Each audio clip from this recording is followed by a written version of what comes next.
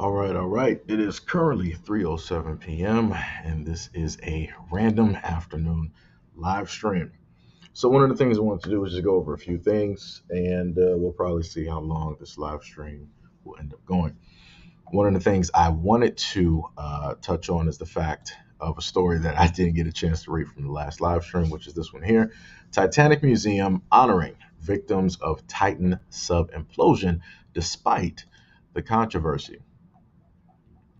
So it goes as stated: the five people who lost their lives on the Titan submersible vehicle Friday will be immortalized along with those who perished on the Titanic. And this is according to TMZ. A pair of museums will honor the five lost on board and have held a private memorial with other staff members. Mary Kellogg and her husband, John Cohen, the Titanic Museum attraction location in Pigeon Forge, TN, and Branson, MO. Their motivation behind the act is to pay tribute to those aboard that they knew personally and the families of the victims. The museum had a total turnout of 250 people, with ceremonies including a speech for those who lost their lives, a wreath laying in the memorial room, and addition of their names to a plaque of Titanic victims from the sinking ship back in 1912.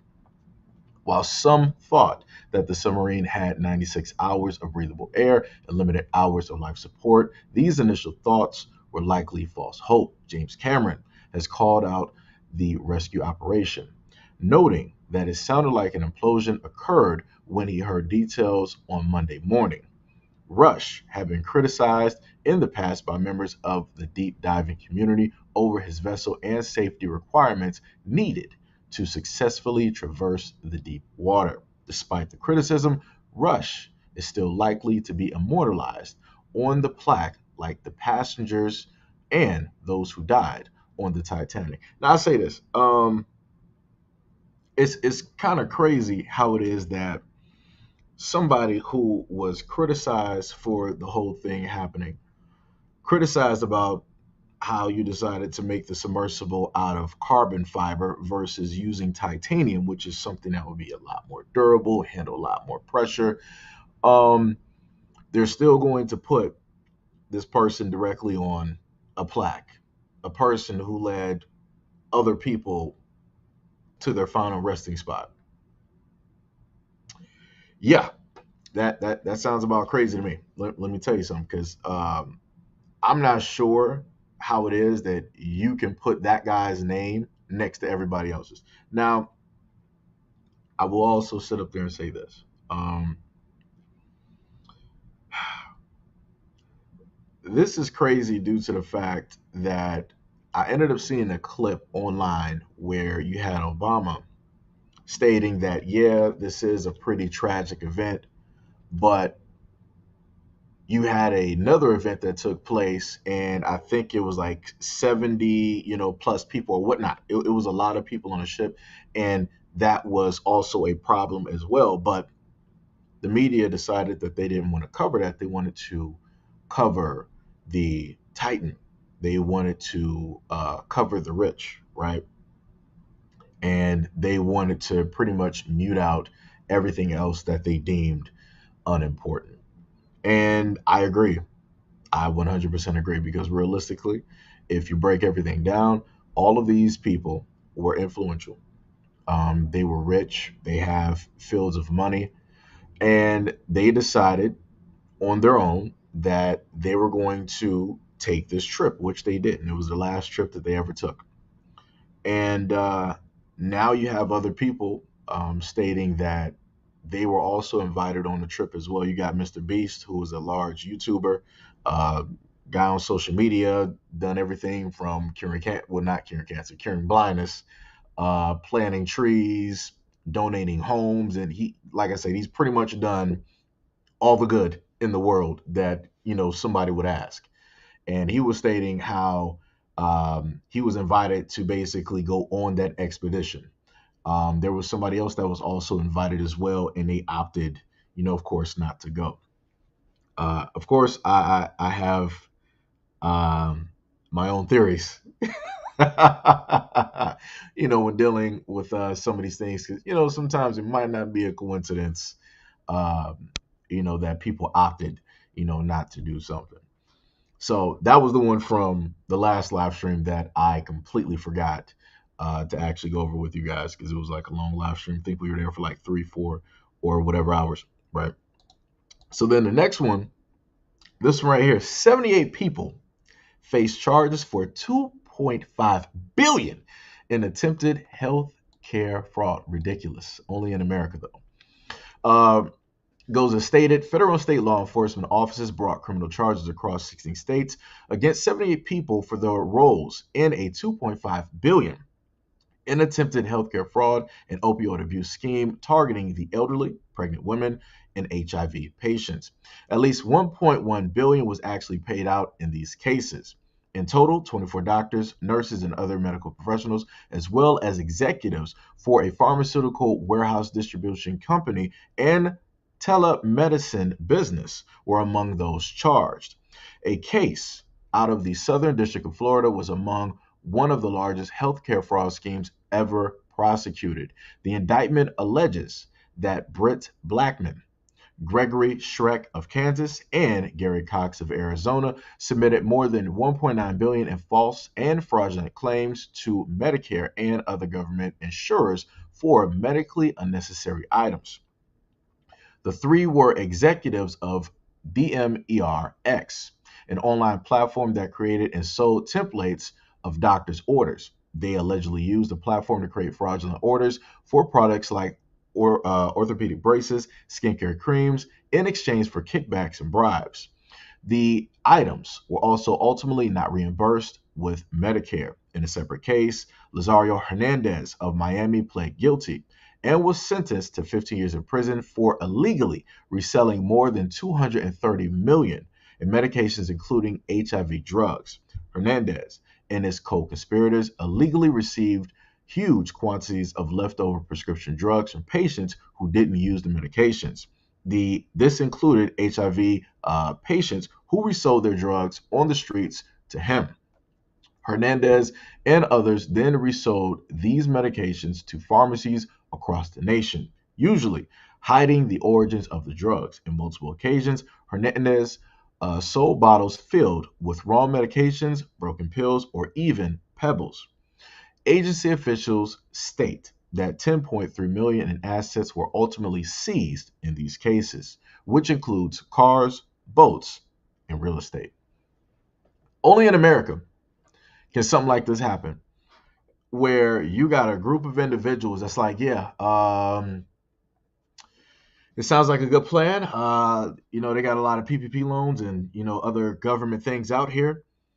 I think we should commit some type of fraud and just come up with a plan. And I'm pretty sure they're not going to check up until it's too late. And by golly, that's what the United States government did. They caught up to all of these people years later. So they had more than enough time to enjoy all of the money that they were able to scam away, giving people the wrong types of medication. Like I said before, and I keep telling people get mad about the people on the street selling drugs, but you have people in and around government who are the largest legal drug dealers that you will ever see ever in your life, pulling in hundreds of millions, if not billions. And people are continuously, you got more people losing their lives from legal medications versus illegal. Just look at history. Just go back to the snake oil salesman. They used to sit up there and show up with their carts on the street. Oh yeah, I got the cure. I got the cure and the remedy for everything. Yeah, this oil right here. You just sit up there and rub it on 3 times a night, and it'll sit up there and get rid of everything from the cold, from the herpes to the clap to the toothaches, even your wife. It's like, yo, it's crazy. It is completely 1,000% crazy how a lot of this is even happening. Remember, like I said before, during the time of the 2 years that were pretty much erased, um, they had those loans directly out there for actual businesses. If you had a legitimate business and you tried, to get one of those loans. You were denied as quick as possible. But those out there that were able to lie their way, you saw them directly online. Some of these are also corporations that are still standing right now, and the United States government is not going specifically after them. They're going after specific people. If they do go after somebody big, it's to make an example, to make it seem as though they're actually doing something. Realistically, they're not, because a lot of these businesses that are the scammers, because the United States is just continuously printing off money. That's what America's doing. Again, none of the money that we have, any of the money that's in your bank account, none of it is backed up by any type of precious metals. It's not. So just printing off money, right? So they just handed off a whole bunch of money directly to their friends. A lot of these, large organizations and what have you. So again, in order for the government to make it seem like they're actually doing a job, like they actually care about what's going on, they gotta, arrest somebody, right? One of the guys there, I think they said he got about like 15 years. And out of all of that money, I think from all of those people, from the 78 people, how much did they say that they got? 10.3 million.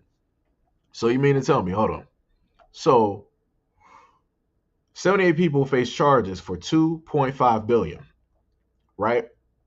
And then you later stated that at least 1.1 billion was paid out in the cases, but out of that 1.1 billion, you technically only got 10.3 million in assets. Because what's going to happen is that these people who got caught, after, because they only told you the one that got like the largest amount of time, right? Because everybody else who got links, to who not whoever, um, they're going to get the least time, right? So that money is going to remain untouched for a minute. After they serve their time and get out, they're going to go right back to wherever that money is, more than likely in some offshore account that the United States government cannot touch, or it's in some type of way, fashion, or form that, yet again, the United States government cannot sit up there and touch, because nobody's going to sit up there and tell me that you got 78 people for 2.5 billion in fraudulent, right, money laundering scheme dealing with medical, and you are only able to pull back 10.3 million in assets. Now, let that have been me that decided to commit just the smallest of crimes for $100. They would have got me for everything. Oh, well over. It could have been like $1,000. They would have took me for everything.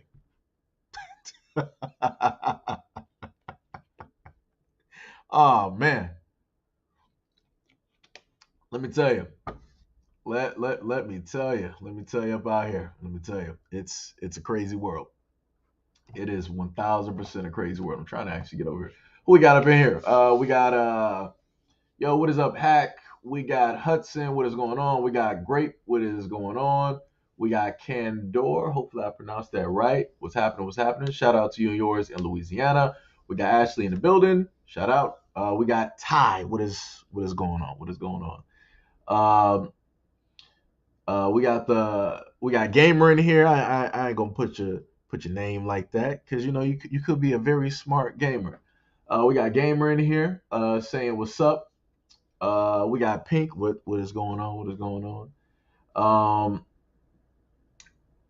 Gamer said they'll erase some overlays. Yeah, that's bars. That's 1,000% bars. But if you're not black and you just so happen to commit fraud in America, and some people, hey, money talks. Anything is possible.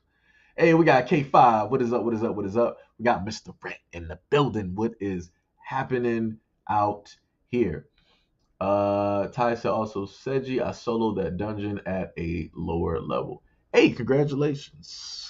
Congratulations. I was sitting up there getting beat on going through some dungeons on, I think, what was it, like 100? I think it was. It was crazy. Going against like 105 like enemies. That was tough. That was real tough. But we making it up there talking about Diablo. Um the other thing that I also wanted to touch on is we got to go to the handy dandy comment section. You always got those people that want to say something. Let me see. Let me see. Was it? It was alive. It was the last, if I remember correctly. I think it should have been the last live stream. Let me see if I can get that. I had somebody that wanted to say something real quick, which is actually didn't even make any sense at all. Actually, it might be. Let me see dashboard. Please forgive me. I actually got to go through the videos to actually see here. I think it might have been this one. Yeah. So let me just highlight the nonsense from the back here.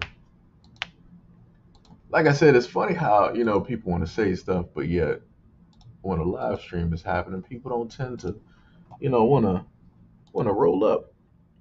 So we had this was the video that I put. Also, shout out to the people in the comment section for the last video that I did, where they let me know that the story actually took place. It was about a white girl that was like acting like crazy, and somebody told me that it actually took place in Canada. That, let me tell you, that blew my mind. That 100% blew my mind. Did not even know. Because normally, when you think about Canada, Canada's a nice place. Everybody in Canada is nice. You're not thinking about, racism or, anything like that. Let me see. This was, so just for a reference, just gonna put that, directly up there.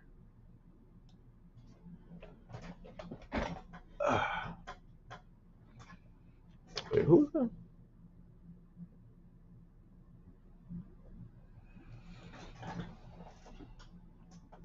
Let me see. Probably gonna have to give me a quick second.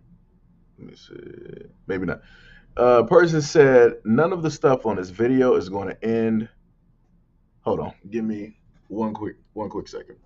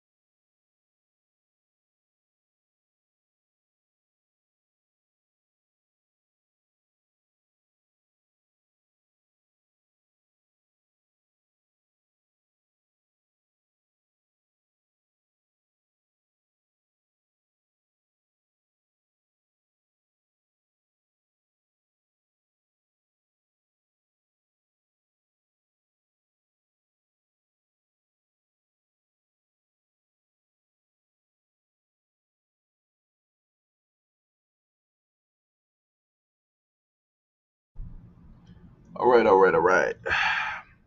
Shout out to actually my mic might not be working. Wait a minute. Okay, now it's working. Okay. Shout out to who just subscribed directly to the platform. I'm actually blocking my face right now, which does not make sense. And I have to reactivate. There we go. Okay. Anyways, so let me get back to it. My apologies. Uh Gamer said, where did this take place? It took place in Canada. If I actually go, let me actually go back to the comment section for you. I got you. Some people actually wrote it down. I gotta go back to replied list,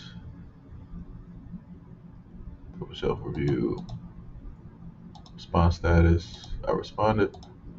Let me hit that. It took place. Somebody said it took place in Toronto, Canada, North York, in the Greater Toronto area. So I made sure to actually showcase the business, if I can actually get that for you guys. Let me see. That's the other image, background image. Let me see. I think I should still have the picture up here. Let me see here. Actually, got to try to go back through quite a few pictures. Also, shout out to anybody out there in Canada. Much love and respect to you and yours out there. I actually there we go. So this was the business right there,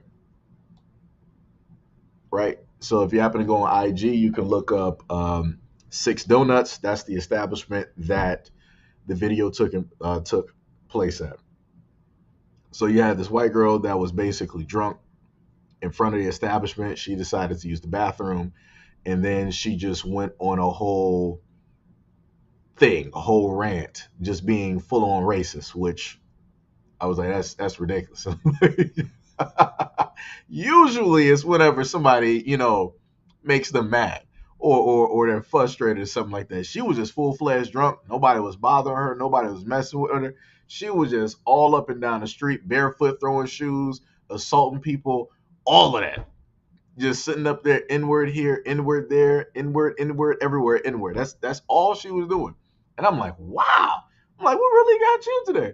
Anyways, so this dude said, none of the stuff on this video is going to end white supremacy.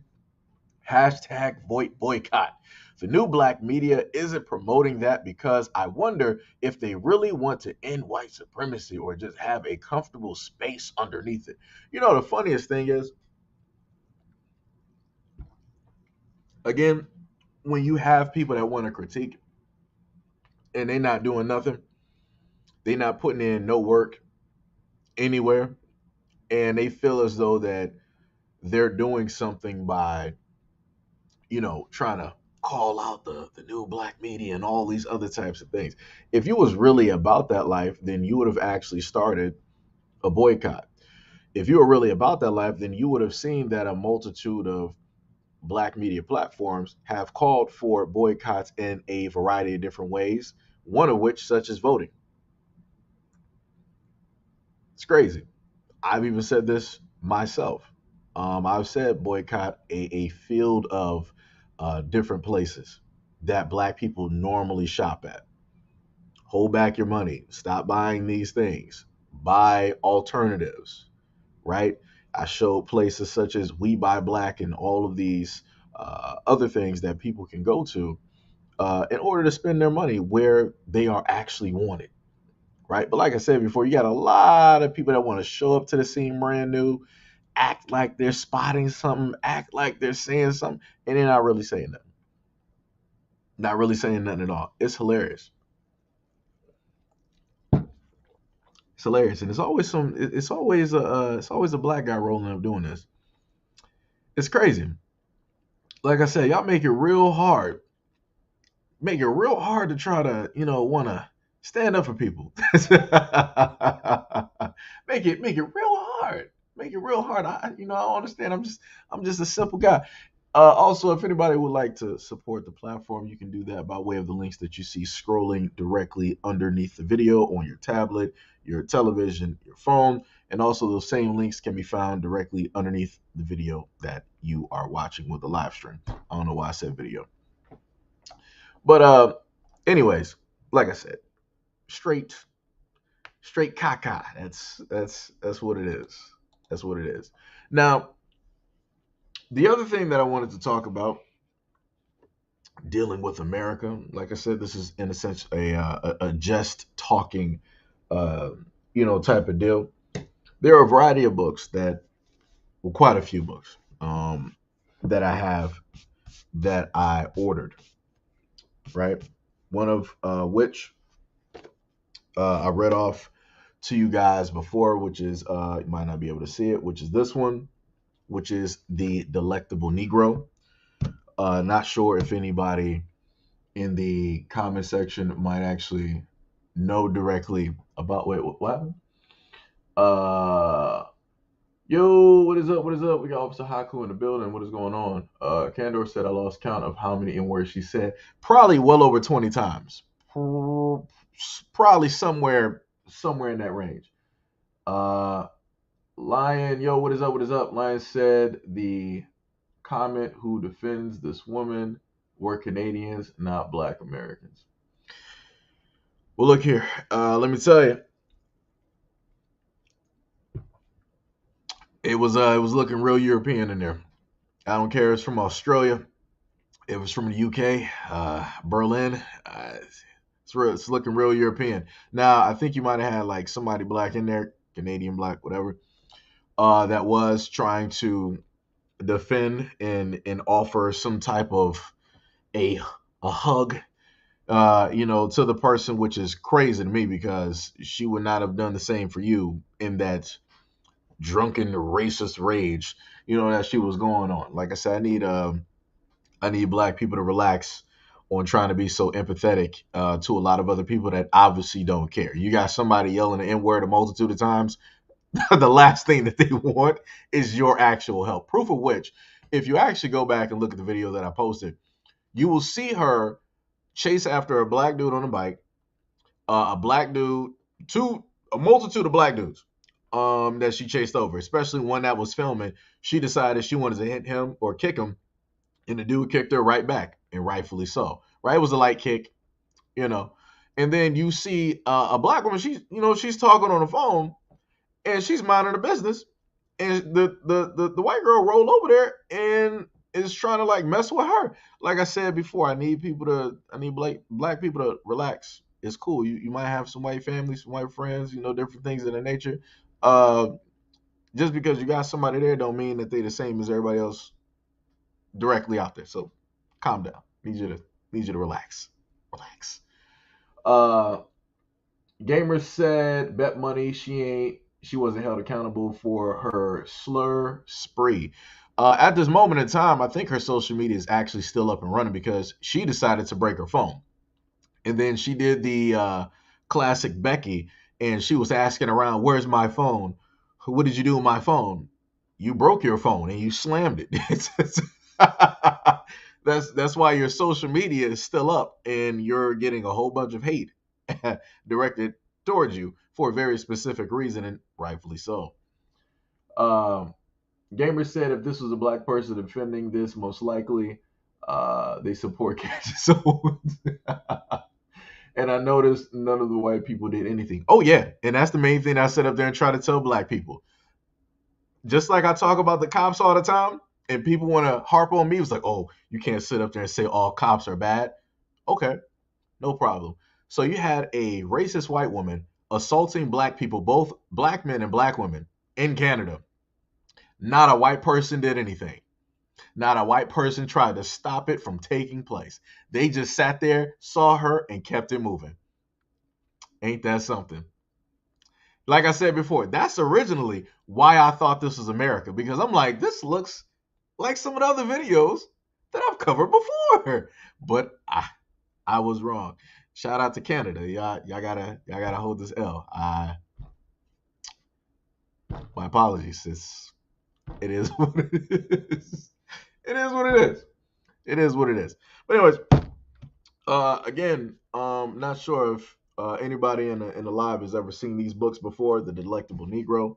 I read directly from this one, and specific part where it stated how it is that the Europeans here, um, and how they treated the slaves, especially the black males, and what it is that they did with those black male slaves, such as cutting off certain body parts, playing with and using those body parts for erotic, type of behavior, games, personal, types of things, and how it is that they also cannibalized black slaves.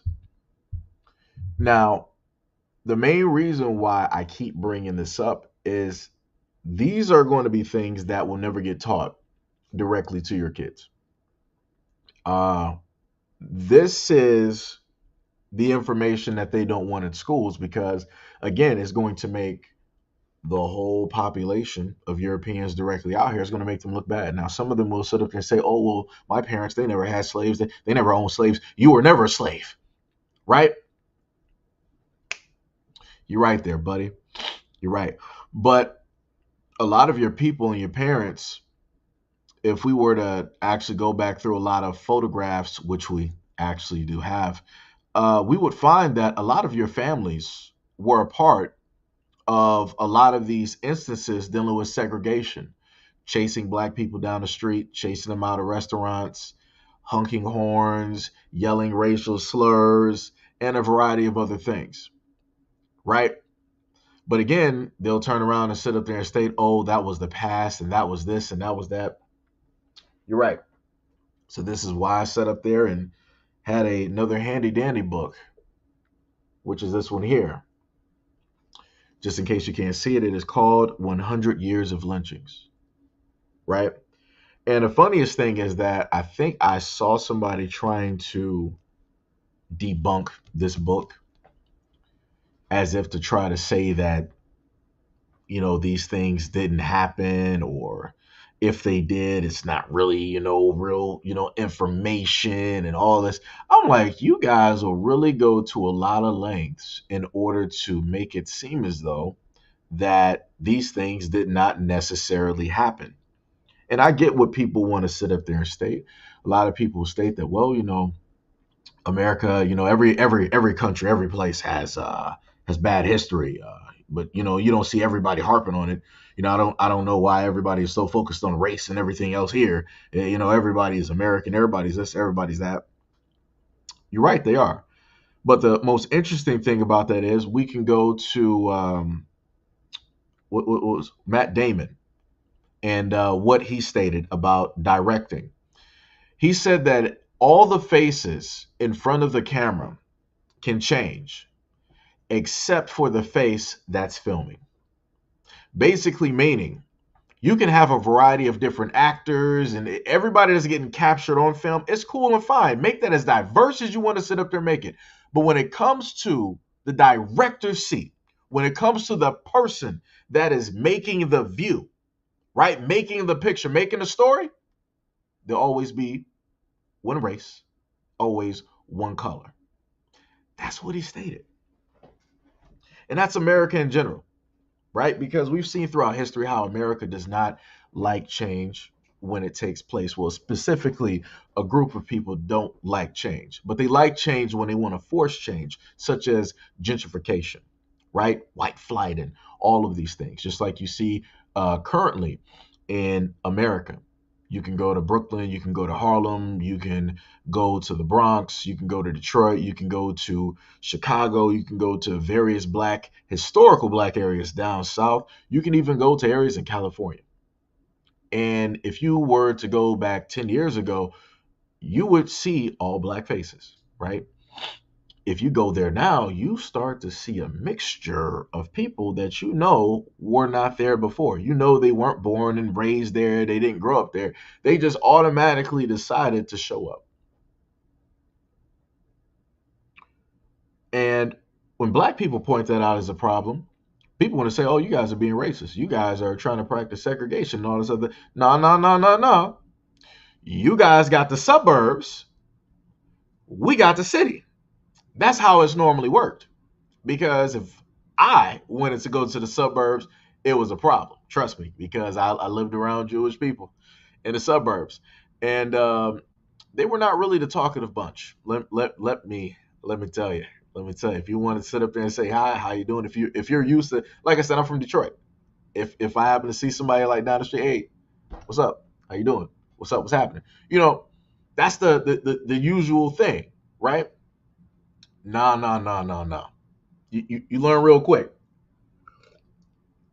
You learn real quick that you'll sit up there and be talking to yourself. So again, when I talk about certain things, I talk from experience of being around different groups of people. Unlike a lot of other people that just like to sit up there and run their mouth and they only been in one spot for the majority of the time, right? But this brings me up to the third book, right? Let me just touch on some real quick. Let me see what we got. Yo, Ronan, what is up? What is up? What's up? Ronan said, Hito, why you keep laughing? Canadians are nice. No, no, no, Canadian. You're right. Canadians are nice. Canadians are nice. It's just like I said. I've seen some videos. I've seen some short documentaries of the racism dealing with the indigenous people in Canada and what it is that they have to face, and it is bad. It's not looking good for Canada. Let me tell you. Gamer said you can't make this ish up. That is facts. What is up, Gail? What is up, Tippy? What is up? What is up? So this brings me to my third book, and this is something I held off on for quite a minute because I tried to actually get this book back in February, but for whatever reason, the place that I ordered it from, and that was about $100+, um, they took the money, but they didn't send the book. So I waited about 2 months, right? Waited about 2 months. I was like, you know what? It's some winter-ish weather things going on. Maybe it got caught up. Maybe there's a mix-up, stuff of that nature. So I let that 2 months basically go by. I got in contact, with some people, Amazon and those people.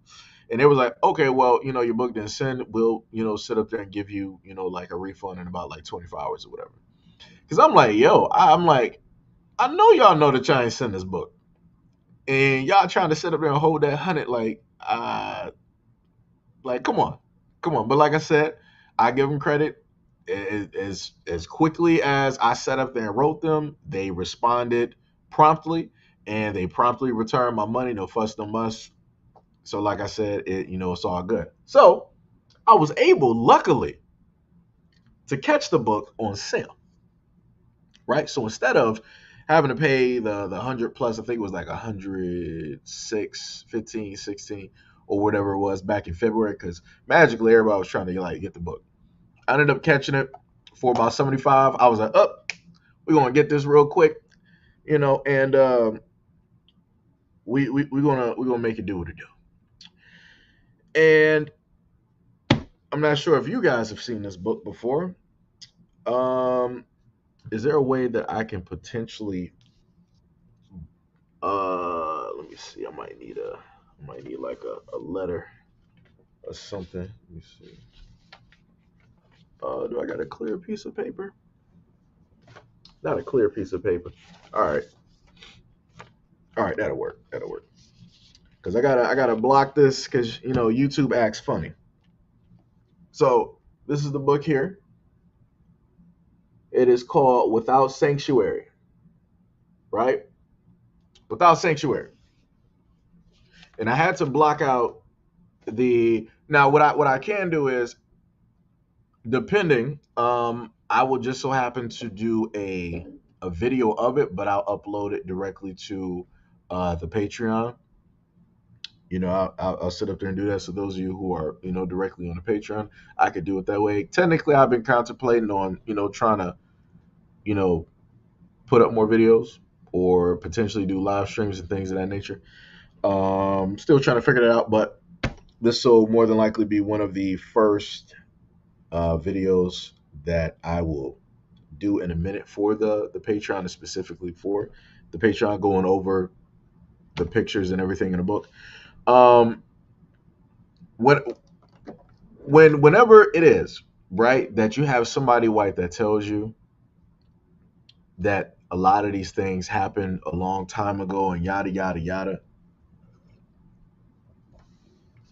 you need to remind these people of their history when it comes to eradicating, trying to eradicate, ending the lives of black men.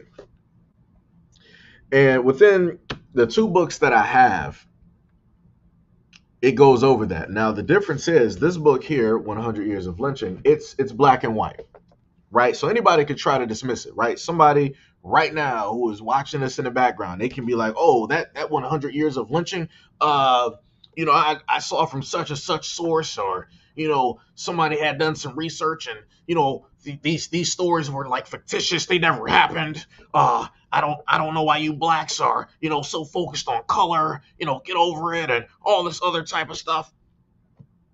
No problem. No problem. I'm no problem, right? Everybody has their opinion. Everybody feels as though that they're right. When you sit up there and look at without a sanctuary, you're not going to be able to deny the pictures. These are pictures that they took. Pictures. I'm talking about at railroads. You see bodies sitting up there just hanging. Some of the images, right? Like when you first crack open a book, you have the image of hundred. When I mean, I almost want to say it might be closing in on 500. You have hundreds upon hundreds of white men surrounding a tree, and you see a body that has been brutalized and hung. So it's amazing to me yet again how you have a lot of these people. This is why it's so easy for them to try to deny a lot of stuff, because whenever we happen to speak, we don't really have the photographic evidence, right? In order to point to like, hey, this is you. This is what you did. I got that book. So it'll be very tough for somebody to sit up there and try to tell me something vastly different when I can more than likely look in here and I can probably spot about several of your family members, several of your kin, your neighbors directly in here. Because when I look at this picture, you know what else I see? I see a lot of kids. I see a lot of little boys in here out there with their pops, their uncles, their grandfather, their neighbor. And they looking at what these men did and how proud they are of what it is that they did. Like I said, it's hilarious to me when I look at some of my shorts and I see a lot of white people want to sit up there and try to tell me otherwise about racism and history and all this when they don't even really know their own history. Now, some of them are ignorant, but other ones are willfully ignorant on purpose. Like I said, it's not an excuse, but you got to put stuff where it is. Some people didn't really get taught. Because if you were actually to hand over certain information to certain ignorant people, it would enlighten them and they'd be like, yo, I was wrong. I was wrong. It would literally, a light will flick and they'll be like, yo, what did I do? Right? But then the other ones that actually know but still act stupid, those are the most dangerous ones. Because they know. And they're willfully making the others amongst them ignorant to the information that they already know, to the actual truthful history. Again, this is why you have a lot of them afraid of critical race theory. They don't want books like this. They would rather put books that might transform your kids, transform their minds, have them question. They rather put those books in secretly versus having these books which will sit up there and show the type of human beings that they have always been. Hilarious. It's quite hilarious. Like I said, this is a very well done book. Very, very well done book. Let me just read page 8, right? From the Mississippi Delta in the early 20th century, Robert Johnson, a black bluesman, articulated a lonely and terrifying sense of personal betrayal and anguish that transcended both time and region. With his song and guitar licks, his chilling and relentless matter of facts, he suggested a society impossible to change or overcome, a new generation of interior exiles like himself. Exiles in their own land, empty of belief or hope, vulnerable, without sanctuary. On Sunday afternoon, April 23rd, 1899, more than 2,000 white Georgians, some of them arriving from Atlanta on a special excursion train, assembled near the town of Newman to witness the execution of Sam Hose, a black Georgian. The event assumed a familiar format.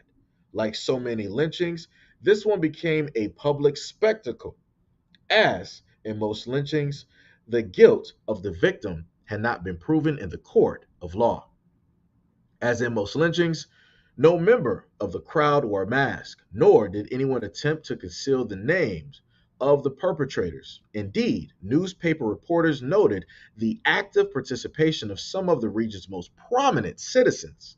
And, as in most lynchings, the white press and public expressed its solidarity in the name of white supremacy and ignored any information that contradicted the people's verdict. So the picture, matter of fact, let me see if I can actually show y'all that picture. I'm going to try to block it.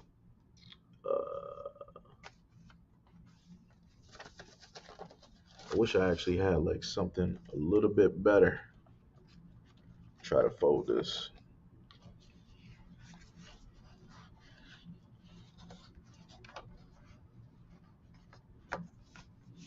Gotta be slick out here. So YouTube decides, hey, we're gonna try to. You're showing off. I ain't showing nothing. All right. So this is what it looks like, right? This is directly from the book. I gotta try to sit up so y'all can see it, right? You see, look at all the white people there. Look at that. Let me try to zoom in. I know y'all ain't gonna be able to see everything though. Look at that. Fields, hundreds upon hundreds upon hundreds. So the envelope is blocking out the tree, right? But still, even on the side of the tree, I'm pretty sure if they had a wider lens, you would have saw even more individuals. Where I'm blocking it, there's some more people still there. But all of them are there. All of them are there in order to basically view that lynching. Like I said, this is the history that they don't want kids to learn. They don't want kids to learn. They especially don't want their kids to know this, right? Let me just try to fix my what's name real quick. They don't want their kids to to know this because let me make y'all understand something. I talk about a lot of stuff directly on this platform. The one thing I can sit up there and tell you right now of the generation of today, if you were to sit up there and tell these white kids, show them this type of history, a lot of them would be disgusted. A lot of them would actually be disgusted. And you would see them making TikToks directly about the content in this book and many other books to try to inform other people who look just like them of their history. The older Caucasians that are here, they don't want that because they know that at a certain point in time in history, their kids wouldn't try to just, inform other people. They wouldn't care because they raised them a certain type of way, right? Now it's vastly different. Due to the fact of this is, like I said before, the integration and things like that, It's a blessing and a curse, right?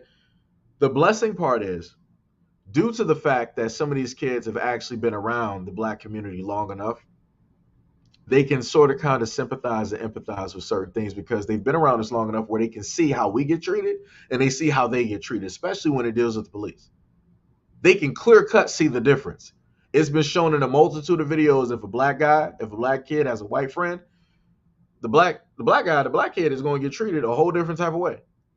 The cops are going to pull, they're going to separate them, right? The kid is going to be like roughed up, put in handcuffs, hollered at, all this other type of stuff.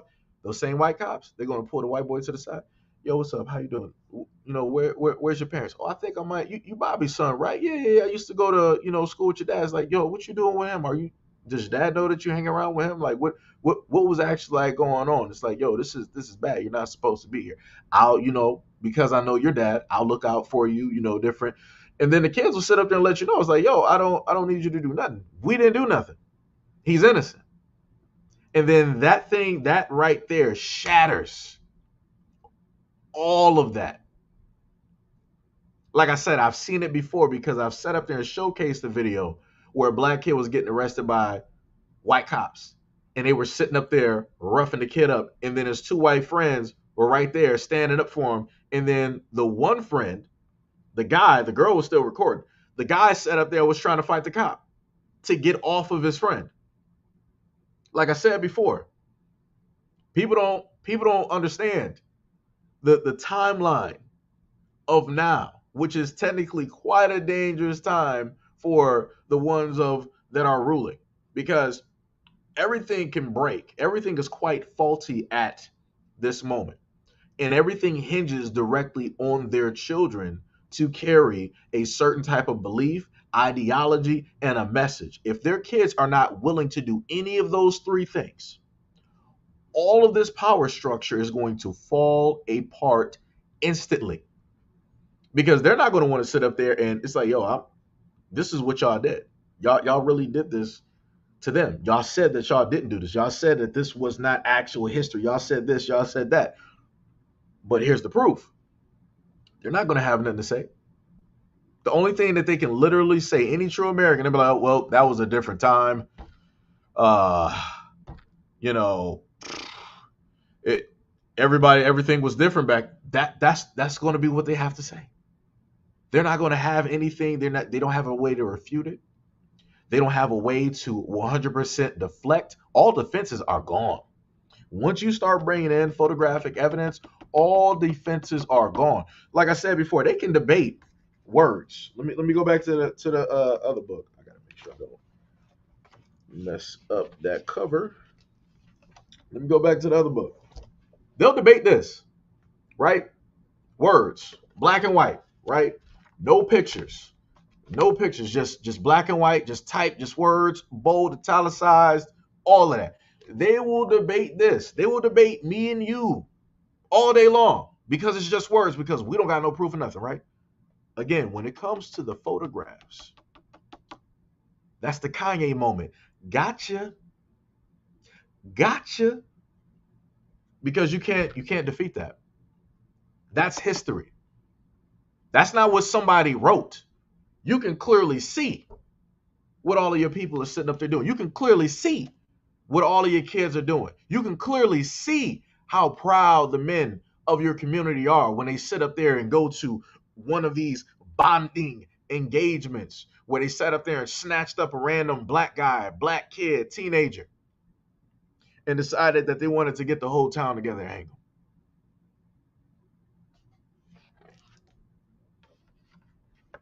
Like I said, these pictures are brutal.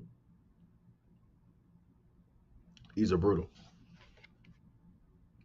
I promise you, if this book was brought into, you know what? I'll be surprised if they even have this book in colleges, because in college, you're supposed to sit up there and have a variety of information, right? And they go through quite a bit of words in the book, right? And then you reach a point after page 44 where You got pictures from August 3rd of 1935, right? And this was in Siskiyou County, right? It was stated the lynching of Clyde Johnson, August 3rd of 1935, Eureka, California, which is the next one, right? Well, I don't think they had. Did they have a picture of that one? I don't think they had a picture. They got another one, lynching, circa 1905, location unknown. And you see a whole bunch of white men, suits looking real pristine, suits and ties, hats looking great, and they out there at a tree. And you just see a black man hanging. Lynching circa 1905, Trenton, Georgia, right? This one they actually left the black man's shoes on. For whatever reason, they like to take off the shoes of black men when they decide to do these things. They got another picture. Lynching of Bernie Simmons, June 13th, 1913, of Anadarko, Oklahoma, right?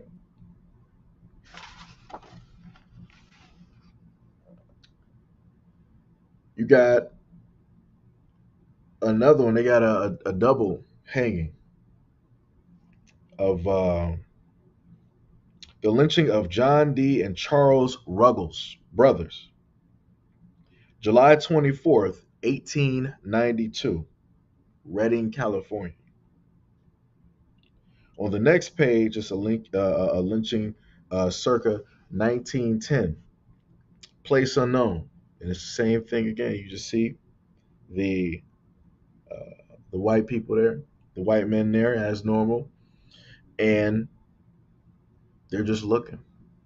Like I said, they photograph all of their evidence, right? This one might have been actually a postcard or a picture because the picture that they had it widespread when they printed it, and it almost looks like the page is cracked, but it's the picture because somebody ripped up the picture.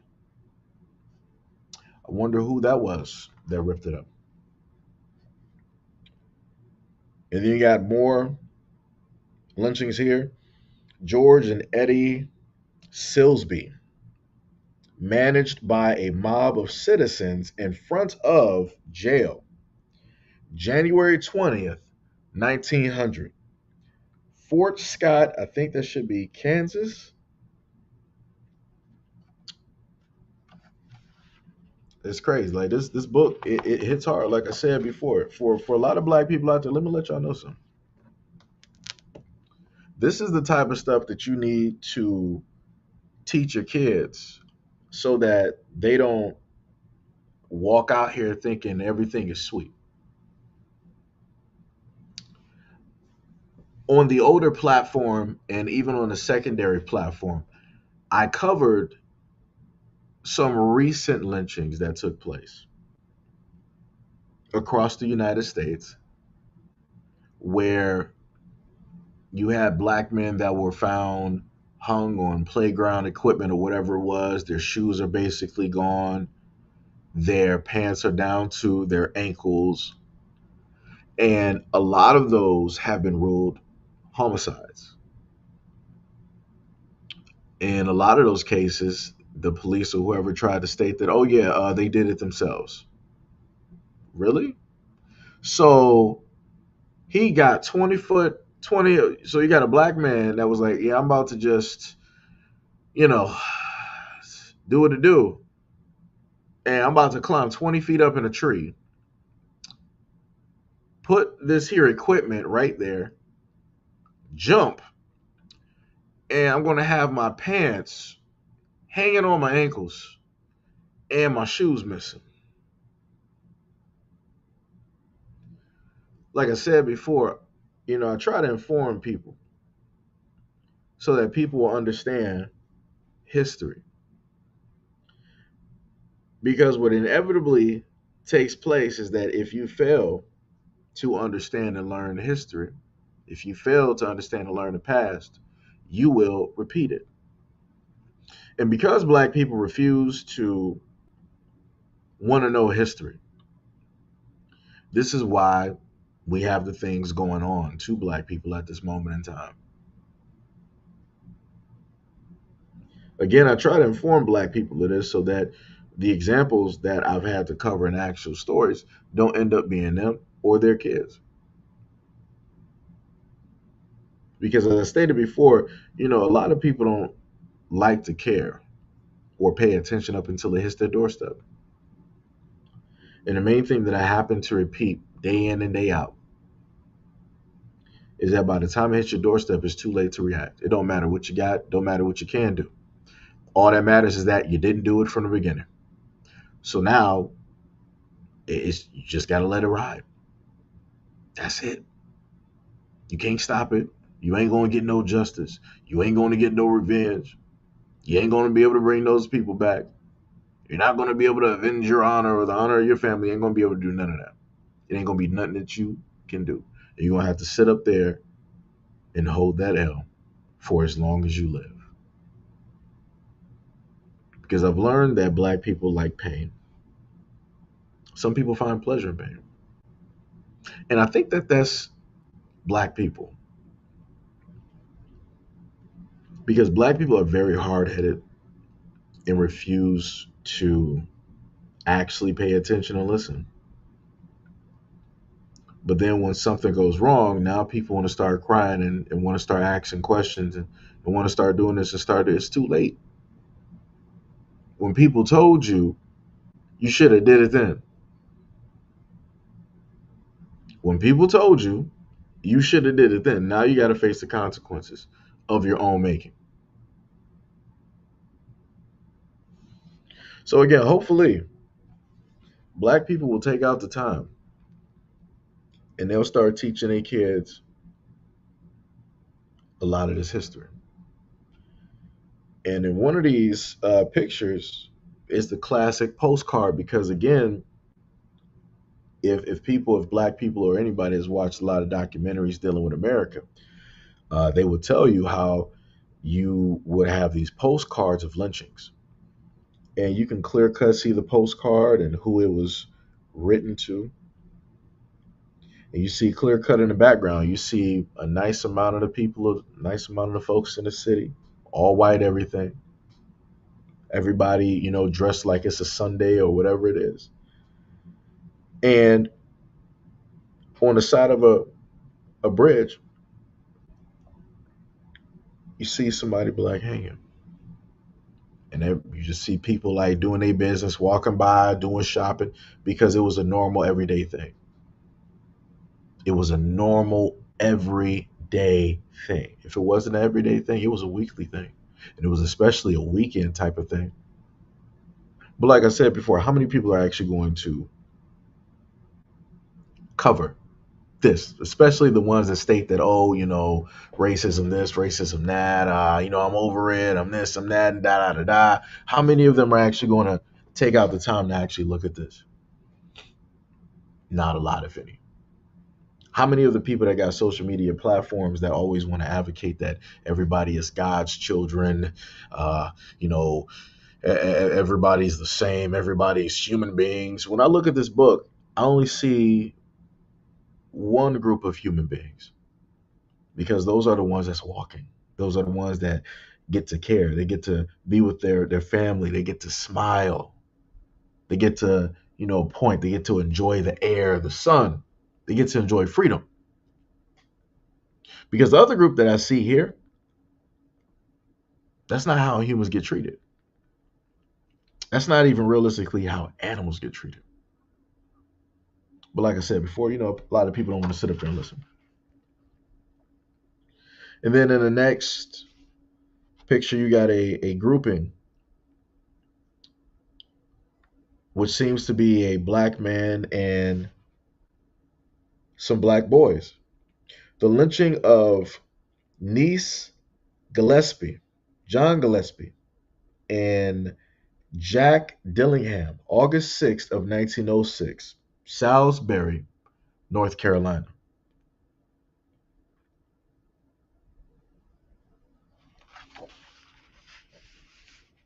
It's tough. It is it's tough. Like I said, the amount of emotions that having a book like this and going through these images. Like I said, let me see. Do they got can't even show you that one. Uh so in the next image you got uh what time was this? Uh so you got a group of white men in the 1900s posing in some city. Place is unknown. You see them with a long barrel shotguns. You see some with pistols. You see a shoe directly on the ground and two men on horseback, white men. And when you look on the back of the horse, you see the body of a black man being held by those two men on horseback. Clothes torn directly to shreds. Pants, it don't even look like he was wearing pants. And like I said, they standing there proud. Some of them smiling.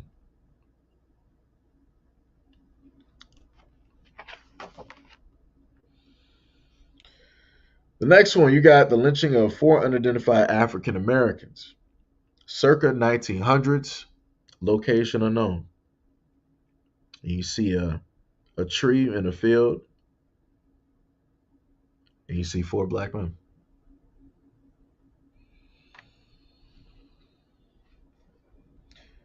Next one, the lynching of Dick Robinson, the man named Thompson, October 6, 1906, Pitchard Station, Alabama. Nice grouping of fine men there underneath the tree of a hanging black man.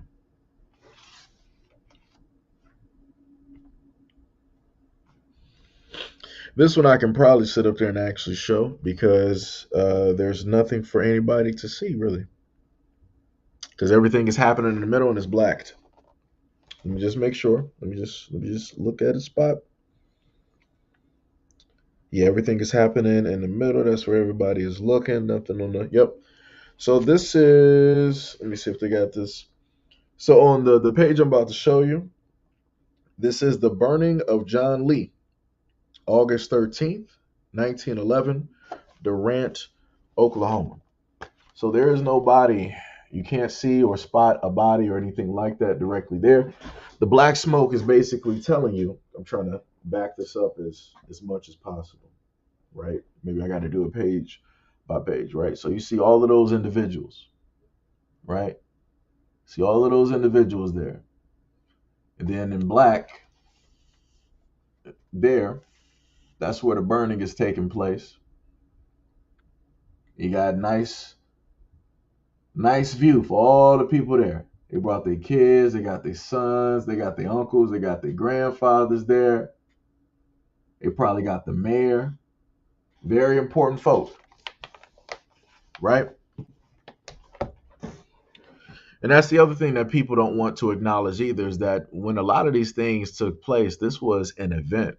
They made these family events. In some instances, these were picnics, right?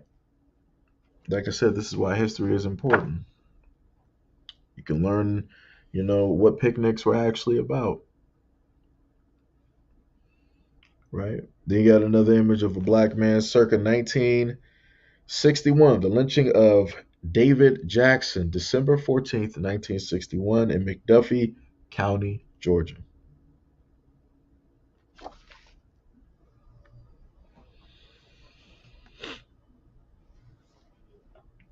Then you got this one here, the lynching of John Richards, January 12th, 1916, in Goldsboro, North Carolina.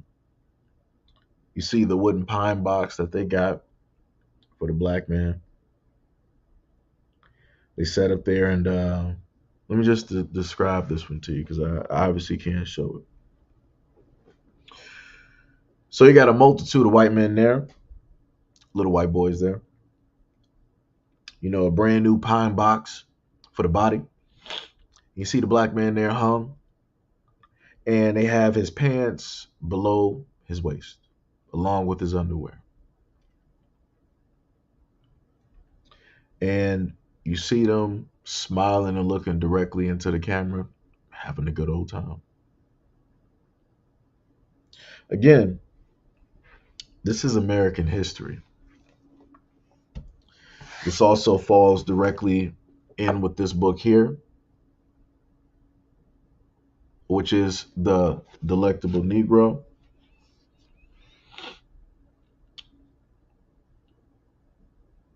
So let me just, because we're dealing with the same aspect here. Let me just read a little bit, right?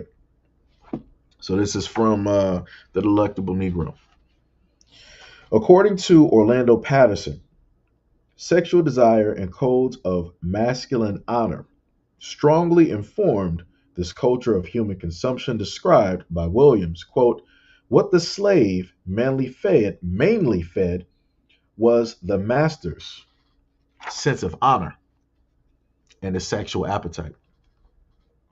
After methodically butchering and cooking a male slave over a rolling open fire, one Kentucky slave master reported to his wife that he had never enjoyed himself so well at a ball as he had enjoyed himself that evening. Such incidences proliferated throughout the slave trade diaspora, especially in the Caribbean and Americas, where carving, cooking, and eating of flesh served as punishment and conditioning rituals. Typically, masters derived feelings of pleasure and social empowerment from rituals of torture and consumption. Patterson, concurring with Williams in drawing upon analysis of slavery among primitive Germanic people, observed also that slaves were socially consumed, and that this process of consumption was epidemic to all other slave holding societies, both before and after European expansion. Right? Further read. Importantly, both Williams and Patterson foreground the erotic and more specifically the homoerotic desires of masters that shaped and informed master/slave relations. Masters received a sexual high or erotic charge from consumptive acts. Power and sex intertwined with the slave's body, and sex serving not only the purpose of pleasure and erotic fulfillment, but also reinforcing the master's authority, supremacy, and dominance. So, again, this is American history. This is the ugly, ugly, dark, ugly truth that people don't like to talk about, that you'll rarely hear people actually mention, even whisper, because they know how it's going to look, because there's no way to try to rewrite it, to try to curb, to try to deflect, no way to try to do it. Now, some might try to sit up there and do it. They'll be like, oh, well, your people, sold your people into, slavery and, all this other type of stuff. Okay. The main reply to that is, who told you to take part? If you got a group of people doing something, does that mean that you have to do it? No. Why didn't the Europeans be like, you know what? We see what you guys are doing with your people. We're going to back out of this one. You guys got it. No, no, no. Y'all came directly right up in there because y'all knew what it was. Because it's the same thing that y'all just so happen to do when y'all leave America and y'all go over to Africa. Y'all go over to the Caribbean. Y'all go over to the islands. Y'all go over to Thailand, Vietnam. Y'all go over there to China. Y'all go to all these other types of countries for these specific groups of people within these specific ranges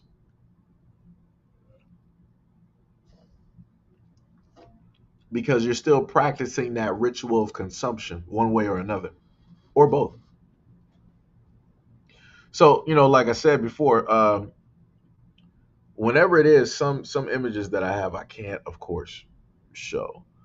Uh, but whenever, like the video I did of Sarah Bartman, where they had somebody European dressed up as Sarah Bartman as a cake, right? Had the classic, paint, blackface, afro wig, and they made Sarah Bartman into a living cake.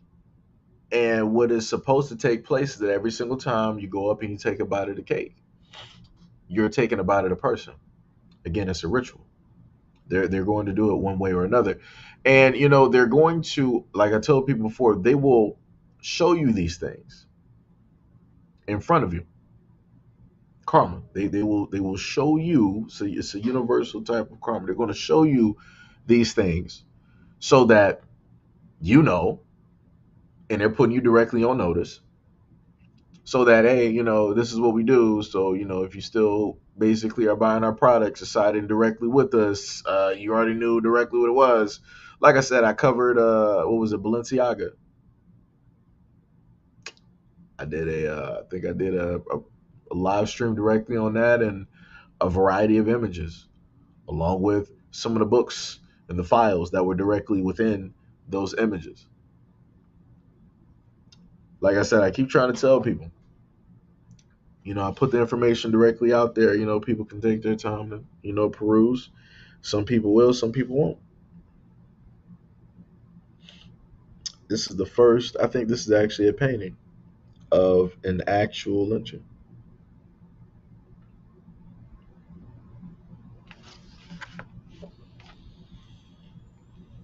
But yep, it's a lot of pictures. People being burned, other pictures of fields. I got to block it. Let me see. Nah, y'all pretty much get it. But like I said, this is history. This is why it is important to sit up there and learn history so that it does not repeat itself. Like I said, they got everything from painting to black and white. Got pictures from 1915, 1919, 1911. And that one, let me go back to that.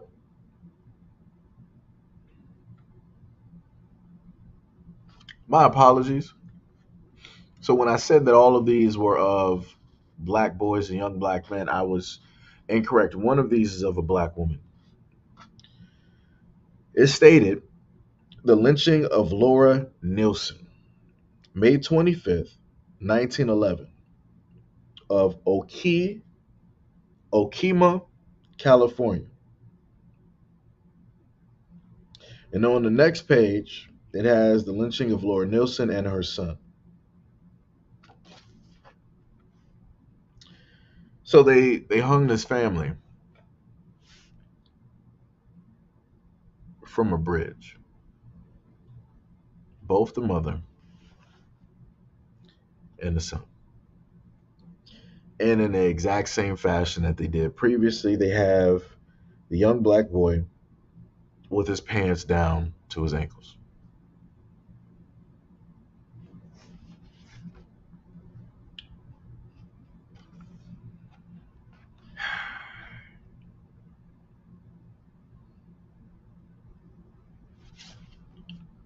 Like I said, I don't know what to tell people. I think one of the pictures that they actually, I have a picture that they don't even have in here, and it was a picture that I used on my Facebook page. It was a community page,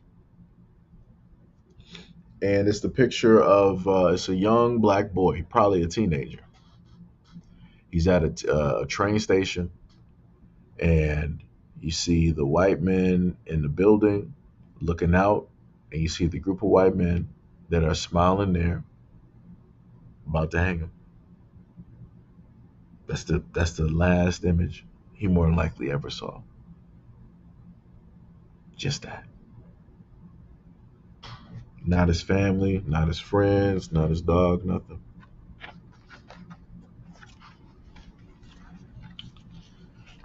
So let me try to measure this better.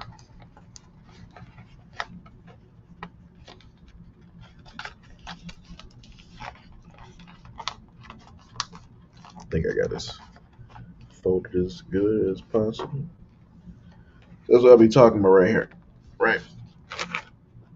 So this is the image of another one, right? So the envelope is covering up what's there, but you can see the people. Try to get up close. Gotta look at the other screen, but you can see the people there. Look at that. Look at that. Look at the kids right there. People bringing their sons, little brothers, neighbors, uncles. Look at that. Got the kid up there smiling, ecstatic, looking directly in the camera. Look at that. Look at that. Elated. Look at that.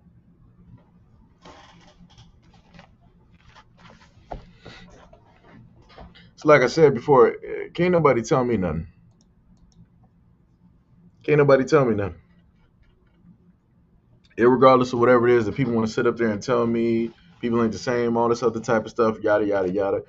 This is your history. These are your people. These are your family members, your neighbors. Some of these people, depending on when these images are taken, are potentially still alive because they're allowed to be.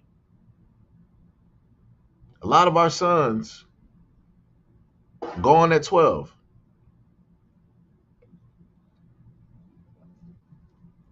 Some of them didn't even make it to 18 or 17. Gone. Some of them taken out with the family, with their fathers, with their brothers, with their uncles, with their grandfathers, with their mothers. And then you got people got the nerve to sit up there and talk about, well, that was back then. But let's talk about today. Let's talk about how, black people are taking their lives in their own communities, and they have, the numbers to basically show, which is, ridiculous and crazy and all this other type of stuff. We can talk about that. And we can talk about how the same group of people that you quote unquote want to magically focus on were never given a chance or the right to actually be or deemed or treated as human beings. So if you have those group of people that are directly out here taking lives right now, why would that be? Where would that specifically stem from? When I look at this book, I understand. I understand. If I was back then, I already know what my life expectancy would be. I would be happy just to make it to 10. Looking at all of these pictures here, it is a blessing that we have any type of relatives or bloodline. It's ridiculous. It's ridiculous. So for some of the, because I've been highlighting the white guys out here. So this is specifically to some of those black guys out there because I know some of y'all might. I got to pull the Umar Johnson on some of y'all. We got a snow bunny crisis. So let me show you little Wendy out here. Right? Look at little Wendy. Because some of y'all want to think it's sweet. Right? That's little Wendy sitting up there looking at somebody's black father, uncle, brother, friend, relative, coworker, whatever it is, elated, smiling, happy, proud to be amongst her people, seeing what it is that they did to a black man. Let me zoom in close so you can see her face. Look at that. Look at how happy she is. Look at that. That's history. She could have probably been a congressman, congresswoman. She could have probably been in some type of high order or something that got some type of control, power, or laws, or married to a man that has all of those things.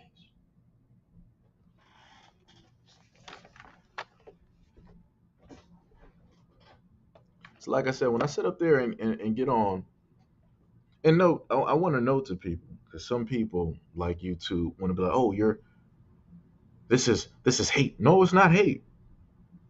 We're dealing with history here. We're dealing with the actual facts of what it is that took place in America and the people who are behind these atrocities, this planned extermination in the United States to try to get rid of one over the other. Because regardless of whatever laws or rules, Abraham Lincoln, whatever people want to sit up there and state, the fact of the matter is that these situations wouldn't exist if black people were seen as human beings from the jump, but they never were. They were feared, they were envied, they were vilified, they were criminalized. They were deemed as lesser beings, still deemed as lesser beings. Matter of fact, the most interesting thing is that if you look at certain jails and prisons down south, they have prisoners picking cotton. So again, I'm not sure if people, let me just reiterate that for people just in case they don't understand. Slavery was never finished. It never ended. It just transferred and moved somewhere else. So the jails and the prison populations, greater majority are who? Black. Do they have any rights? Nope. They got to do what they're told? Yep. And they're basically on a plantation, but it's concrete. And those same prisoners, since they are behind bars, since they're not deemed as human beings because they are slaves, because they are owned, because every single one of those heads are worth money. This is why they make sure to keep those prisons always full, never empty. So those same men are sent out there into fields to pick cotton. That was stated by a black man that served time. And he sat up there and said, it was like, yo, I ain't about to sit up here. I ain't about to be, out here.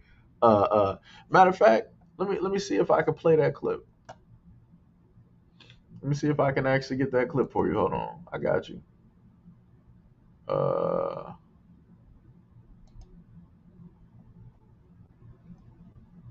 I'm going to see if I can get that clip for you. I got you. We going to do this today because some people don't believe nothing. Some people want to believe that slavery has been done, that slavery was over, that slavery is directly in the past. That's a PNG file. All right, there we go. Know slavery exists until I went to prison. See, I can speak about slavery, right? Because I've been a slave. The 13th Amendment abolished slavery unless you've been convicted of a crime. Do you understand what I'm saying? I catch you. I'm inventory at the age of 17, a slave for the state of Texas to serve 8 years of servitude in the Texas Department of Criminal Justice. Now, why you say a slave? Because some people think that, hey, once you're there, you just get a bunk bed, you get a book, and you get to just sit there in boring silence for the rest of your days. You asked me why I said slavery? Let's go. Have you ever seen a nigga pick cotton? Nah. Where have you seen a nigga pick cotton at? Never in my life. A slave, though. Oh, slave. Yeah. Nigga, I was sent to pick cotton. That's why I said. Oh, so wait. So I was sent to say. All right. I ain't never seen nothing but a slave pick cotton. Wait. So you have actually picked cotton. So y'all heard that, right? That's a brother who sat up there and served time.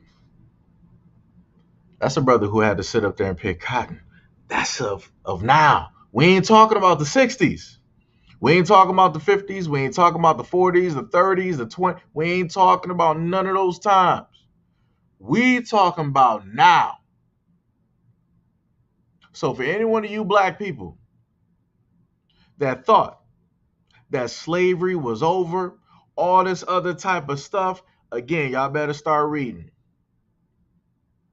You better start reading. Like I said, they bet on the ignorance of people not to understand and figure out things. That's where black people are. If you ask a lot of black people now, did they know that black people are picking cotton right now?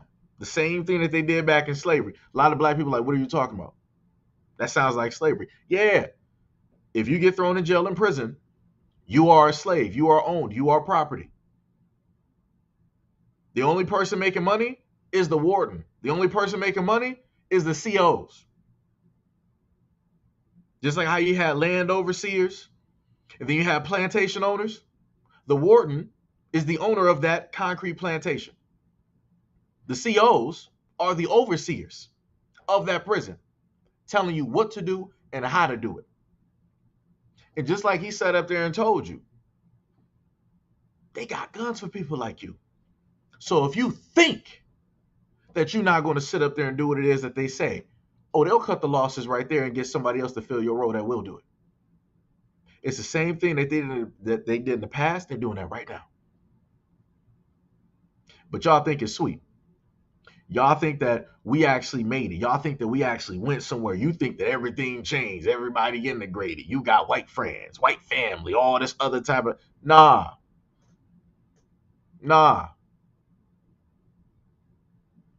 Like I said, y'all, I keep trying to tell black people, like, yo, y'all better sit up there. Y'all better realize what's going on. Y'all better realize what's happening. Y'all better realize what's happening. I don't understand why it is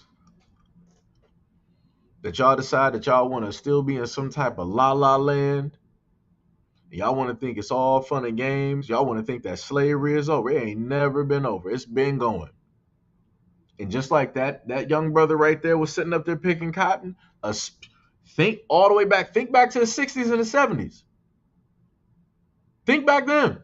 Because in certain places in the United States, slavery did not end. It was still going. Legally. But y'all want to listen to these white people sit up there and tell y'all, oh yeah, slavery was abolished a long time ago. Honest Abe. And really, how honest is honest? Because remember, they still need people to sit up there and work. If they can't get you to sit up there and work with legal slavery, they're going to sit up there and just transfer it under something else, such as the prison and jail industry system. Again, how else do you sit up there and potentially get brand new slaves? How did they do it back in the day? You would have some people from the South. They would venture up north. They would find a good old Negro gentleman. They would chat him up a bit.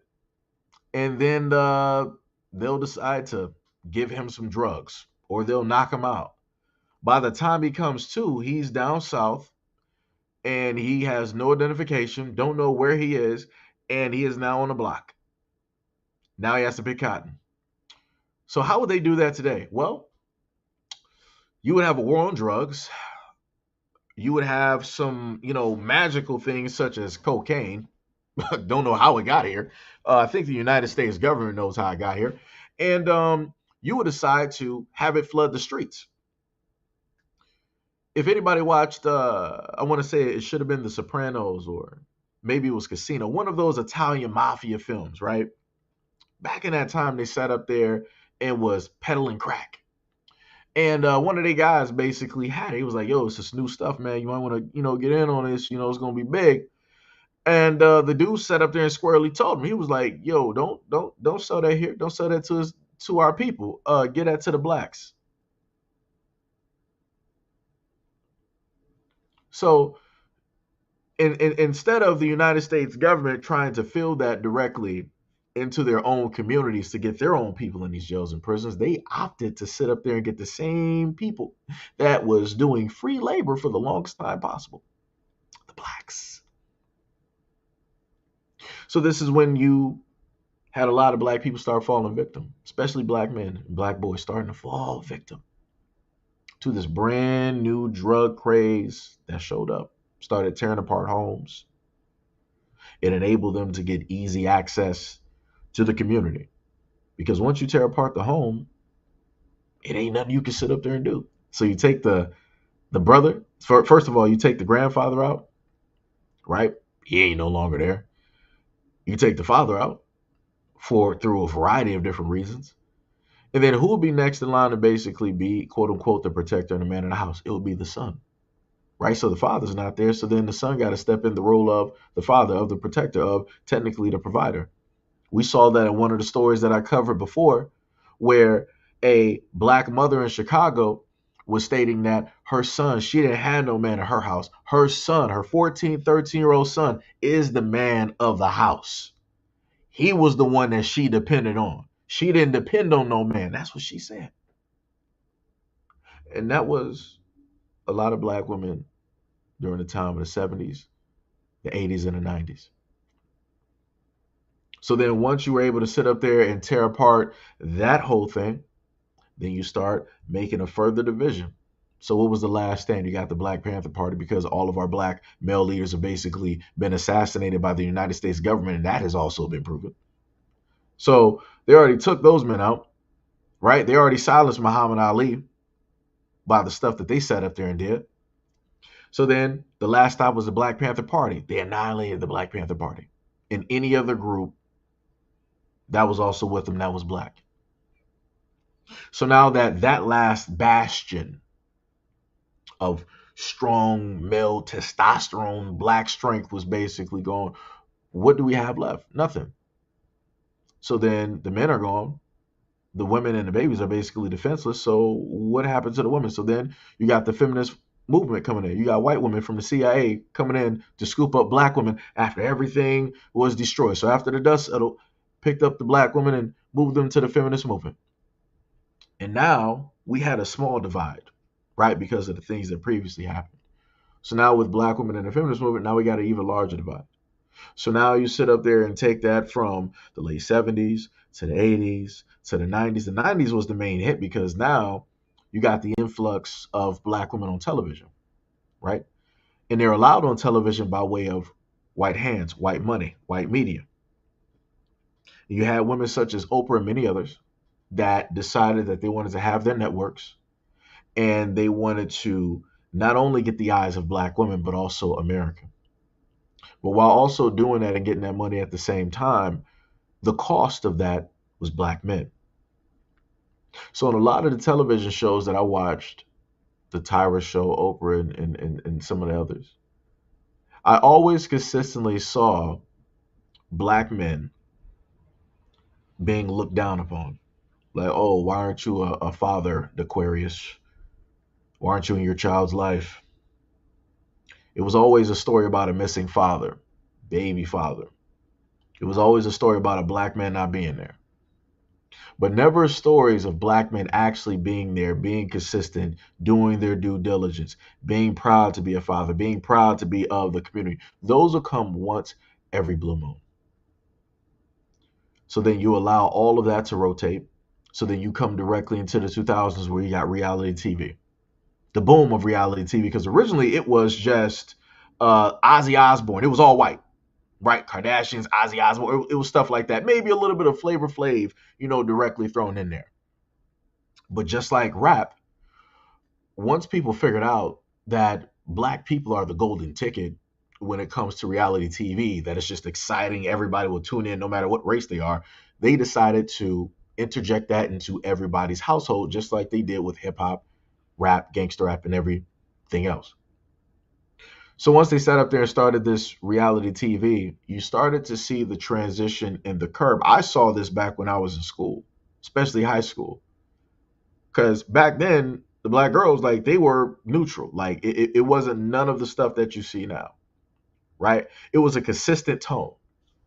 Now, since the reality TV shows have come out, now since you had the video vixens, now since you got a lot of the women that are like side pieces and all this other type of stuff coming up, getting clout and getting money, all this other type of stuff along, mixed in with the reality TV show. Now you have this whole bloom of the boss chick. I'm independent. I'm this. I'm that. And yet again, that divide of the black community furthers into almost a fully bloomed flower. At one point, it was closed. It was just like this, right? Well, both sides basically met, and then it just switched. The sun basically came out, and now that flower is about to fully bloom. And that's where we are at this moment in time. Now, that's not a 100% complete history of everything. I'm pretty sure that there's a lot of things missing that can be interjected, directly in there. But I'm just trying to give people a rundown. Trying to get people to understand, because I've been sitting up here, in a sense, studying and watching all of this happen throughout my whole life. I've been sitting up there watching the generations of black men and black women sit up there and transform and change and go from worse to worse to worse to worse. And it's all because people refuse to actually read. It's because people refuse to listen. It's because people refuse to acknowledge history in the past. And this is why we are suffering the way that we are suffering at this moment in time.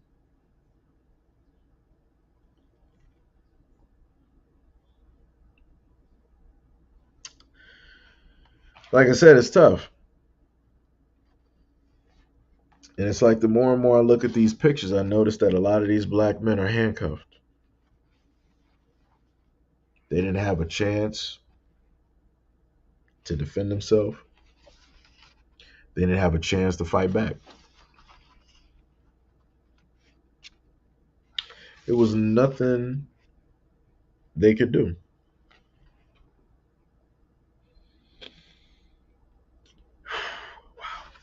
These pictures, man. These pictures.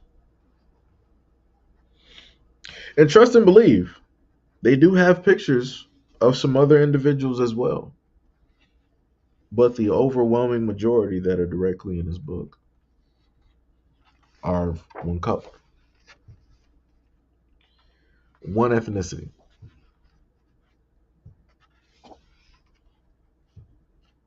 It's bad.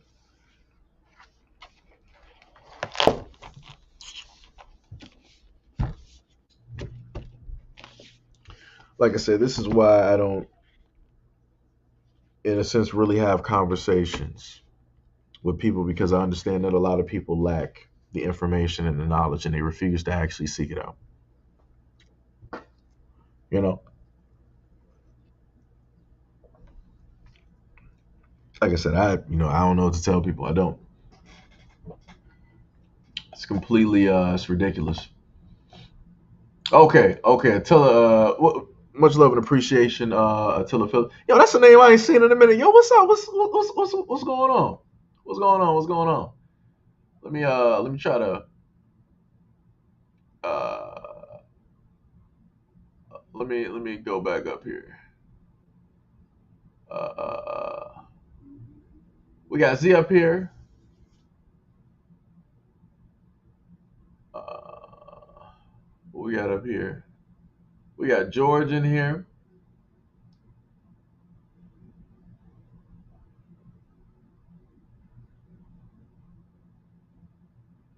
Yeah, gamer, that's true. Yeah, so much of our ancestors' blood have fertilized these soils. Yeah. What's the name of the book so I can go into? Wait, my bad, Tiffy. I was looking at the so the books, for anybody here that want to know the books that I have. I got some other ones directly upstairs too. Um, this is one, right? Try to get that into focus. That is 100 years of lynching, right? The other one, the try to get that into focus for you guys. The delectable Negro, right? Front and back.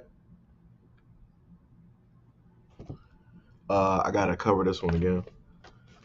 Cause I ain't trying to have no issues. Cause YouTube likes to, act real funny when it deals with the truth.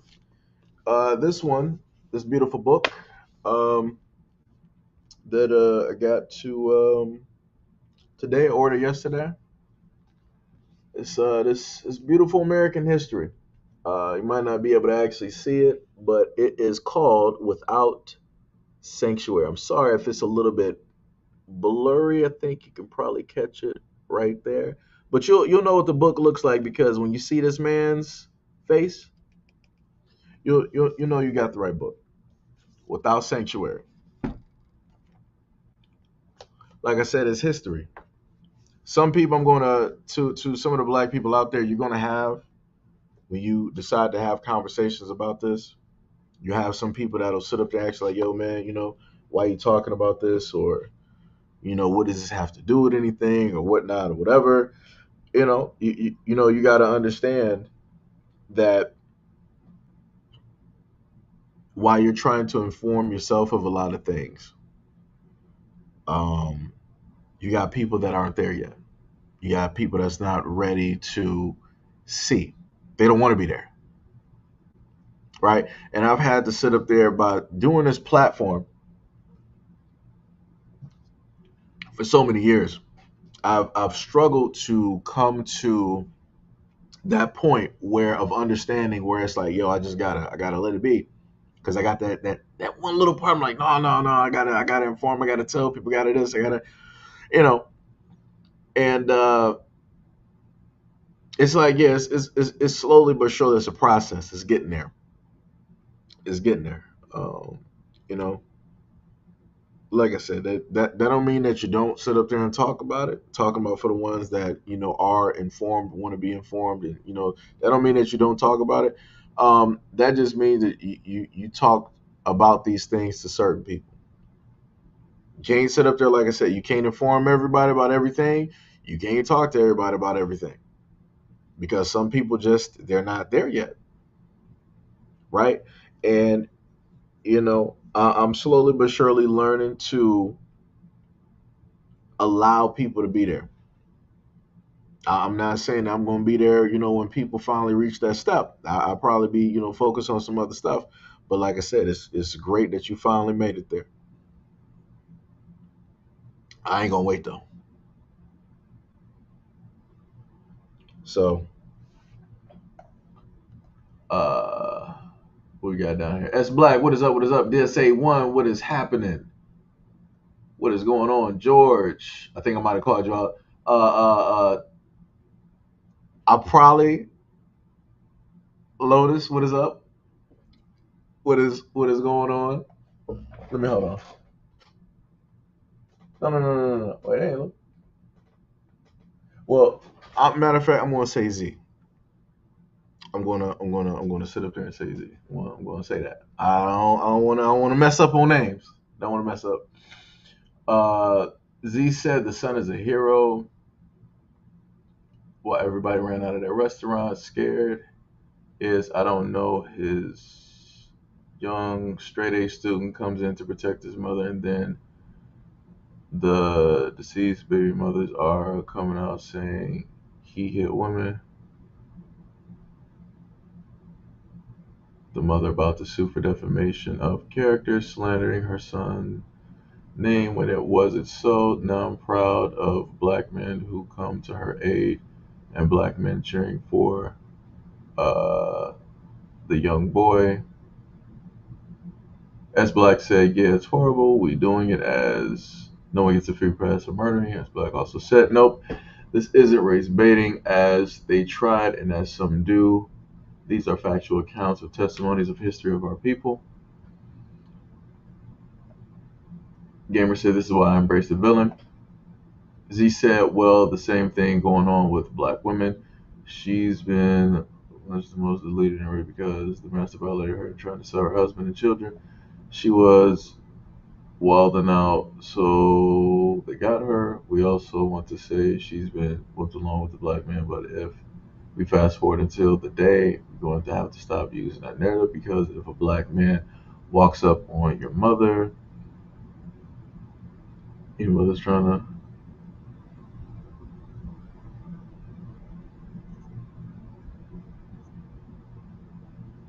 If a black man harms anybody,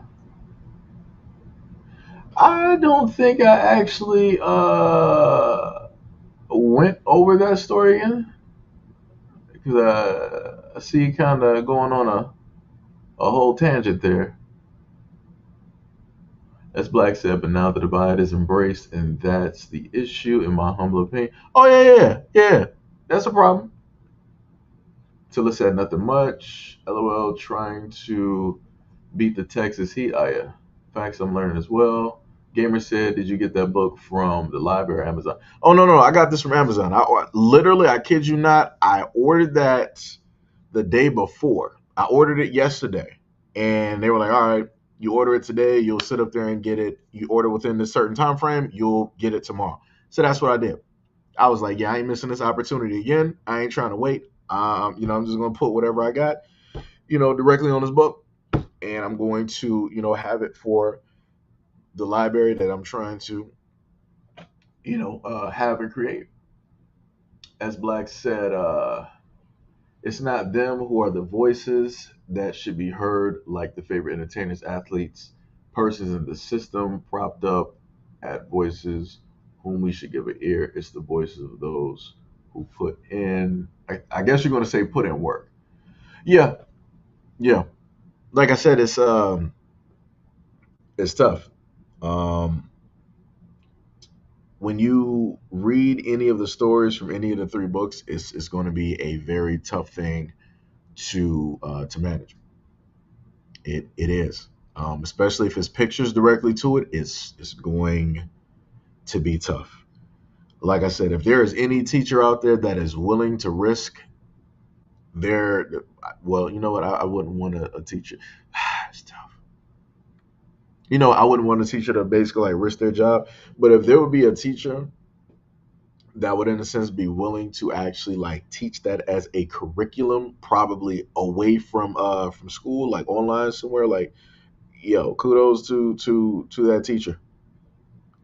Kudos to that teacher because I would advocate for a lot of parents, subscribing directly to that teacher and to that curriculum because again, it used to be a point in time where you would have teachers that would be willing to break the rules in order to actually teach, do what it is that they are supposed to do, give kids the information, the history, all of those things, not all of this crap that they're doing now. Like I said, you don't have those teachers anymore. You don't have teachers that are willing to actually fight for something, fight for the future, fight for the kids. A lot of teachers, they're just bending over backwards. And because the teachers are willing to bend over backwards, this is what you got with the parents and the school system.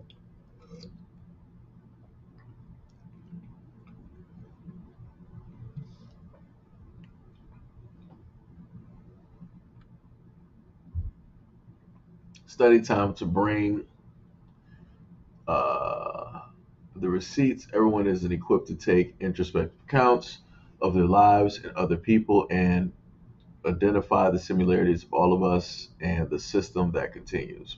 Yeah, interesting how the book is still there, but the book Hebrews to Negroes gained issues. Well, technically, it's good that it gained issues.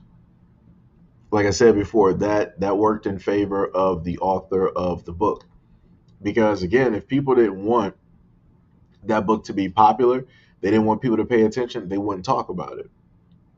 Like I said, the main thing that I learned from celebrities is that any publicity is good publicity. If you're out there like selling a book, any publicity is good publicity because that means if your book is getting talked about on the news, it's getting talked about. That's free advertisement. That's free advertisement. So you got all of these big wigs and all this other type of stuff talking about this book. You just basically gave this dude free advertisement that he didn't even have to pay for it. I'm talking about like the amount of advertisement that he got for free. It was probably hundreds of thousands, if not potentially millions of dollars over weeks and a month plus that book was getting talked about. You cannot beat that. You cannot beat that. Some people dream of having their book or their video, whatever it is, put directly in front of the view of people for free. Millions. It was on Twitter, it was on IG, it was on YouTube, TikTok, it was everywhere. Like I said, that man came out like a thief in the night. As Black said, operations, what you talking about? I sit on my porch daily thinking about the current version of my people. As Black also said, our folks don't support such voices through history has shown. They allow the system to snuff out those type of voices, and those type of voices have to unfortunately know that fact. Yeah. No, yeah. No, trust me. Trust me. Trust me. Like I said before, what I've learned from doing this platform is that you will have people agree with you only when it comes to certain things. Right? When it comes to everyday topics or whatever it is, people will, they'll come through, say some stuff, or they will just immensely disagree. When it comes to actual serious topics like real world, like something that they should actually care about and be concerned about, magically the same people that want to be talking, magically they silent. Magically they don't see those videos, they don't hear those, nothing. And I'm like, wow. I'm like, really? I'm like, so wait a minute, about like 10, 15, 20 videos in a row. I can get, maybe you didn't see 1, 2, maybe 5. But the rest of the 15 on the same topic? Really? But then after I get done on that series and I start talking about the normal everyday stuff, magically it's back to business. So yeah, when it deals with voices and support and stuff, yeah. Like I said before, people will like you when you talk about things that they want to hear you talk about, things that they are comfortable in. The problem here is that I talk about a lot of things that make people uncomfortable, and they don't know how to start a conversation or have a conversation about a lot of these topics because they never attempted to, they never tried, they never had to, because nobody else actually put a lot of these topics directly front and center for them to see continuously back to back. So this is why I know the topics that I'll do, and I tell people like, yo, this is going to be a low view video, because I know and I can see how it is that people react to it. And irregardless on however it is, on how low the views that the video get, I'm still going to put it out there because it's news. Like I said, it gets to the point, like, again, at the end of the day, in a sense, this is my job, right? Even though obviously I'm having problems with the channel. And again, if anybody would like to donate to the channel, it's a slight segue. You can do that by way of the links directly in, that are coming across the stream, Cashapp, Patreon, any of those things. You can also click the links directly in the video below as well. But again, when it comes to doing, a lot of those things, again, I get it. A lot of stuff is about, views. I get that. But it comes to a point where, you got to start, doing stories that it's not going to get you a lot of traction. It's not going to get you a lot of views. It's not the most popular thing, but it needs to be put out there because ain't nobody really talking about it. like if I can make people understand the videos that I would do and how many times those videos they used to sit up there and get demonetized, and I was just like, yo, whatever, I'm just gonna mark it as everything negative just so I can push the video out. Like I took untold amount of hits because I opted to not do what was popular and what was going to sit up there and bring in views. And I would rather sit up there and continuously put out these stories so that people would sit up there and hear it. Because it's like you got to sit up there. It's beyond the point of like beating a dead horse. It's beyond the point of like talking to a brick wall. Like I told people before, when it comes to, again, you being an adult, you cannot care about yourself all you want to, but you don't have no right to sit up and say that you don't care about the kids when the kids are the future. The kids are the only reason that civilization is still moving the way that the fire is still lit. Without them kids, you're not having none of that. You don't got to, without kids being here, without a younger generation coming up, you don't got to worry about no Social Security. You don't got to worry about no nursing home because ain't none of that stuff going to matter. Because once you reach that time, that's it. You ain't passing down nothing to nobody. You ain't going to have no legacy. None of that. That's why I keep sitting up there telling adults it would behoove y'all who sit up there and say that y'all guardians and care about kids to actually sit up there and start listening to some stories. Because again, a lot of stuff that I covered, you ain't gonna sit up there and see everybody else trying to cover those because they know what comes with that territory. So again, there are differences. Like I said, a lot of people sat up there and said like, yo man, black people gotta learn how to, sacrifice to the, to the greater good and all that. Yeah, I did that. Took a lot of hits. Took a lot of hits. Some instances might have had to have some conversations with YouTube because of those videos.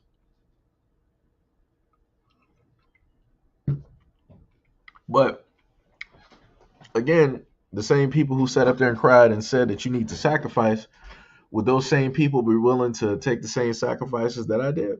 Nope.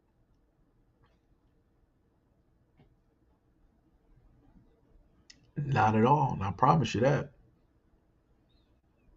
Like I said, I didn't.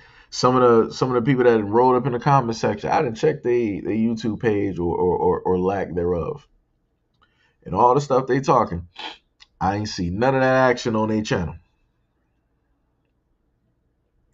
Like I said, a lot of random comments. I want to say a lot of random stuff. You sit up there and click on that name, you don't see nothing. But yeah, you got the wherewithal and the gall to come through and try to tell somebody what they need to sacrifice for you while you sit back pretty and just reap the rewards. That's crazy. That's 1,000% crazy.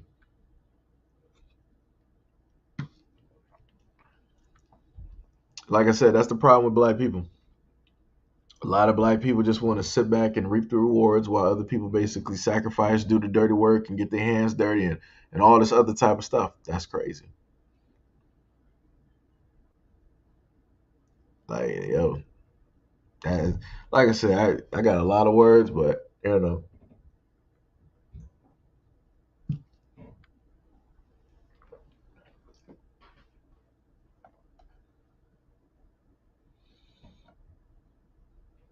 extremely passionate about our lives. Yo, Lunch, what is up? What is up? Lunch said, I came across someone who seemed black who was saying that there were a small percentage of Indians who were treating black people bad and selling them back into slavery. Do you believe there was a small percentage? Yeah. When it dealt with black people, everybody had their hands in slavery. Yeah. Yeah. Monica Richards, yo, what is up? What is up? Monica Richards said, hi, Seji, Hebrew to Negro writer of the book and the film, actually was trying to do a premiere in South Africa, and the Americans, Hudges, got kicked out of the first theater. He was able to find another. I'm not shocked. I'm not shocked. Like I said, when you have people that are against certain types of information, they'll make sure that they'll try to prevent you from, trying to prevail, right? And that's what they'll do. But this is why I set up there and stated before that black people just need their own theaters. Just to be real. So if we wanted to sit up there and showcase one of our films, you ain't gonna have somebody sitting up there trying to roll through like, no, no, no, you ain't about to play that. No, this is black on. What who you fired? So we about to find somebody to replace you today. We gonna air this film, and we're gonna be sending in pulling up applications for anybody that want to take your job. Like I said, that's how that works. You know. Gamer said, perhaps it's me because I've come to realize the situation in the matter. LOL. As Black said, exactly. When I see videos of substance, they have a few hundred videos and like 5 comments. But if it's extraness, messiness, thousands of views, thousands of comments, yeah. Oh, yeah. Oh, yeah. As Black said, it's life of stuff. I posted on my IG. Lunchside said, yep. That's the problem. Tippy said, I'm back. What I miss? Nothing. Just sitting up here talking. As Black said, the account say created like 2 weeks ago. Oh yeah. Uh, like I said, it's crazy. It's 1,000% crazy. And again, I show off. I've had people tell me before, like, yo, said you shouldn't get these people, these comments, like any type of light, whatever it is. It's like, nah, I like to show off the ignorance. Like I said, we know the positive. Well, I know the positive that is there. Like I said, I can go through my comment section. I can spot those people. I can consistently, especially see certain names directly down there. The things that need to get highlighted are the ignorant ones because I post those up there so that a lot of y'all will know who these people are. So if they happen to come into the chat, just know that they ain't up to no good. Because I might not sit up there and see them because, like y'all, see me. I'm focused. I'm tunnel vision. All that other type of good stuff. So if I highlighted somebody, you'll sit up there and see them. Zaire said, "What is up? What is up, Zaire? What is going on? What is happening? It's going all right. Going all right. How you doing?" Monica Richards said, "Mr. Dalton tried to shoot Africans, HTN in South Africa, and American Hughes organization got him kicked out of the first theater. He was able to secure a second and show it. They working hard to block them seeing it." Yeah, yep. Yo, David, what is up? What is up? What's up? David said a lot of people just don't want to see the truth. Yeah, that's facts. That's facts. Tippy said we need our own black movie drive-ins. I like drive-ins. Yeah, I went to a drive. Drive-ins are cool. Drive-ins are, those are pretty cool. I don't know. It's because of how everything is now. It's a little bit different.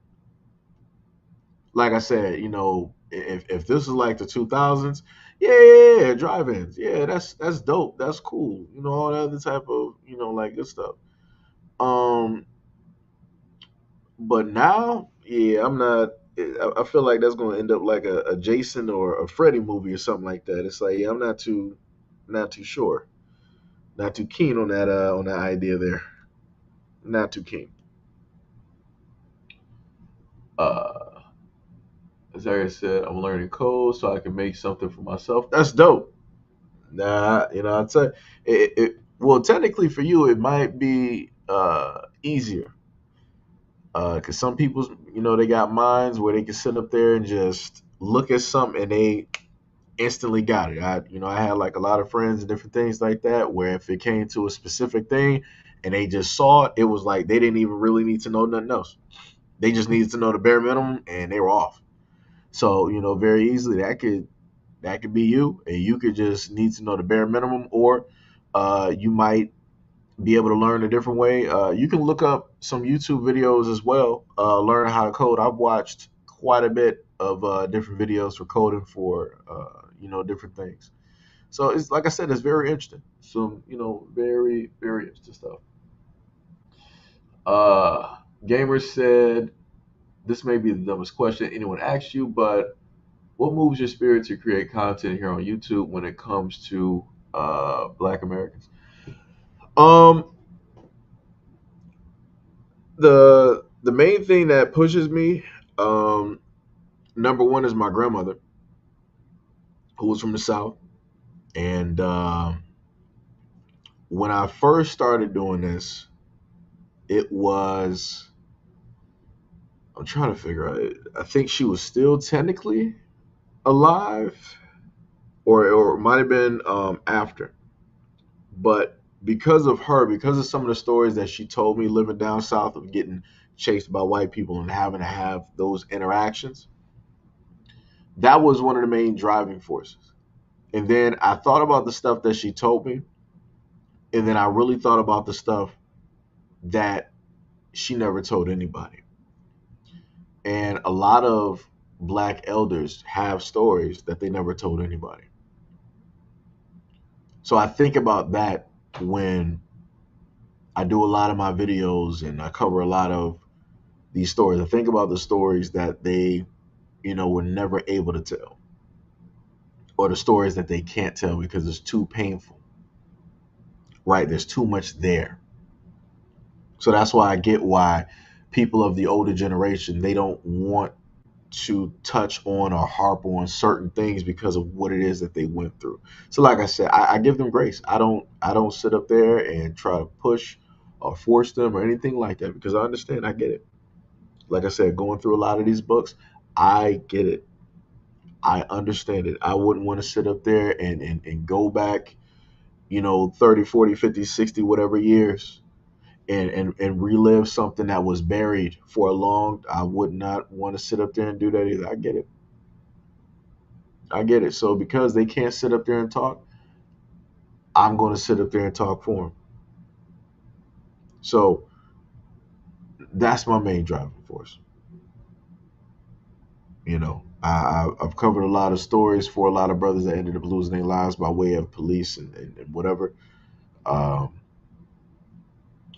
I wanted to be a voice for them because they're not able, to speak. They can't tell their side of the story or anything like that. The only side that we get to hear is the media.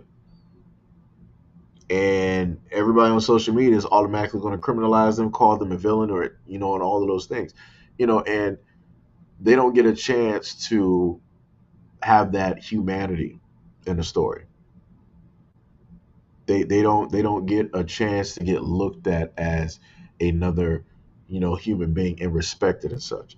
So, I for me, I hoped that when I covered a lot of those stories, especially when it came to the original um, channel, I hope that it came across um,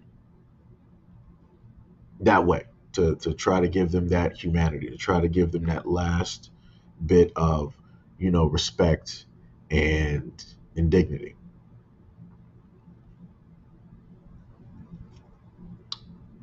Yeah. But that's that. Monica Richards said, "Sorry, I thought I deleted that comment before you read it. I put it in again. Not spamming. Apologies. No. It's cool. It's cool. It's cool." Ty said, "Okay, I'm back.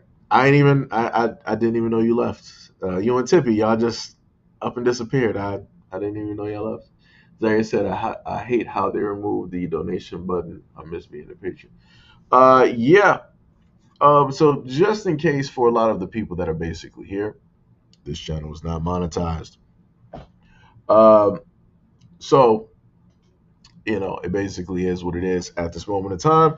YouTube full fledged. I might happen to do another live stream, but I'm just going to do a short synopsis.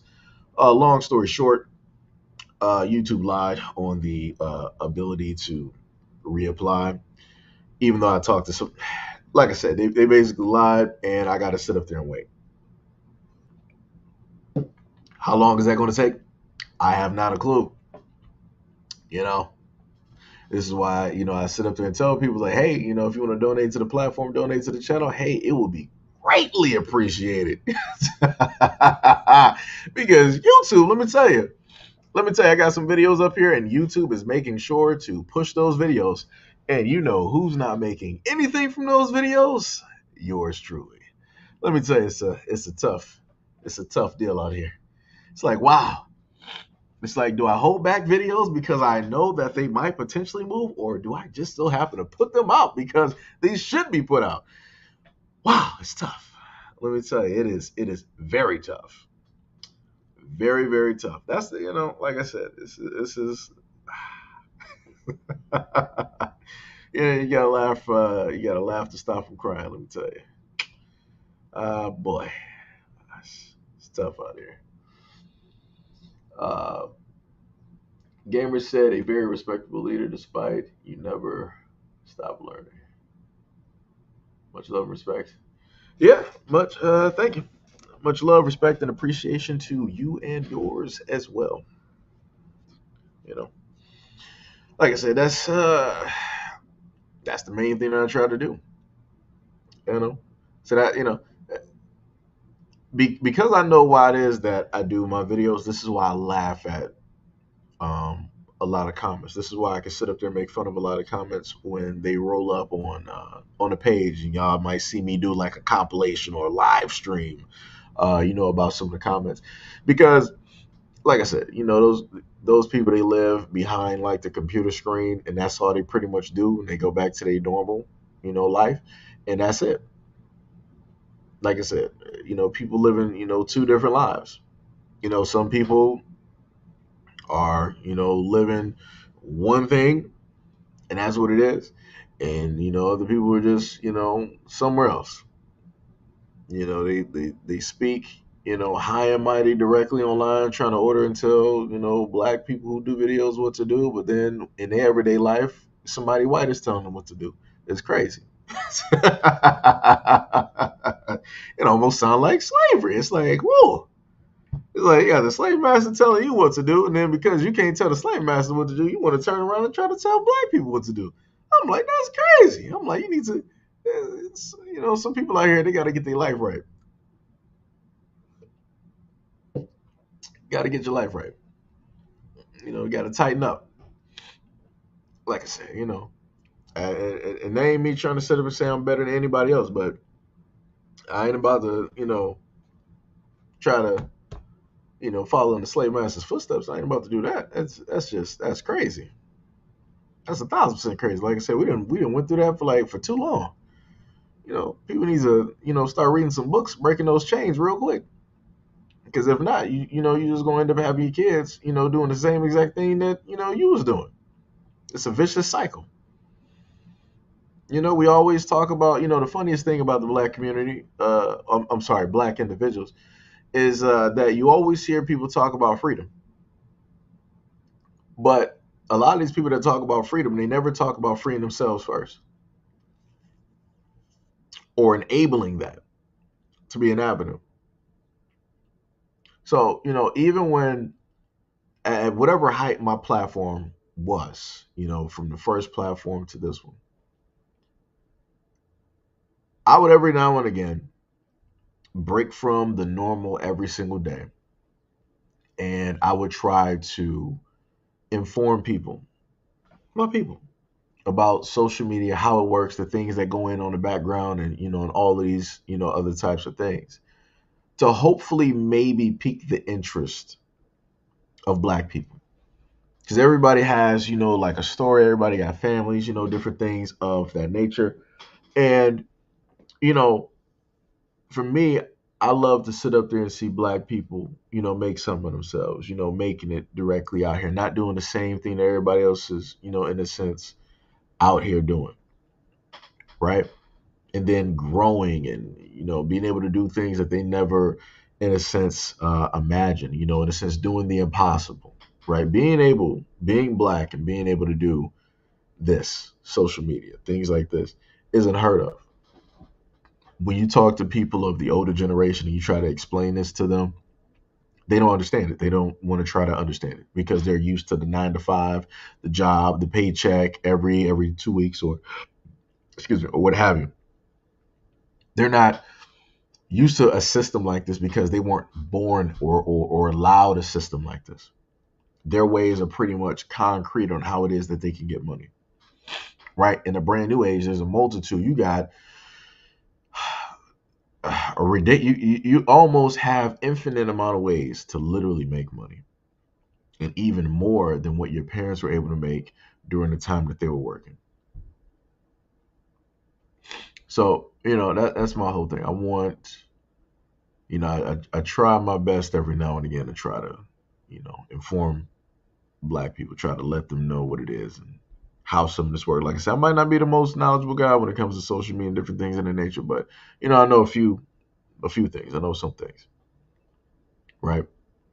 And like I said before, you're not going to have a lot of people that are going to try to tell you, that are going to try to inform you, that are going to try to help you, because you have a lot of Black people out here that don't want to see you make it. They're not going to inform you, hey man, you can do this and you can do that and all this other. Nah, it's like they'll be doing it, and then next thing you know, you'll see them, in the millions of dollars. They'll be like, yo, how did you get that? Like, how did you do that? And then they ain't saying nothing. They know how they got it, but it's like, yeah, you'll get it, right? Like I said, I was never with that. Like I said, I try to. My main thing is I try to inform people. If people, ain't basically with it, it is what it is. You can't say I didn't sit up there and tell you a different way of doing things. Like I said, I've done a variety of videos, trying to give, a plethora of information. Failed attempts, but still an attempt, nonetheless. Um, Zaire said, "Will you be joining a different platform like Kick or Rumble?" I'm on both of those platforms. I'm on both of those platforms. Like I said, a lot of the platforms that people are talking about, I'm on those. I had a fan base. I told people about the fan base, the Rumble. I'm on a crypto version of YouTube, which is Library, which has been now the name for about a few years now has been Odyssey. Um, like I said, all over the place, all over the place. And the main thing I told people before is like, yo, I can be everywhere, but if people ain't trying to go to those places, it is what it is. Like I told people before, when it came down to Twitch, I told people like, hey, yo, I'll be streaming on Twitch or whatever it is, roll through all this other type of stuff. People was telling me, I don't be really going on too many social media platforms. I don't do this, I don't do that. I'm like, all right. Like I said, no pressure. I ain't gonna tell people what to do. Like I said, you can't sit up there and you can't force people to do what it is that they don't want to do. I just look at it as this, you know, if I was somebody that was like really popular, that people really couldn't, in a sense, like talk to and whatnot, people would sit up there and be on whatever platform. I wouldn't even have to say nothing. I wouldn't even have to like look for them. They'll just automatically be there.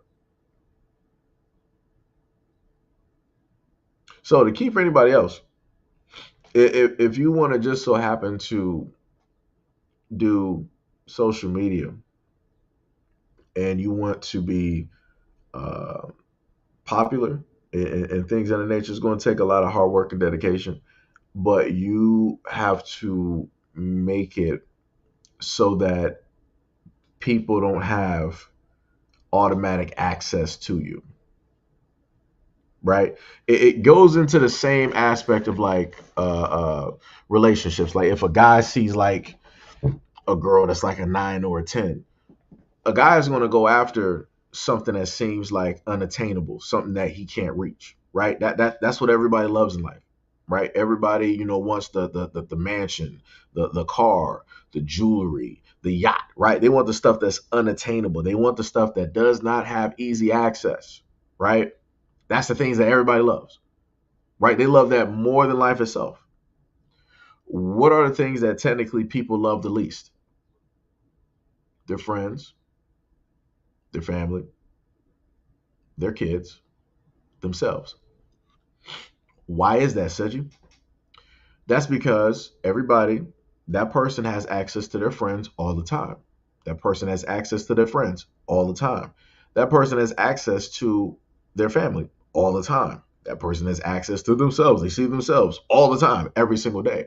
So, all four of the things that I listed, they're not going to love those things on the same level as something that is unobtainable for them. They're going to love that a lot more. They're going to sacrifice way more. They're going to do any and everything to get that unobtainable thing. But for things that are directly in their life that they can literally reach out and touch, I'm not about to sacrifice nothing for that. I don't see no worth in that. What is that? Why should I care? That's the mentality and attitude. So this is why you see hundreds of millions, if not billions of people follow the lives of celebrities, because they're living an unattainable life for everyday people, even though everyday people is chasing it. And then those celebrities are unattainable because even if they do have a social media, right, people still can't get in contact with them.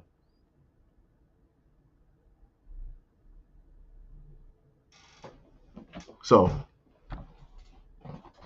that basically explains why it is that I, in a sense, don't have, what it is, you know. So, like I said, whenever I do these talks, I use myself as an example to teach people what not to do, so that you can do better than what I'm doing at this moment in time. Remain unobtainable. That is the main key goal, one of the main key goals to success. The moment in time that you start giving more and more access to yourself, the less likely people are going to be to stay around and to actually be interested. And that's just a fact. Case in point, you had a girl that basically stated that she's more attracted to guys who are not interested in her, and she is less attracted to guys who are actually into and interested in her. That's how it works. Art imitates life. Life imitates art. That's what it is.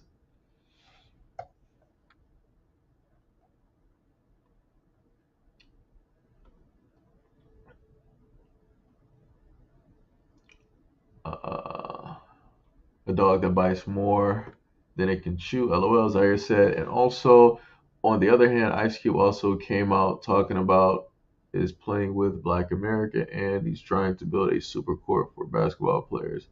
So what you think? Oh yeah, you might not have been here for that last year. Oh yeah, I covered that. I'm trying to remember what I stated, but pretty much the short synopsis of it is that everything that Ice Cube is doing, I'm with that. He's doing great work. He's doing work for not only himself, for a legacy. He's doing that for the black community and helping out black men, black boys, somebody's son directly out there. I'm all with it. I'm all with it. Tiffy said, as a black woman, how would I take down white supremacy as a black woman? How can I own a military base with army of black men and weapons and mass destruction? ah,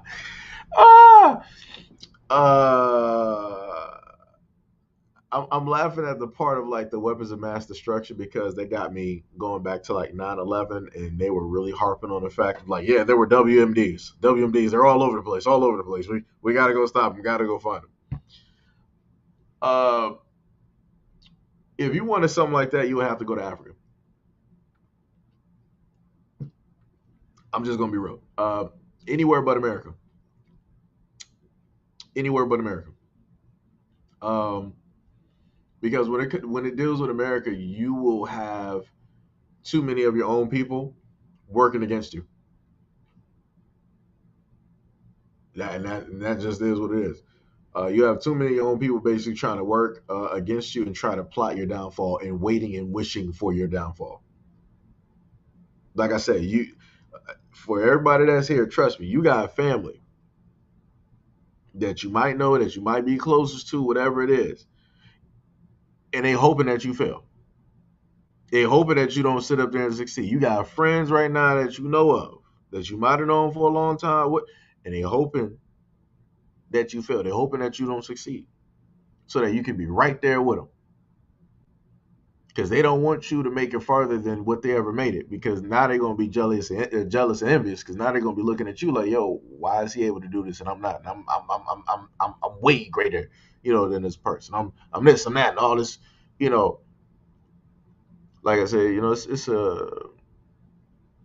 it's dangerous. It's a very dangerous world directly out here. It's crazy. That's why I would always sit up there and tell you how much love, respect, and appreciation. I hope the best for any and all endeavors that y'all plan on doing. Any dreams, hopes, or aspirations. Because I know in my life, I never, other than like my mom, I never had somebody from the outside basically hoping and wishing the best. Directly when it came to me and the things that I wanted to do. So that's another reason why when I created a platform, I wanted to make sure to, put that directly out there, give people something that I wasn't able to, initially get, in hopes that, people, pay it forward to somebody else and, start a whole train, directly with that. But yeah, Tippy, you would literally have to go to Africa to do that. Tippy said, yes, money is great to have, but we've seen black billionaires and still being told what to do by white people. Tyler Perry owns 2 channels, so I've heard it's amazing, but is he still uplifting pride? We'll see. We'll see what will take place with Tyler Perry. Only time will tell. Yeah, showing those scenes, yeah. Yeah. Well, Monica Richards says, sadly, that's because colonization has left many of the people and colonized minds that passed on to the generation in which most just don't want to be accepted most just want to be accepted by whites so that they're comfortable. Yeah, that's true. That's facts. That is bars. Tippy said, be nice to have all of that, but honestly, want a traditional black family, a strong, highly muscular husband, a garden, a little somewhat of a grid life, play video games with my husband. Trust and believe, there are a lot of black men directly out there.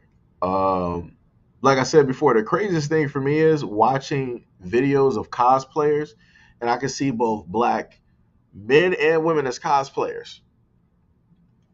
And I'm not seeing them basically interact with each other like that. I see both parties interacting with everybody else, but giving that attention to both parties. In order for that to happen, you literally have to have this is a black cosplaying event. You literally have to do that in order to substantiate that whole thing where black people are like, all right, ain't nobody else gonna be here but us. So y'all gotta interact with us or you ain't gonna be here. Right? So, like I said, it's crazy. It's crazy. I knew she was gonna say Roman Reigns. I knew she was gonna sit there and say that.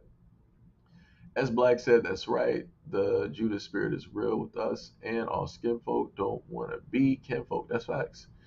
Gamer said, wait, am I reading the right one? Yeah, Gamer said, this is why I don't have friends, and if I do, it's a small and tight circle, and even that, I have a close eye on. Yeah, yeah, yep. Tippy said, no, I didn't, and they didn't break up. They're just going through family problems. Wait, what? Oh, y'all talking about wrestling. Oh, man. Here y'all go. You about to get this girl started. Lord have mercy. But yeah, that's yo, Hack, what is up? What is up? Hack said random question. Which anime or superhero person would you cosplay as, if any? I couldn't even tell you right now. Uh I would actually have to I would have to take my time on that one. I might have to come back to that one at a later date. Because it's tough. Because the funny thing is about cosplaying, I there's a I haven't put her YouTube directly up there. That's because okay, so I should still have her on my Patreon. There's this black woman, and she does like anime, like she redraws like everything, like black. So she does like anime and different stuff like that. And I love her artwork. Her artwork is dope. She does like some very fly work. And I ended up coming across her because I was watching something, and then she was basically talking about how I think she was pretty much getting attacked on both Twitter and I think on YouTube because people were saying like, "Oh, why are you blackwashing this and all this other type of stuff and yada yada yada." Again, she's an artist; she can do whatever it is that she wants. If she imagines herself being that character, she can. She has every right to sit up there and redraw the character how she wants to redraw it. So, it's very tough for me to try to say what it is that I would actually want to be because when it comes to cosplaying, racism is there when it comes to cosplaying. If you're anything else other than black, you can do whatever it is that you can be whoever it is that you want to be, even if it's the Black Panther, completely fine. If you're black and it's like you want to be Captain America, not Sam Wilson, you want to be Captain America, people got a problem. If you want to be Magneto or an anime character, whatever, people are going to have a problem. You're going to see them on Twitter and on all these other. Like I said, there's a lot of racism in a lot of places. People don't want to acknowledge a lot of stuff, and this is why I keep talking about. People don't want to acknowledge a lot of stuff, but it's there, especially in the anime community.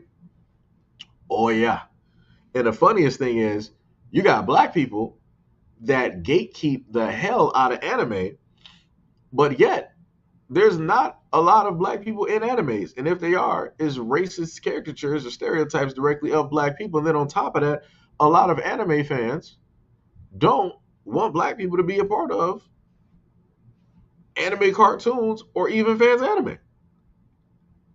Like I said, and trust me, I am a fan of anime. I don't try to gatekeep nothing, but it's like it's crazy.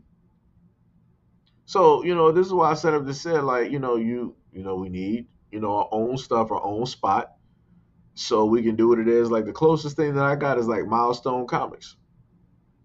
That is like basically built by us for us. Fubu. Fuku or whatever. Like it's like I said, it's dope. Like I said, like there just needed to be a lot more of that. A lot more of that. What we got? RX TV said, real talk. Yo, what's up, RX? What's going on? What's going on? What's going on? As Black said, true. Yo, what's up, Shaw? What's going on? What's going on? Wait, crazy is that Ezra Miller commit crimes where he breaks the law and still gets to be the Flash, but Jonathan Majors gets kicked out. Yeah, that's the story. That's the two Americas. As like I said, people don't want to admit it when it's black and white, when it's clear cut black and white. People act like they don't see color. They want to be like, oh, well, Jonathan Majors did this and he did that. Ezra Miller, they did a lot of things, right? Because that's what Ezra goes by. I think it should be they, them, right? They did a lot of crimes. I'm not sure which one of Ezra did it, the E, the Z, or the Ra, but either which one of those three, they were sitting up there doing some crimes. And they didn't serve no time, let me tell you. Because I covered quite a bit of Ezra Miller. And I was sitting up there stated how they should have got, what's the guy's name? Gustin Grant. Y'all know I'm talking about, the Flash from CW. That man been playing the Flash for like 10 years. They should have just put that dude directly in a suit and he would have fit. It would have been a little bit different due to the fact that we're so used to seeing him on TV and like the way he acts. Like I said, I do know that there is a difference between television acting and movie acting. But like I said, he can sit up there and do it if given a chance. They just decided not to do it. They wanted to get Ezra Miller, and this is where we are. And notice how nobody's talking about the Flash, and you can probably get the Flash movie right now online on a discount. Craziness. But yet I done went over every single thing that Ezra Miller has done. Nothing. Jonathan Majors, biggest thing this year. Everybody all over the place. People that didn't even know about Jonathan Majors magically was leaving, having a voice and all this other type of stuff. Yeah, women's advocacy groups and all these other type of people trying to sit up there and stand up for some random white woman. Don't even know who she is. Still ain't even see who she. I showed a picture, but people still don't even know what she looked like.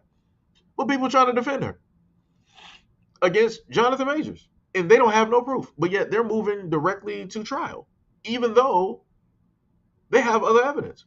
I'm like, huh? But Ezra Miller, them and they, was kidnapping, breaking into homes, beating the brakes off of women from Honolulu all the way to Vermont or Virginia, whichever one of the V states it was. Y'all know what I'm talking about. But it's the point of the fact of the matter is them and they was all over the United States committing crimes, kidnapping people, having people switching and changing up all over the place. And then was like, you know what? I just want to apologize to Warner Brothers. I want to apologize to the DC fans. I'm going to get better. I'm going to therapy. And that was it. When he gave that simple apology and he said, I'm going to therapy, the media stopped. I was like, this man done kidnapped. He's on video beating women. Ezra Miller is the fastest woman beater I've ever seen in my life. Let me tell you. He can literally be beating a woman down in Hawaii, and then in the next minute, he's in a flash shoot, sitting up there filming somewhere in the 50 states. I ain't never seen that before in my life. Up until, like I tell you, you live long enough, you'll start to see some new things. Woo! Let me tell you, that is crazy. Let me tell you something. It's funny how on video you actually see Ezra Miller beating a woman, but there is no video of Jonathan Majors doing that. But look who got a trial. Look whose career ended. Ain't that crazy? Let me tell you, when I sit up there and I be talking about America and I be trying to tell people, people don't want to listen. People don't want to sit up there and stop and stare. Shout out to One Republic. People don't want to sit up there and do that. Like I said, I'll be trying to tell people stuff so it don't end up being your son. Because like I said, Jonathan Majors, that is somebody's son. That's somebody's brother. That's somebody's nephew. And that man got to sit up there and stand trial.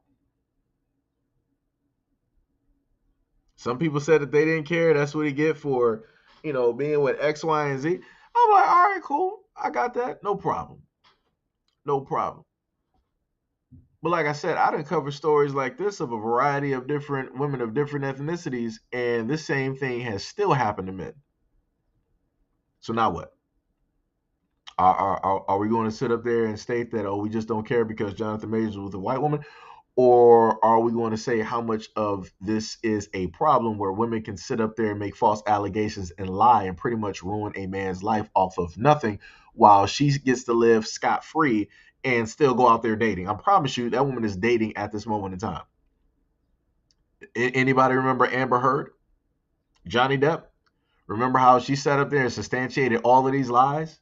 And I showed y'all a video where she was at a women's march and that woman was telling a bold-faced lie. Oh, I am a survivor. I'm this, I'm that. And this is why I can advocate and stand up here and talk to you women and all this other. Wow. She went all the way from that to my dog got stung by a bee. And then also taking a dump in somebody's bed and then claiming that the dog did it.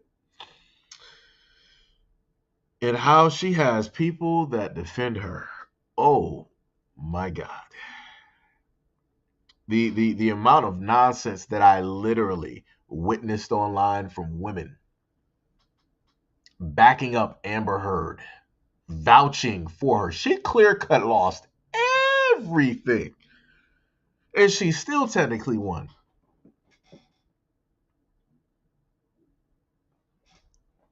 Only women can do this. Only women can do this. You can lose and still win. Only women can do it. Men can't do that. Once you lose, as a guy, I just want every guy to know this. As a guy, if you lose against a woman, you're holding that L. There is no repair. That's going to be an L that's going to be directly on that mantelpiece. Every single time you come to your house, L. Every single time you look at your car, think you're about to drive somewhere, L. Every single time you put the key to the ignition, you're about to sit up there and turn on your favorite music, L. You're going to the grocery, about to shop for some groceries, that shopping cart, L. You go to take a shower, L. You go to take a dump, L. You go to sit up there and eat late night at 3 a.m., L, L, L. That's what it is. That's what guys have to sit up there and live with, right? We got to live with the house of L's, as I like to call it. That's what it is. Women don't live with a house of L's. They just sit up there and take off the small part of the L and they just start rearranging that into other types of letters. They'll sit up there and formulate that into an M, flip it upside down and turn it into a W. Winning, that's what it is. Let me tell you. Let me tell you. Ty said, wasn't it proven that majors did nothing wrong? I don't know what to tell you anymore because, like I said, I think I probably did like three, maybe. I probably did a few videos on it. And I think 2 of those might have came out on the same day or something like that. I think I specifically remember around like 10 a.m. I started recording one of them. But yeah, it's crazy out here. S Black said the new Babylon, crazy, brother. Yep. Shaw said if Majors is found not guilty, he should immediately get his career back and return as King because his role as King is powerful. And I promise you, he more than likely won't even get that role back. Look at Johnny Depp, Pirates of the Caribbean. Where is that at? Nowhere to be found. I could have sworn, didn't they have a Pirates without Johnny Depp in it? So yeah, they will just find some other black guy to replace Jonathan Majors. They could just sit up there and say that Jonathan Majors as King was just a part of a universe of many other Kings. That's all. King is it's so easy to sit up there and try to do this. It's ridiculous. If I remember correctly or not, King is from the family line of Mr. Fantastic. If I remember correctly. I forgot. It's somewhere in there. It's somewhere in there. But like I said, people got mad at Jonathan Majors, Kang in a sense being black, even though Kang spans timelines. So you can very easily have a Kang that is black. Very easy. You got a Kang that's Asian, Latin, alien. Like you got a multitude of different Kangs directly out there. But like I said, people want to focus on that one thing. It's crazy.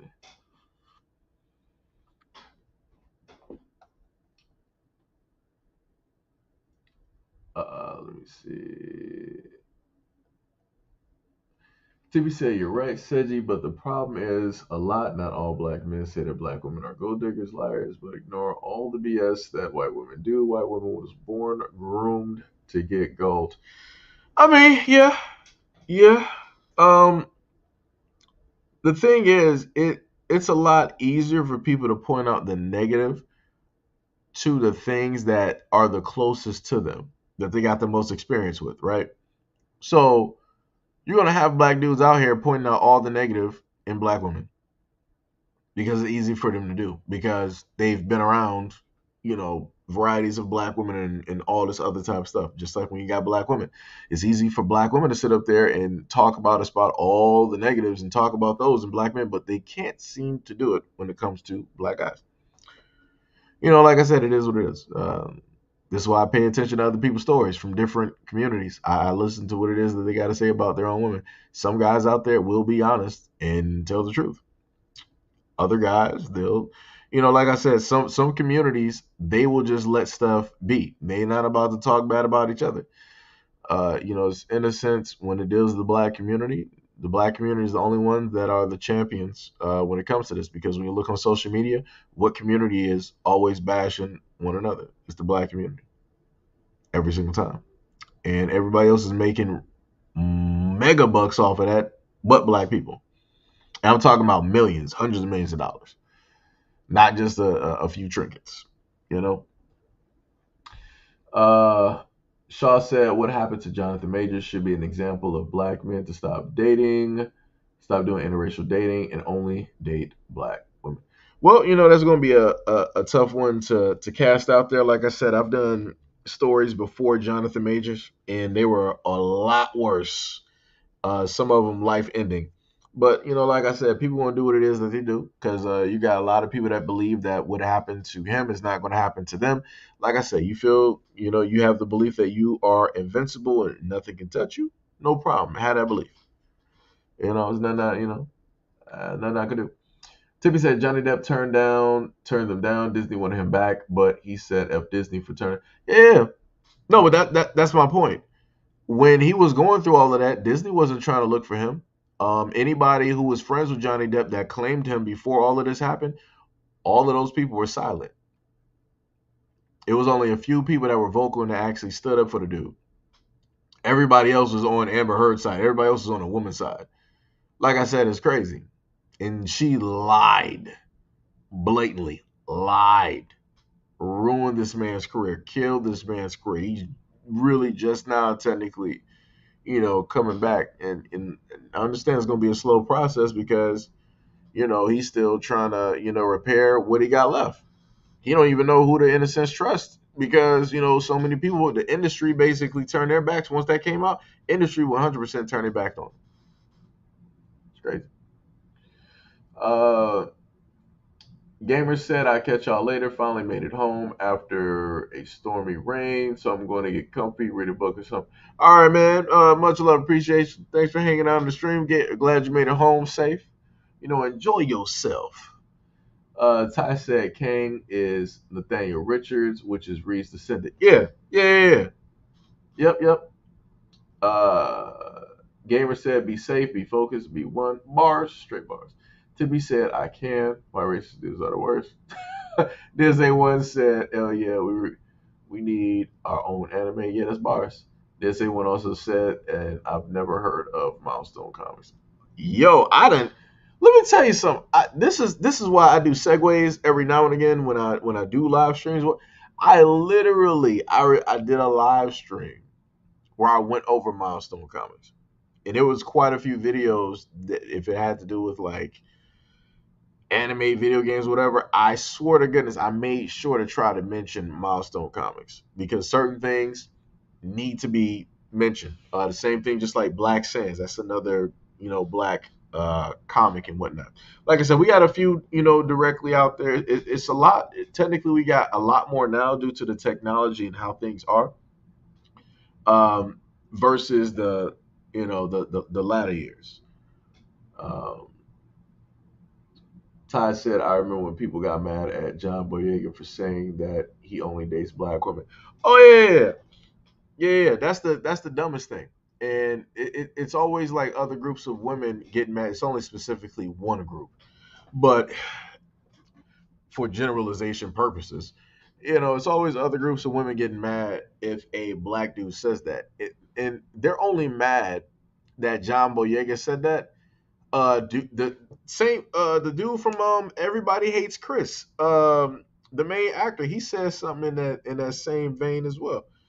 But like I said, if you're a black dude, you got some type of like power, some type of limelight, money. Yeah, those women, they gonna get mad when you say that you ain't trying to see or date nobody else. Oh yeah, because that messes up their opportunity. That messes up their plan. Because I'm pretty sure that there were some women out there that wanted to try to be with John Boyega so they could sit up there and get that money. Yes, I know why they mad. I know why they mad. It has to solely do with the money. It ain't due to the fact that they like him, whatever. Because if that was the case, then instead of voicing their opinions online, they would have still tried to see him. Still would have tried to tempt fate. and it would have been a loose. I said a loose. It would have been a loss. I don't even know what a loose is. Let me tell you. Slipping out here. Um, Tippy said, "Can you show a few favorites of yours from Milestone Comics?" Um, the main now. This is the one somebody that I did mention before. Everybody, if you're black, you know. Uh, if you know who Static Shock is, that's Milestone Comics. That's shout out to Dwayne McDuffie. Rest in peace. I wish that man was still here because I can only imagine how what some of the TV shows and what some of the comics would be looking like if he was still here. If you don't know who Dwayne McDuffie is, that brother he wrote on quite a few different shows. One of my favorite shows was Justice League and Justice League Unlimited, and also Static Shock, and I think a few other shows as well. Um, like I said, we got some great black guys out here. That have been doing it for decades. That don't really get the recognition that they deserve. This is why, just like how we got BET, we need something like that for like comics to showcase that hard work and dedication of those black guys out here who are behind the scenes that nobody might not know about or might not ever happen to know about. But they've been doing a lot of stuff with the pen and also with an art brush. You know, uh, are there any characters that you would like? Yeah, yeah, yeah. Ty got the link in there to Milestone Media, CanadaComics.org, Black Comic Book Publishers, Lee 85. What is up? What is up? Much love, respect, and appreciation. Ty had those.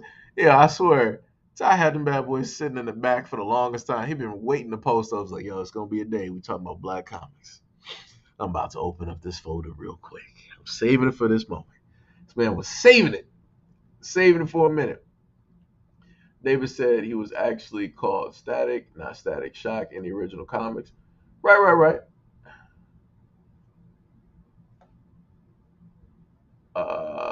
Let me see. Tippy said BET Comics. Yeah. Big screen. Yeah, like I said, that'd be see the thing is, like Milestone Static, right? Either which name for me is dope. Like Static is a dope name, and then Static Shock is dope because when they, brought out the show, bring a shock to your system. Like I'm like, yo, let me tell you, like, yo, when that show came on, I'm like, yo, I'm like, this is dope. Like, I got somebody that looked like me, and it was like, you got to, in a sense, feel and understand what it is that he was going through because it's somebody, that looks like you, and this is why I sit up there and state that imagery is important. This is why Matt Damon sat up there and said that the people in front of the camera can sit up there and change. It can be as diverse as it want to be. But the only thing that won't change is who is behind the camera, shaping the narrative, telling the tale, creating. So, like I said, Matt Damon told people exactly what it was. He told people how important it was to be in control of the narrative, to be the one to send out and tell the story, to shape it. And how it is that somebody of his caliber doesn't want other people to be behind the lens in order to tell a tale, a story, and create a narrative. Because they understand how powerful and how strong that is. Because you can sway a nation, you can sway groups of people.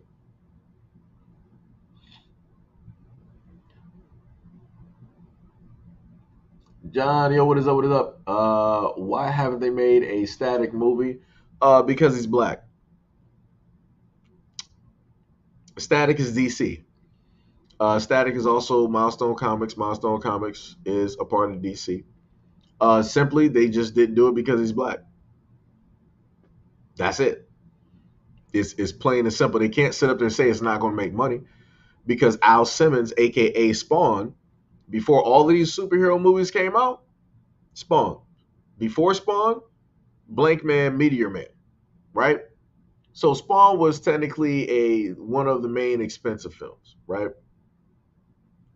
So after Spawn, who do we basically see in the 2000s that basically just a history lesson for a lot of people, and I've seen this debate directly online because people are like, yo, the biggest star in Marvel to really get everything going was Robert Downey Jr.'s Iron Man, right? That was what, like '08. And like I said, I like Robert Downey Jr. because he went through the life that he went through. He is perfect for Tony Stark. Perfect. Some other people could play him too, but he is the perfect guy for Tony Stark. But just to be real, just to be honest, because a lot of people don't like hearing that black people started something.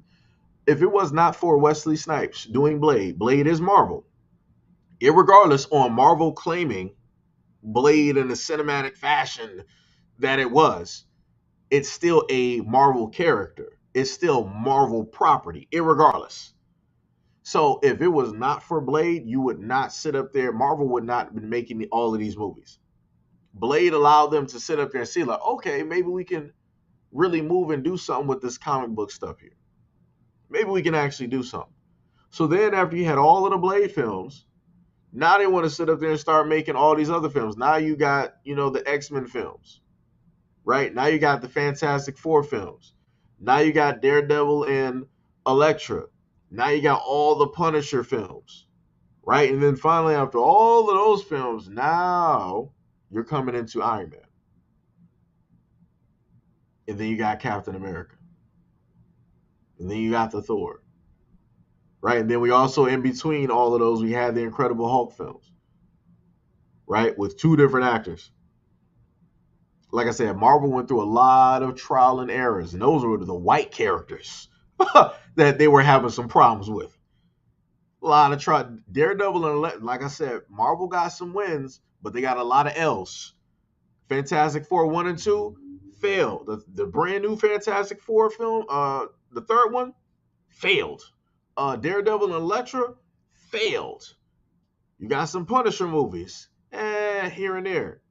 Spider-Man 3, that was technically a fail. You had X-Men 3, X-Men United, that was technically a fail as well. Like I said, Marvel got some L's. People want to talk about all these wins. Oh man, Guardians of the Galaxy. Look at Marvel got some L's. Marvel got some L's. Don't get me started on the Infinity War and breaking those movies down. I can tell you where they failed and from a comic book standpoint. I can tell you where they set up there and failed in a lot of those films. They had those moments. Marvel is very great at captivating and having those moments where it's going to draw at your heartstrings and playing the right music to hit the right frequency and the right emotion. They can sit up there and do that. That does not take away from the point that they messed up in a lot of Spider-Man films. They messed up in Iron Man films. They messed up in the X-Men films. Case in point, let me go back to X-Men United We Stand, the third film, right? In that third film, Storm's nephew was there. If anybody remembers Spike, well, when you think about the standpoint of the cartoon, Spike was her nephew. He had the ability like another X-Men character called Marrow, where she could basically make bone, she could produce bone. She could use it as weapon, armor, different things like that. Her nephew was able to do the same thing. Spike in the film was Asian/Latin guy. And I'm like, wow. I'm like, now, and again, everybody gets mad at quote unquote blackwashing, right? Color swapping, right? You ain't hear none of those people talk about how Spike was not black. But these are the people that supposedly know some stuff or follow cartoons or follow the comic book or both or whatever it is. Right? Then we're going to get to Captain America, right? Captain America, first film, it showed you how Captain America was created, right? They showed you Howard Stark and how he was, working, with the super soldier like serum, and they showed the shield and everything, and they showed you Steve Rogers where he was scrawny and all this other type of stuff in the trial. What they didn't show you is how it is that the formula came to be. And I sat up there and went over that. Shout out to whoever did the Captain America and the Winter Soldier television show with Falcon and the Winter Soldier, because they touched on Isaiah Bradley. Isaiah Bradley is the reason, him and many other black men during that time were the reason that Captain America is even able to exist. He is, for all intents and purposes, the Captain America. Without them experimenting, right? Because they're taken from reality and they're putting it in comic books. Without them experimenting on those black men in those comic books, the super soldier serum wouldn't even be what it is. They were able to perfect that because of men like Isaiah Bradley. And this is why when you go look at Falcon and the Winter Soldier, you see them come to Isaiah Bradley's house. And then you also see his nephew, Patriot, who is basically taking over for him because Isaiah Bradley is retired because the super soldier serum that he had was basically laced. They did him wrong 2 ways. They made sure that Isaiah Bradley was going to be a super soldier and he was going to be able to get the job done. That he was able to sit up there and do. They also made sure with that super soldier serum that it was going to deteriorate his mind. And it was also going to make sure that he had the inability to reproduce. Because if it did work, they were going to make sure that he wouldn't be able to create a whole army of his own that the United States government would have control over. Then he also made sure, if I'm remembering correctly, because there was quite a few different black superheroes that they did this to. I'm trying to remember if they gave him a white wife or a girlfriend in the comic books.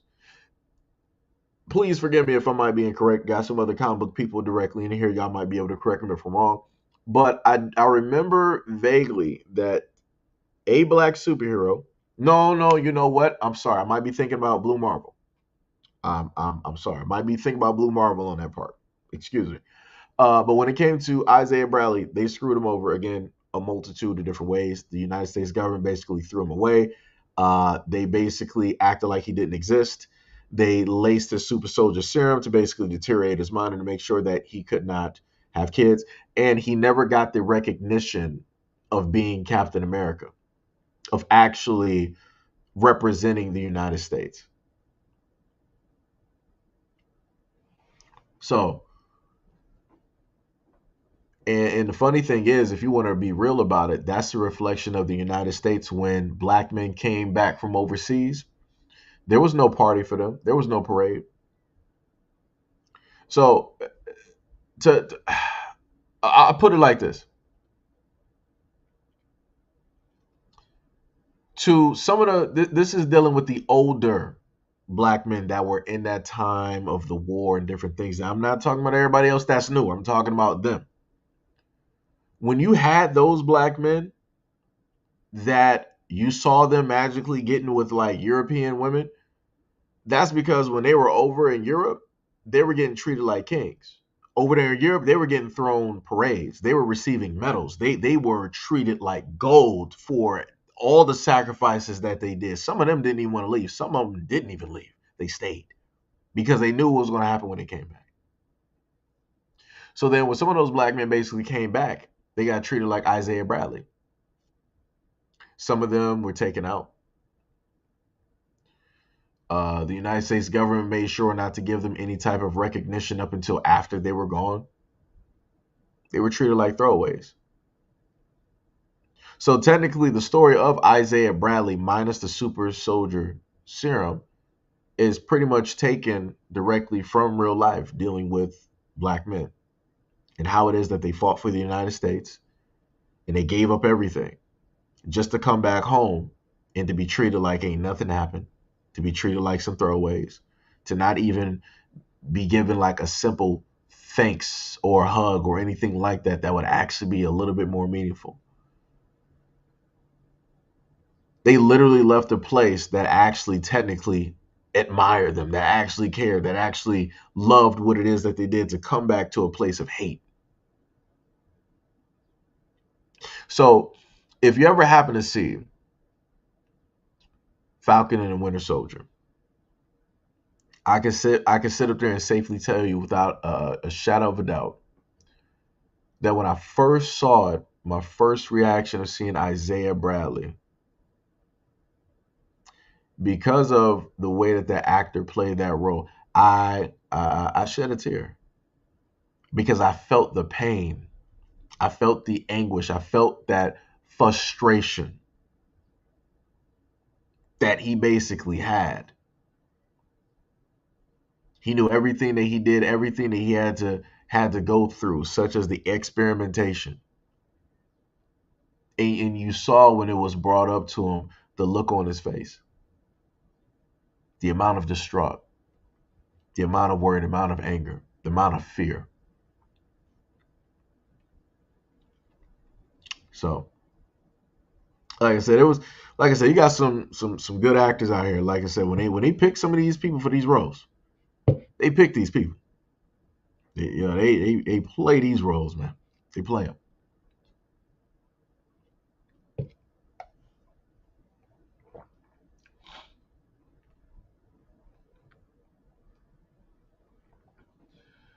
John said, "Cool, so you know if they're doing an icon too." No, they ain't gonna do no icon.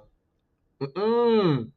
You talking about the same icon that's an alien that sat up there and came to the planet, and out of all of the ethnicities and the races that he could have picked, he decided to sit up there and be a black slave, and he stayed in slavery, went through all of those emotions, had a black surrogate mother that basically raised him and took care of him and everything like that, and stayed as a black man.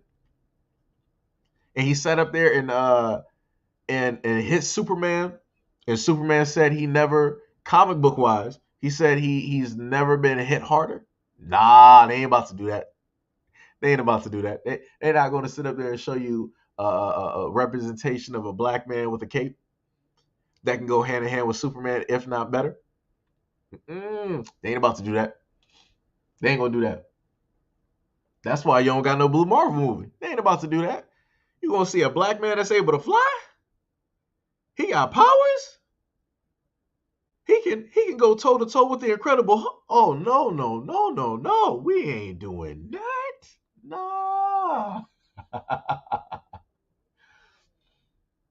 Ty said they would never do icon. Yep. Ty said it touches too close to Superman. We know white people wouldn't allow it. Yep. Timmy said if they do icon, probably switch it up and turn them. Wouldn't be too surprised. Ty was like, I don't got nothing to say. Shaw said in Texas, a black man is sentenced to 70 years in jail for spitting at police officers. This is ridiculous. And where are Black Lives Matter protesters? They are nowhere to be found. Nowhere to be found. I'm just going to sit there. I tell you this, though. He should have knew better. You down there in Texas. He lucky he got arrested.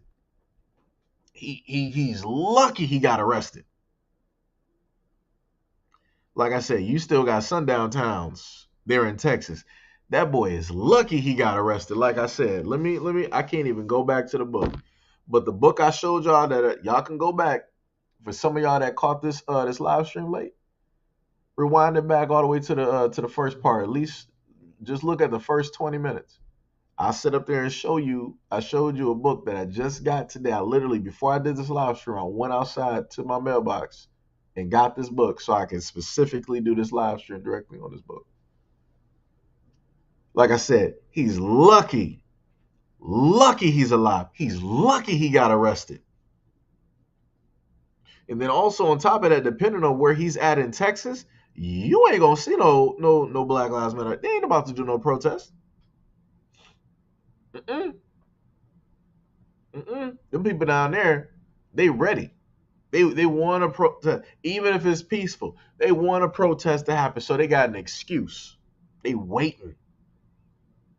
Like I said, I showed y'all videos where the boys sitting up there lined up outside of the back of the homes. They got their weapons and everything with the police. And it's a peaceful protest, but yet they still got weapons. And they all just like sitting out there like something is really about to jump off. Like I said, it's crazy. It's crazy. But like I said, now let black people do that.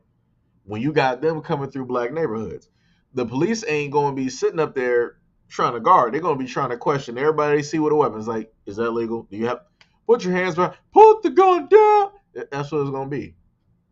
That's what it's going to be. John said that's weird. I thought he liked the girl that played by Cree Summers. Wait, what character you talking about? Oh, you talking about Aqualad? Ah, yeah, yeah, yeah. No, no, no. They made like I said, I liked when Aqualad first came out. I was like, yo, this dude is cold. I'm like, yo, he's all right. We got some black Atlanteans out here. And then I saw what they did, and I was like, oh my god. I'm like, I'm done. I'm like, I can't be an Aqualad fan. I'm sorry. I'm not. Nope. Nope. We're not. Nope. Nope. They pulled a little Nas X. I'm like, I'm good. I'm like, y'all got that. Y'all got that. Y'all got that. Tippy said, wait, hold on. Which Robin? Dick Grayson? Biotrans, whatever. John Doe said, wait, really? I thought Superboy was. In one book, that's what they tried to do. In one book, they made Superboy whatever. Just like in another Marvel book, they made a brand new young Captain America. And I'm like, yeah, y'all know this ain't gonna fly. I don't know. I ain't about to do it. I ain't about to do it. Hack said also not given the GI Bill if you lived in the South. Yep. Ty said, oh, Carly Lumbly played. Yeah, yeah, yeah. Sunkiss said, I'm late. No problem. No problem. Like, I think even though you're late, if you happen to roll back to the first, like I said, you only got to watch the whole thing. You can just roll back for the main 20 minutes, and then you'll see the book that I was telling everybody about in the first part of the stream. Uh, John said Tim Drake, the Robin that killed the Joker. Let me see. Yo, Keyshawn, what is up? What is up? What is up? What is up? Mahako, what is up? What is going on in the streets? Oh wait, didn't I thought I explained that kind of. Wait, Timmy said Blue Marble they might make because his girl is white. And that's something that they can use. I wasn't trying that in Texas. Timmy said, "Yep, blonde hair, blue eyed white girl with a strong black man." No, no, no. But that was like the setup for Blue Marble.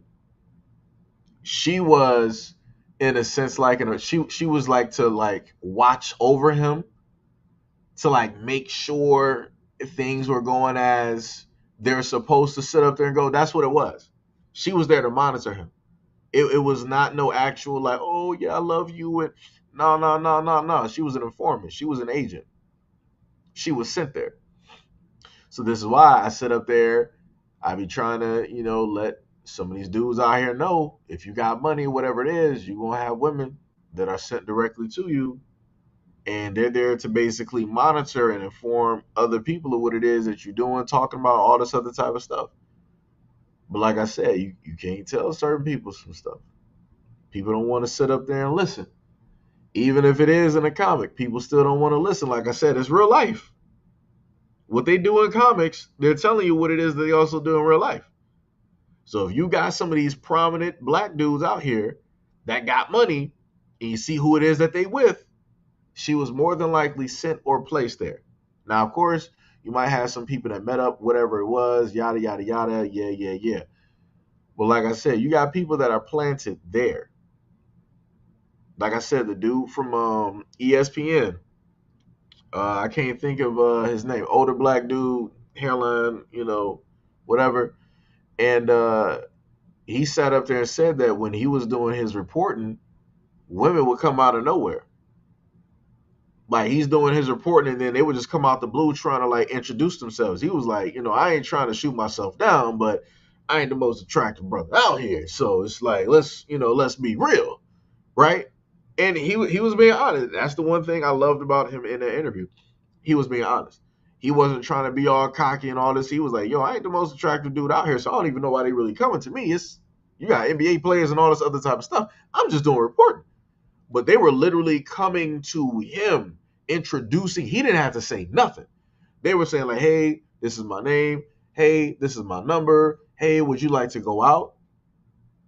Like I said, some like for whatever reason, a lot of dudes don't want to pay attention. Red flags. Red flags. That's all I'm gonna say. Red flags. John said they've benched Blue Marvel and the comics too. Yeah, because you can't do nothing. The one of the most powerful people that they had in Marvel is a drug addict version of Superman called the Sentry, who also had a entity in him that could basically kill anybody if he wanted to, aka called the Void. And this drug addict broke into a lab that had the super soldier serum directly in it. It had the super soldier serum, and then it had a super version of the super soldier serum. He sat up there and drank that one. He got sick, passed out, and then he ended up waking up with powers. You literally have a drugged out Superman that doesn't deserve to be a superhero, and he's a superhero. And one of the strongest one. Like he literally went toe to toe with the Hulk to the point where they basically both burned out, turned to human form, and then they allowed Bruce to sit up there and knock out the Sentry. I'm like, all right, dog, y'all just do too much. Like I said, when it's the Incredible Hulk, they just allow this dude to reach new levels because they don't got nothing else to do with him. This dude got more transformations than Saiyans do. The last transformation we had was like Super Saiyan Rose, and then we had Ultra Instinct, Ultra Ego, and now the Hulk has a Titan Hulk form, the most powerful, and da da da. I'm like, y'all just don't y'all don't know what to do with this character no more. Y'all got him like defeating Galactus, defeating gods, the collapse in the universe, recreating the universe. Like it's ridiculous. Like I said, it's ridiculous. It's ridiculous. Ty said they made a bunch of caps off fit that logic. Yeah. Ty said different variations of cap books fit the agenda. Yeah. Also said it was a series they made and quickly axed because no one asked for it. Tippy said sounds like Hollywood LOL. Ty said just like Safe Place and Snow Fake got axed. Some kid said choosing Becky. He's trying to say red flags. Those are bars. Ty said the Sentry and Void was so strong he made his own comic and Thanos snapped the others. Joking, but he is that strong. Yeah. Yeah, like they basically showed a whole book of like the Avengers and everybody trying to sit up there and fight the Void. And that's when the Void took over the Sentry.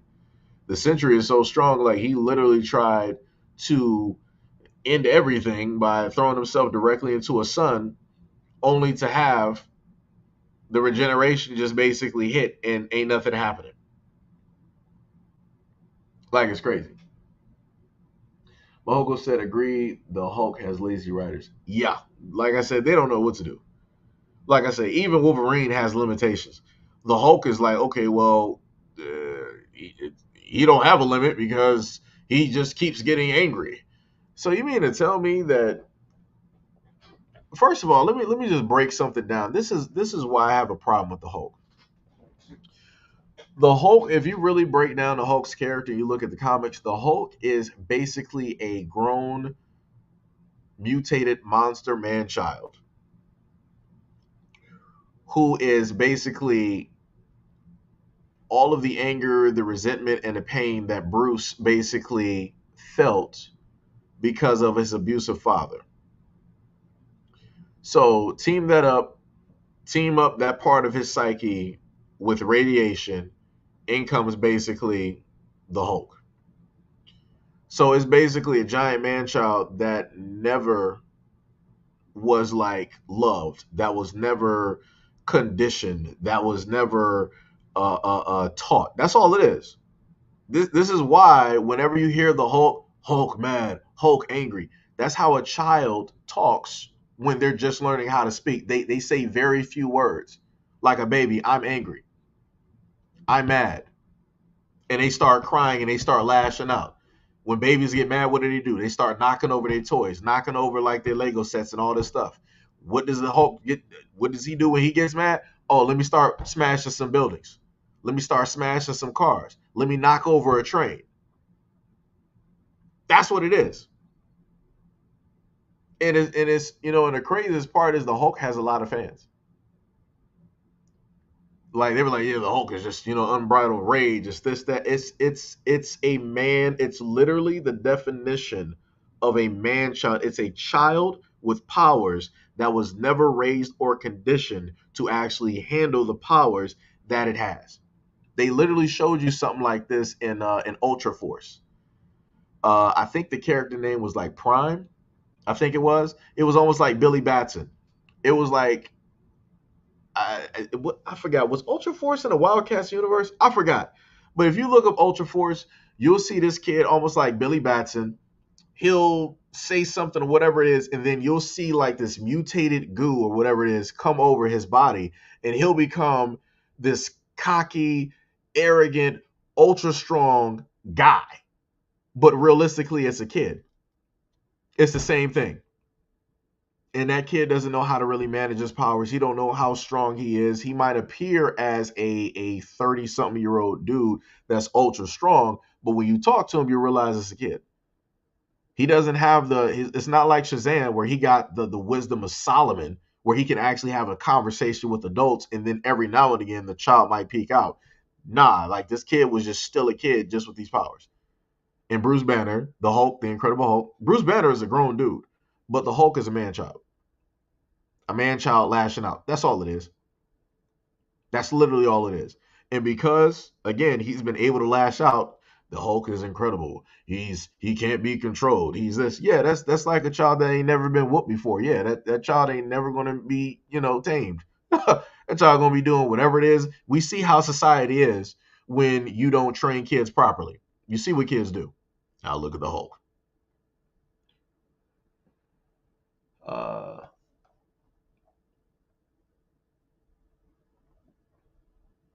Ty said the Sentry be wanting to be left alone so the Void won't kill anyone. Yeah, Ty said, but people always want to mess with him. It's hard to feel sorry for a drug addict. It's hard. Yo, Zan, what is up? Are comics considered white supremacy since they don't have any black comics? I mean, we do. There are black comics directly out there. Um, I guess some people would say it. I don't really care because I don't use the definition for it. Because if at this point in time, I'm not talking about previously.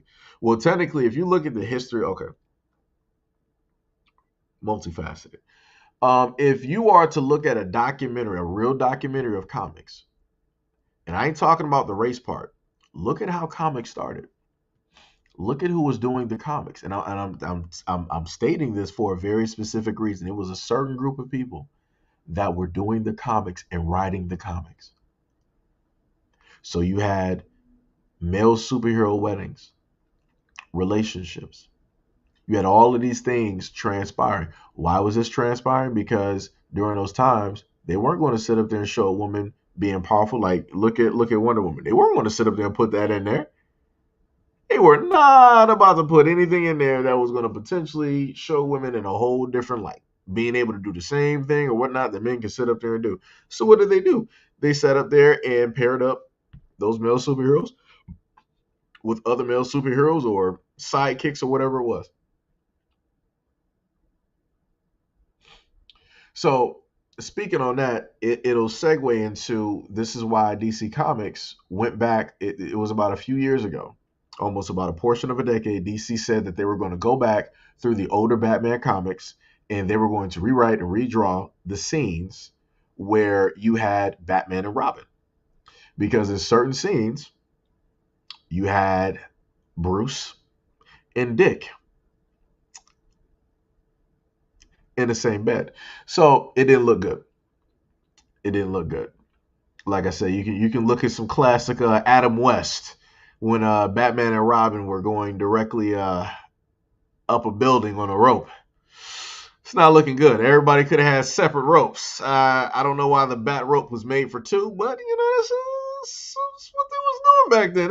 I ain't gonna question that. It look a little bit strange, but it is what it is. It is what it is.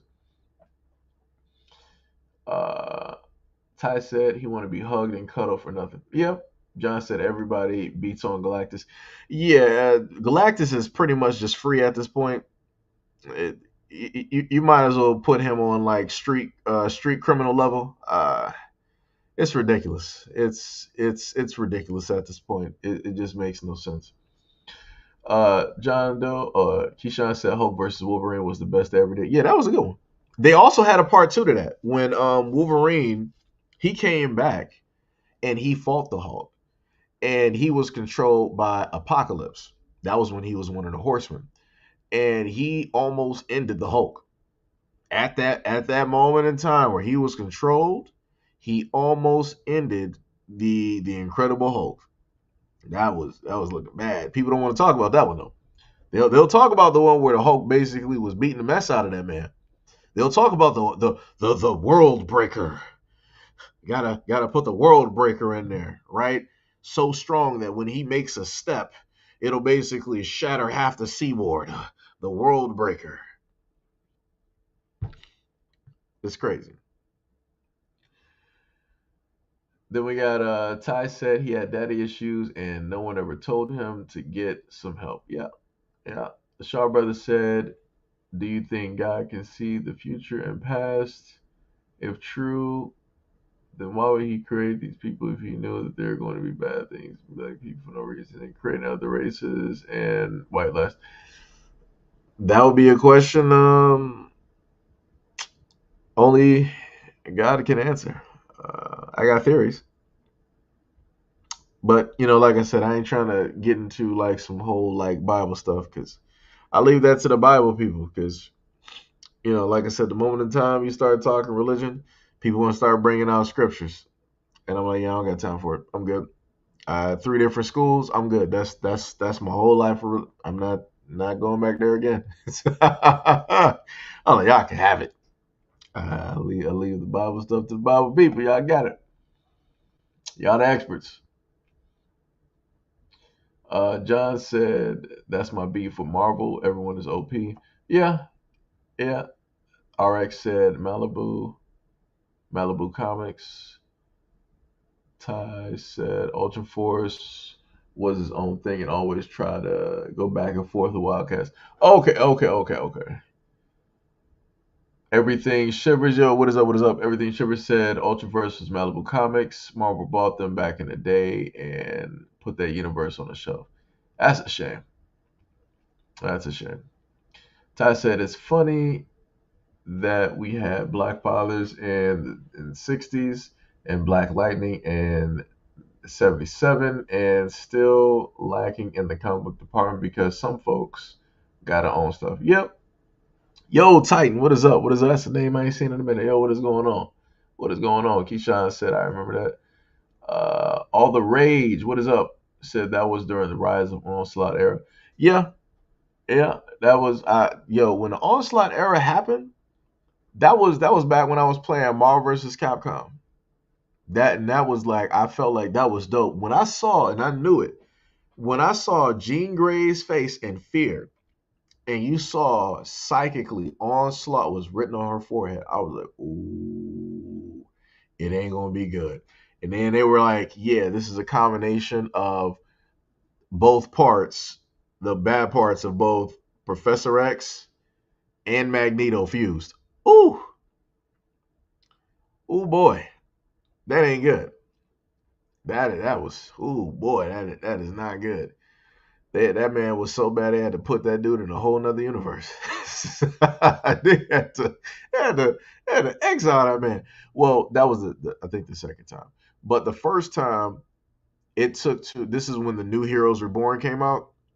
So in order for them to defeat Onslaught, they needed Jean Grey basically got to the Hulk. The Hulk is strong, but they needed Savage Hulk, the unbridled strength and everything like that.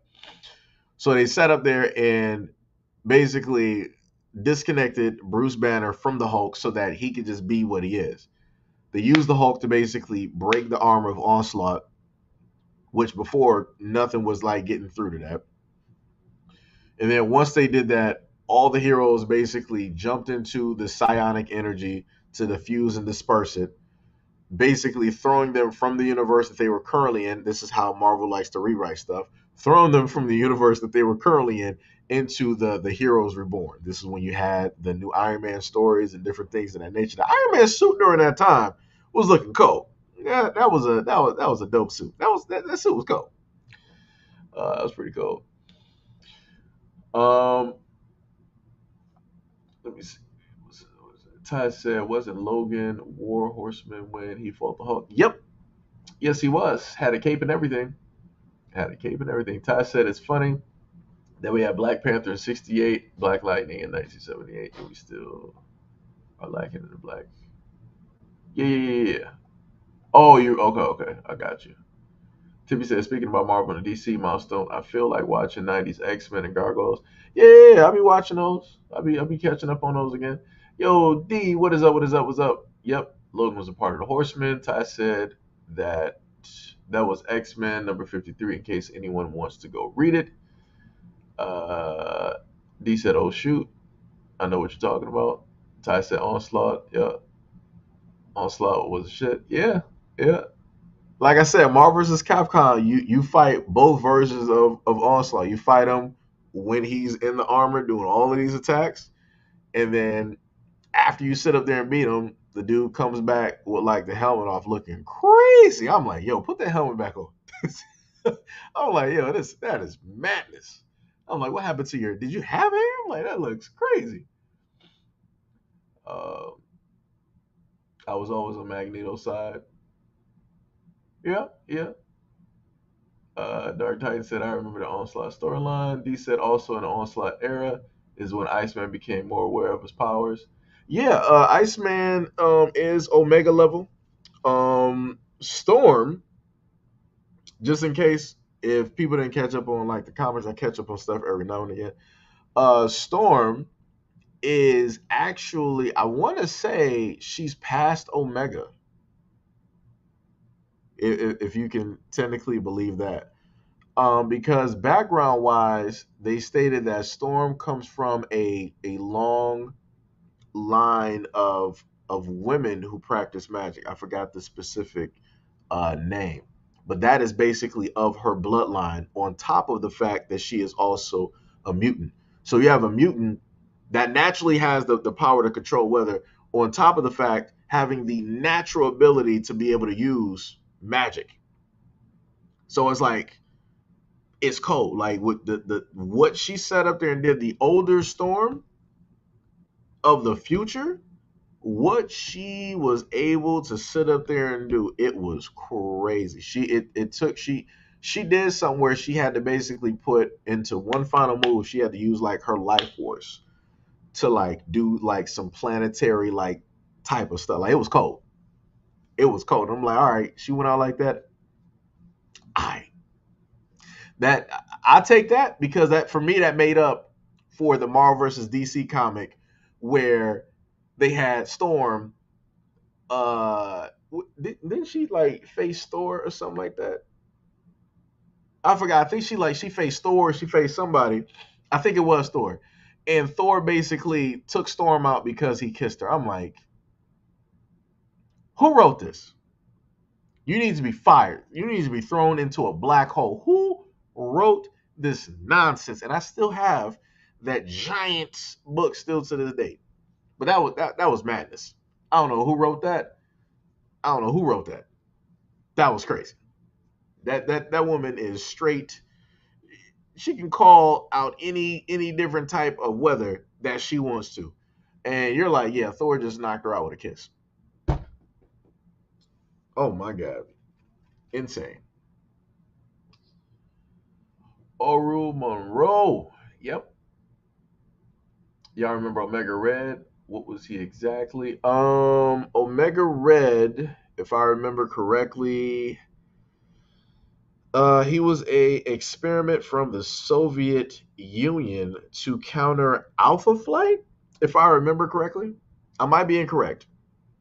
But his coils are made of carbonadium. Because they got different like types of like, it's not exactly adamantium or vibranium, but they got different metals of like the same area. So he got his tentacle coils carbonadium, and they're able to do quite a few things, including poison the host. Because I think later on it was stated that, I think, didn't he was dying of like cancer or something like that. The carbonadium, like, it poisons you because it is a poisonous type of metal. That's why they did not put that into any other actual like experiment. They didn't do that. They were like, yep, that stuff is bad. We're going to work with the vibranium, and then we're going to work with the adamantium. We're going to work with those two, right? And it can also mess with one's, healing factors and different things of that nature. Like I said, Omega Red is dope. That was a character that I used in Marvel vs. Capcom 2. Once I got like used to him, Omega Red is dope. He's actually, pretty dope. Uh, John says, so will Sync or the upgrade Darwin hit the big screen? Huh? Whoa, are you talking about Darwin from X-Men? Because they basically they killed that boy off. The most unkillable mutant, they killed him off. This is why I don't like them doing black characters. Because they just automatically killed that boy off. Like, that was crazy. You sat up there and saw Kevin Bacon. He was like, now transform from this. So he heated up a ball, fed it to Darwin, and you saw his body basically adapting to it. But they were like, yeah, he couldn't adapt to it, so he's out of there. No, that's not how that works. Darwin can literally, his power is to adapt. He's basically the comic book writer himself. Any power that he needs, or anything that he needs in order to facilitate escape a situation, whatever it is, you feed him a virus, he becomes either the cure for that virus, or he becomes, something that can get rid of that virus, or something that the virus can't inhabitate, or whatever. Like, he can literally do anything. But they just, it was ridiculous. It was ridiculous. Did you spell her name right? You would probably have to Google that, because I would probably spell it wrong. I'd probably spell it wrong. Ray said Thor is a god. I get that, and so is Storm. Because when you go to where she's from and you go talk to her people, she is revered as a god, right? What are gods able to do? They can change the weather. They can change the form. They can do things that mere mortals cannot do. That's what Storm can do. She can fly.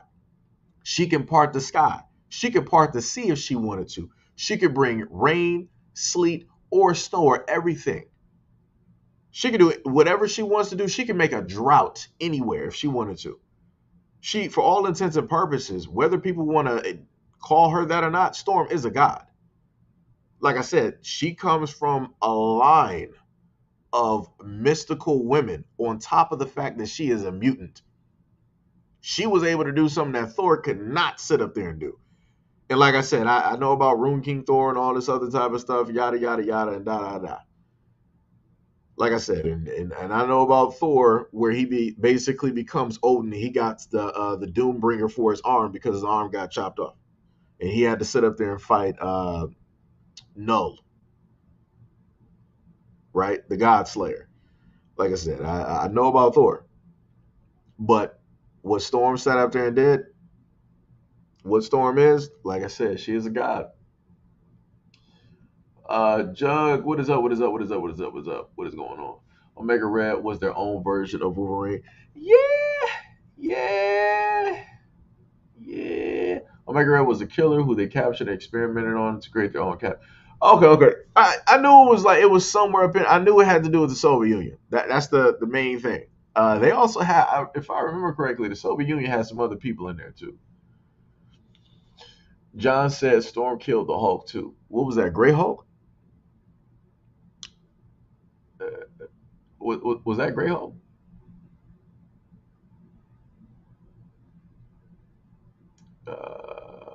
Shaw Brother said, "Did you see Sam as Captain America and did you like it?" Yeah.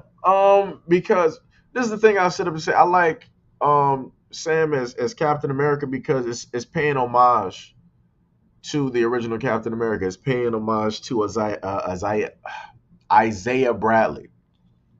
Like I said, you had a lot of black men during that time that got experimented on, and he was one of the ones that made it.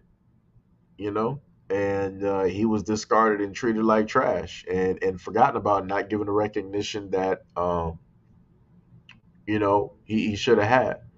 So the two ways that Isaiah Bradley is technically he's getting his just due in a sense is by his nephew Patriot, who I loved as a character in Marvel Ultimate Alliance 2, and by Sam Wilson, who was taking up the mantle, because they show you in the show when Sam, is speaking, and he is speaking not only for himself, but he's also speaking for Isaiah Bradley.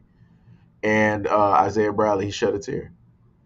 And I was like, I felt that. I was like, yo, that like, even right now, I can sit up there and feel something, because that was like for me, that was like the blackest moment. I don't know who wrote that. Good job. Because for me, that was the blackest moment in Marvel at that moment. Like of course, we got Blade, of course, we got Black Panther 1 and 2, and then we got Falcon and the Winter Soldier. Like I said, the whole show, they did a good job on that show from every angle. Even with dealing with anti Captain America, they did a good job, to the point that dude who played the anti Captain America, I hated him with a passion. That's a good job. That's a good job. You're not going to be forgettable. If you can make somebody either love you or you can make somebody hate you, you will always be remembered as an actor and as a character.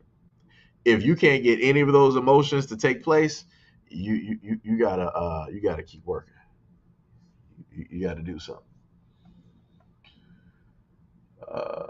Tippy said, "Hey, would y'all trust the government if they wanted to turn humans into cyborgs?" No, because that means that somebody's going to have control.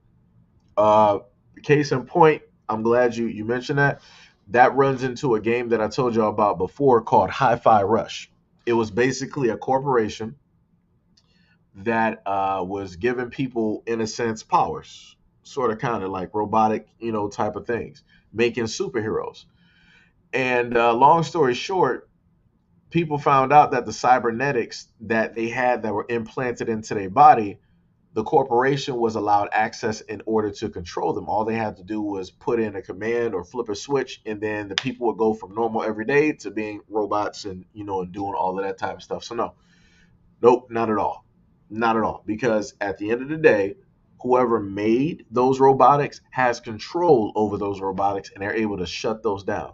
So I feel sorry for the people in the future. If you got a robotic heart, or if you got a robotic liver or a kidney, it's going to be like Repo Men with Forrest Whitaker, where they're going to be going, you can't, oh, you're back like 20K for this kidney. We're going to send the Repo Man to sit up there and come back and get that kidney. That's what they're going to be doing. Like I said, it's going to be a sad sight. Um, Everything he said, they basically killed Darwin the same way they killed Bishop. Yeah, which is stupid. Even Magneto feared Bishop because, like I said, Bishop is like he is one of those. Bishop is one of the characters that I wanted in an X-Men game so bad, because I knew it don't matter what type of energy you throw at him, he can absorb that energy. And he can sit up there and do whatever he wants to do. If he want to give himself, like, he want to do it through like I beams or whatever it is, if he wants to like use a little bit of the energy and still have it reside, yo, that dude, Bishop is that guy. Like I said, that's why they killed him off, because it was nothing they can do with him. Nothing they can do with him. They had the Sentinels, aka, well, technically those Sentinels are almost closer to like Nimrod. So what they set up there and did with that, they were like, okay, well, you're able to absorb energy, so we're just going to overload you, and then you're gone. So you mean to tell me that you overloaded him to the point where he didn't just disperse the energy at will? You just overrided his ability to just be able to control his body. It was just so much energy that he just didn't know what to do. You treated him like Rogue. Like, what are we doing here? I'm like, that's crazy. But like I said, that's what happens when you got powerful black characters. This is what they like to sit up there and do. Ultimate survivability powers, but couldn't survive. Yep. Ty said their purpose was to create super soldiers similar to Captain America, but when you look at Omega Red, it turned into a Wolverine type of comic instead. Yeah. Keyshawn said, "Bring back Blade." I mean, they working on Blade. They got what's the brother name? They got the other brother doing Blade right now. I don't know what Wesley Snipes did. I don't know what he knows, but Wesley Snipes ain't doing Blade. Uh, and Wesley Snipes is vegan or whatever at this. Wesley Snipes don't look, like I said, Wesley Snipes is going through some stuff. Like I said, I don't know what he knows, what information he has, but obviously it's something. Like I said, I'm not like, there's a lot of rich people out here who be evading taxes. There's a lot of corporations that owe hundreds of millions of dollars in taxes. But like I said, they really wanted to make an example out of Wesley Snipes. Like I said, people got to pay attention. Africa Priestess at her finest. Yep. Tippy said, y'all remember Forge on X-Men? Is he a cyborg too? Everything that Forge is not a cyborg. He has like some parts. I think his arm and his leg. But other than that, he's still human mutant. Like, that's all stuff that he created. Like I said, Forge is so dope. Like, if you were to literally allow, and this is the funny part, like, I've never seen him do. Forge made a weapon that can kill the. I'm sorry. Forge made a weapon that can unalive the Incredible Hulk. Unalive. So if you were to allow Forge to get a hold of Stark technology, he would send that to a whole nother atmosphere, because his whole mutant power is being able to like do that. Tony is great at what he does. He's not Forge though. He is not Forge. Forge is that guy. If you need some tech to do some stuff, Forge came up with time machines so that they can jump back and forth. Forge has created a lot of great things. A lot of great things. Like I said, it's crazy. It is crazy. Forge was smart. I also want to say, I think, looking at Forge, I want to say that he was in a place for like Native Americans, right?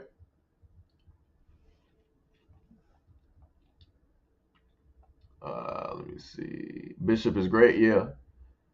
MCU is bad for killing heroes and villains that usually don't die in the comics. Yep, so is Sony.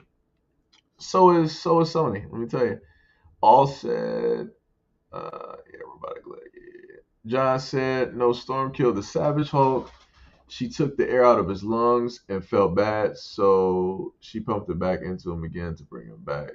They don't bring it up though. Oh yeah, that makes sense. Basically creating a vacuum so that he couldn't sit up there and yeah.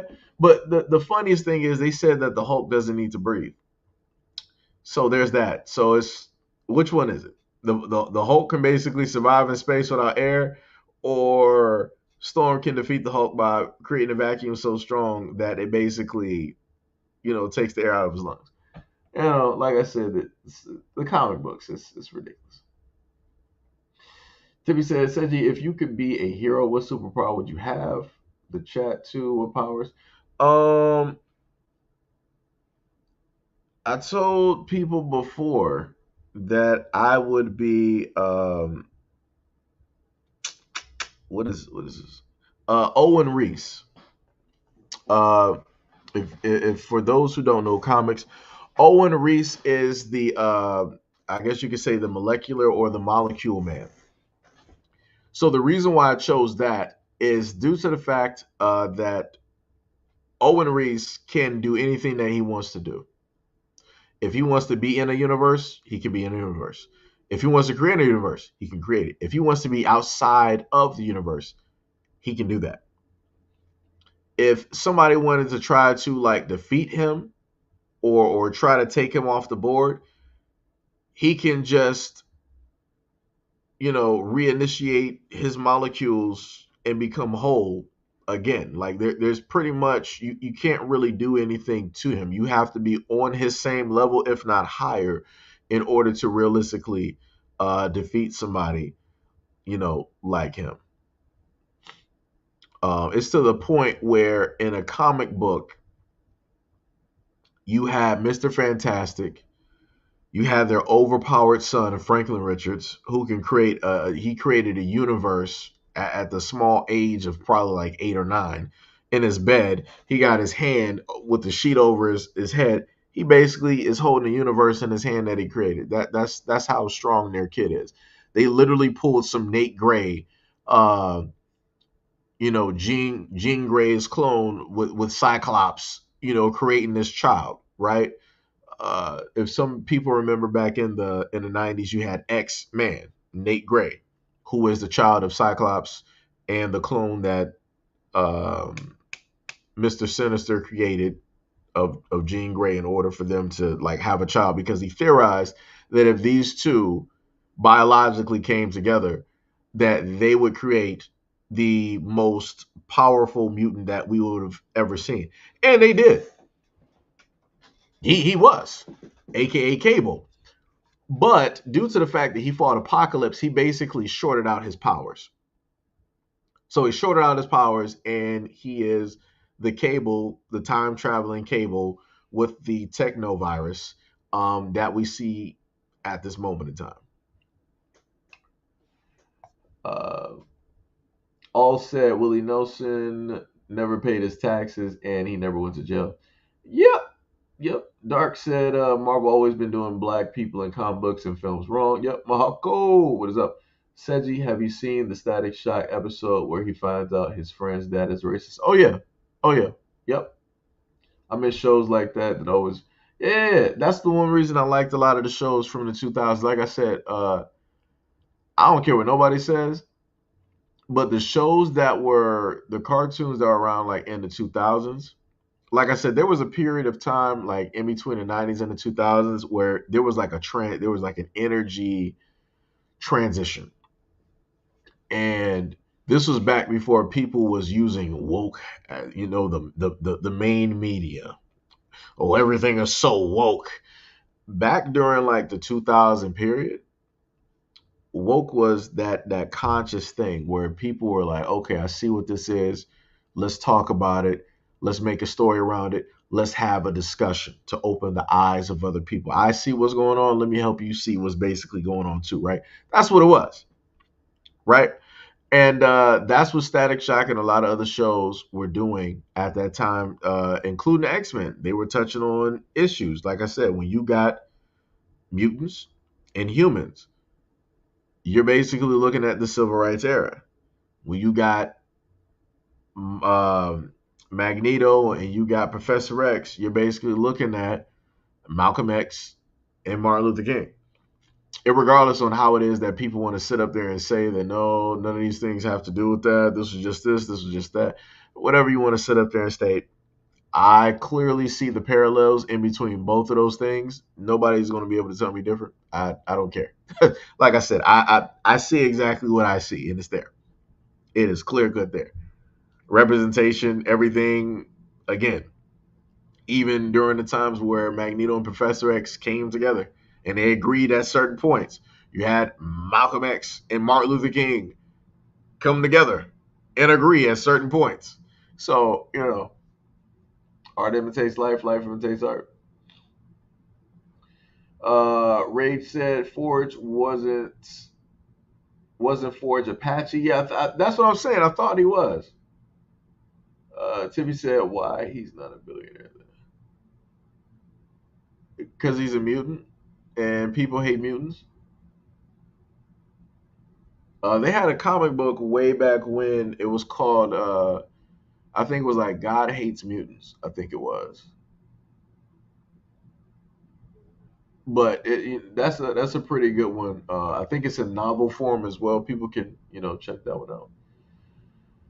Joe said Blade was pretty gritty and cool. Marvel isn't about to do right by him. True.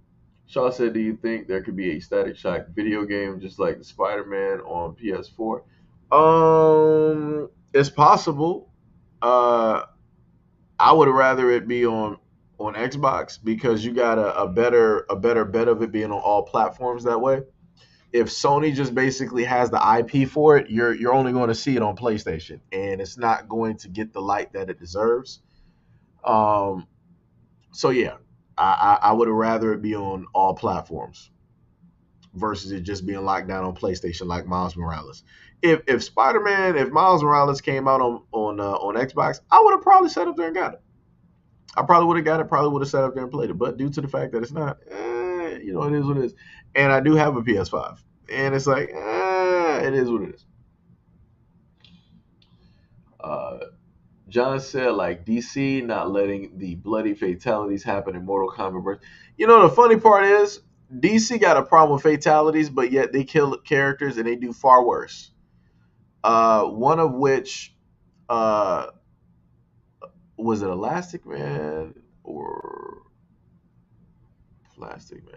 Okay, I think it's Elastic Man got the red and yellow. Plastic Man got the purple. Okay, so if you look up Elastic, I want to say Elastic Man. It was a I hated this villain worth. Still to this day, I hate this villain because of what he did. So there's this villain called in DC called Doctor Light. There was this time when the superheroes were basically away from the space station, right? And I think her name should have been Sue Denby. That should be Plastic Man's or Elastic Man's. It should be the wife. So when the superheroes were basically gone, Doctor Light somehow, some way broke into the space station, and Sue Denby was there. He decided that it was in his best interest to go. This is during like the gritty phase of DC. He decided to go directly after her, and the Justice League ended up making it back, and they ended up finding out what happened because I think he decided to play back what had happened in light form because his powers deal with light. So he literally played it back so that everybody could see what happened. You had Hawkwoman, I think he got beat within like an inch of his life with like the main he was in some bad shape. So then they sat up there and I forgot which character they had. They basically they mind wiped him. They completely mind. I'm trying to figure out if they put him in like a vegetative state. I forgot they did something, and I think they might have done the same thing to like to Sue Denby as well. I'm not sure. But yeah, that was bad. And I hated that character, Dr. Light, still to this day. I'm like, you could have did anything. You could have like blew up something in the station. You could have disabled. You could have did everything else. But it was like that's what you decided to do. That was tough. Uh, like Mortal Kombat, Jiris. Oh yeah. I know who you're talking about. To be said, but the downside of Gears is a white woman created him. Oh yeah. You talking about Krona, whatever her name is. All said, yeah, I remember the episode when Wolverine and Storm went back to the past. While they were at a diner, a white dude got mad at them holding hands, and Storm got offended by his racism. Yeah, Storm was there with a few characters. She was there. Um, technically, the funniest thing is, uh, the Storm where she sort of had like the biker look and the mohawk. That's one of my favorite costumes of Storm. When they had the Marvel Heroes, it's an old game that was around back in 2012. They ended it around like 2016 or something like that, 2017, I think. It was called Marvel Heroes. It was a dope MMO from Marvel. They ended that game in order to create the Crystal Dynamics crap that we ended up getting, which was Marvel Heroes. I'm sorry, Marvel, whatever it was. And then the other Marvel Ultimate Alliance 3. If you go back and look at some of the videos that they got from probably 8+ years ago, Storm had a costume. I was hyped when that costume actually dropped for me because I had it in the original beta, and then I was able to get it when the game finally dropped. Storm has this skin looks dope. She got like this leather vest, white t-shirt, leather pants with the belt. Her eyes are like white. She got her lipstick, and then she got this white mohawk. It's the same mohawk that they gave the black girl that played Storm, the younger version of Storm. I don't know why they gave her a mohawk in that film when Storm had a long, full head of like white hair. I don't know why they did it like that. That just didn't make sense. But like I said, they do stupid stuff. Just like when they in that same film with Apocalypse, they were like, "Yeah, Magneto is now as powerful as he is because Apocalypse souped him up." No, Magneto's been able to do all of the stuff that people saw Magneto doing in that film. He's been able to do that. He is the master of magnetism for a reason. Nobody is messing with him when it deals with magnetism. Nobody. That dude is it. Like it's a problem. Like if you were able to put this dude near Jupiter, oh, it's over. Let him be near or close to Jupiter's magnetic field. It's curtains. You ain't doing nothing to that man.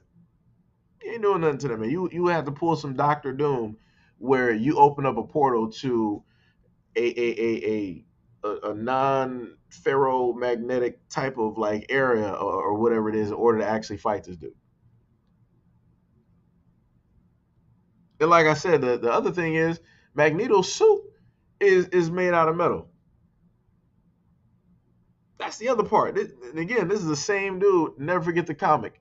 Never forget the panel. Magneto literally got mad at Wolverine because he actually like scratched him.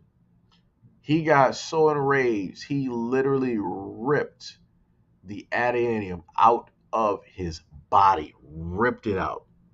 I can only imagine the pain that Wolverine had to like he ripped that out. And it was coming out in liquid form. Remember, they tell you in the comics that once um that metal solidifies, you're not gonna you're not about to sit up there and change it again. You're not doing it, right?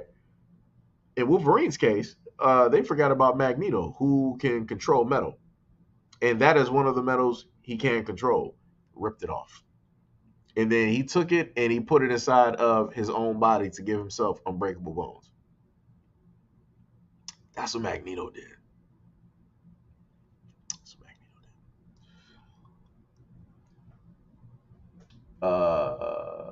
Let me see. Timmy said basically they hate mutants equals they hate. Yeah.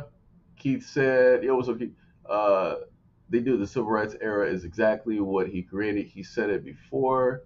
It was meant to make people understand that we are the same, even down to Superman and World War II. Every race fought together, right? Hack said that was the 1980s punk storm, right? Yeah, I think it should have been the 1980s. Yeah, yeah. That was back when her and Wolverine, had that relationship. Sharp Brother said, "Do you think it's fair for Spider-Man 2 to come out only on PlayStation 5, but not PS4 because some people still have the PS?" I'll tell you this. Um,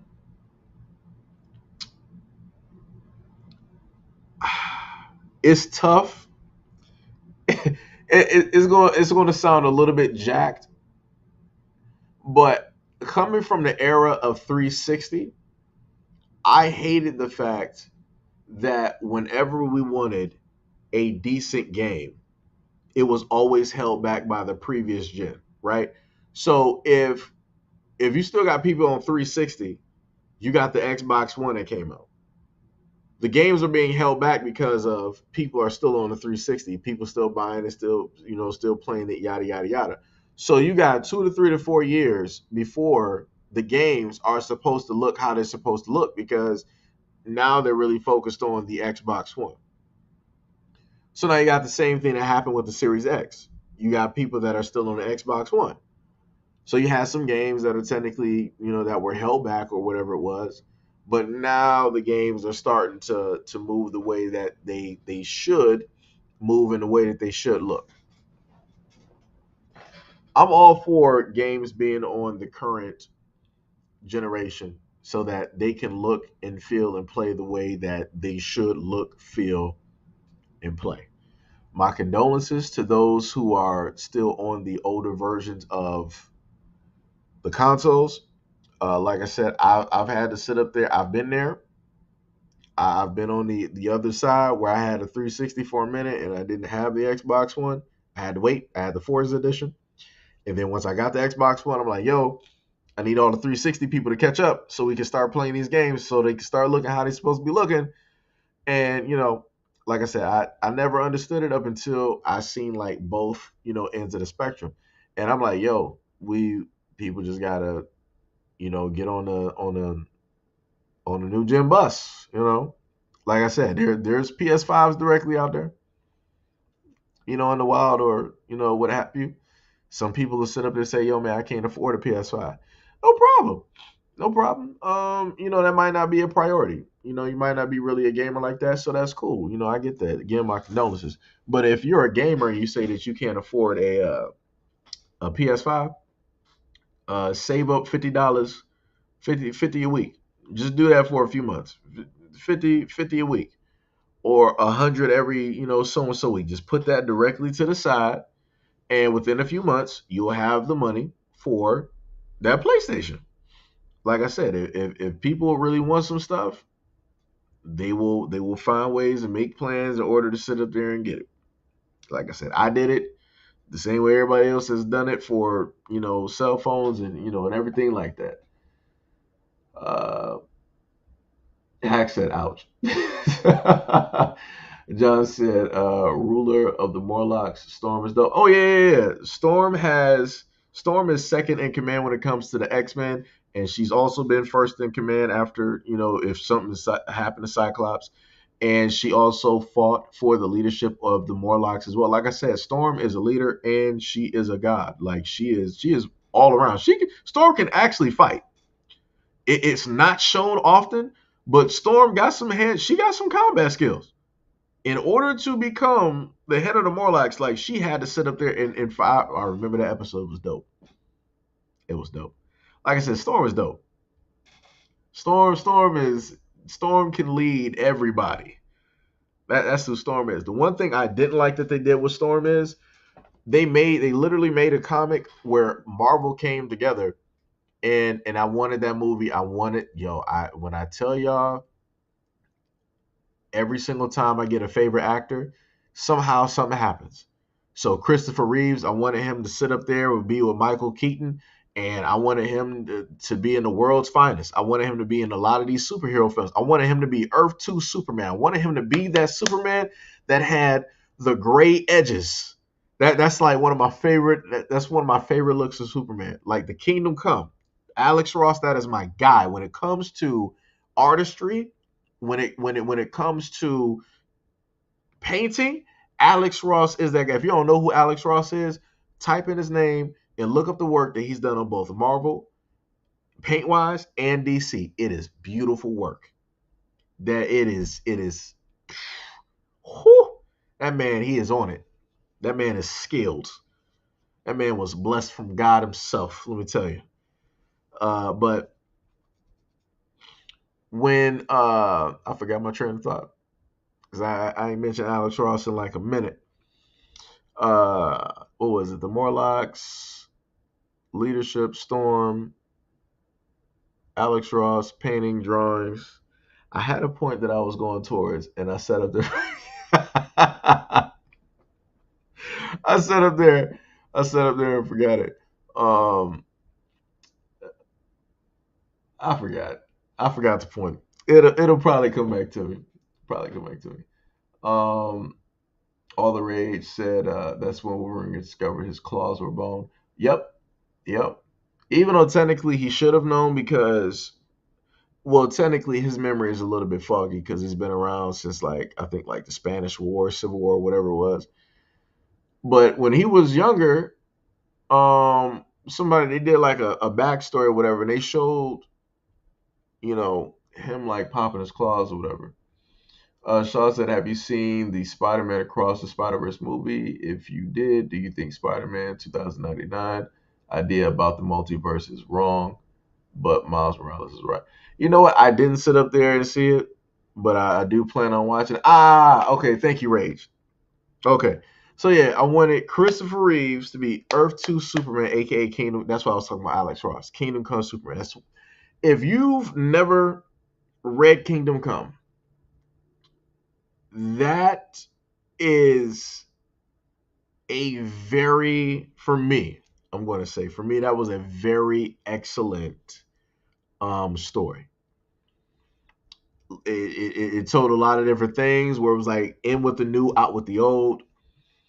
You also got the story where Brandon Routh played on a CW. He played the Kingdom Come Earth 2 type of Superman where he had the gray sides.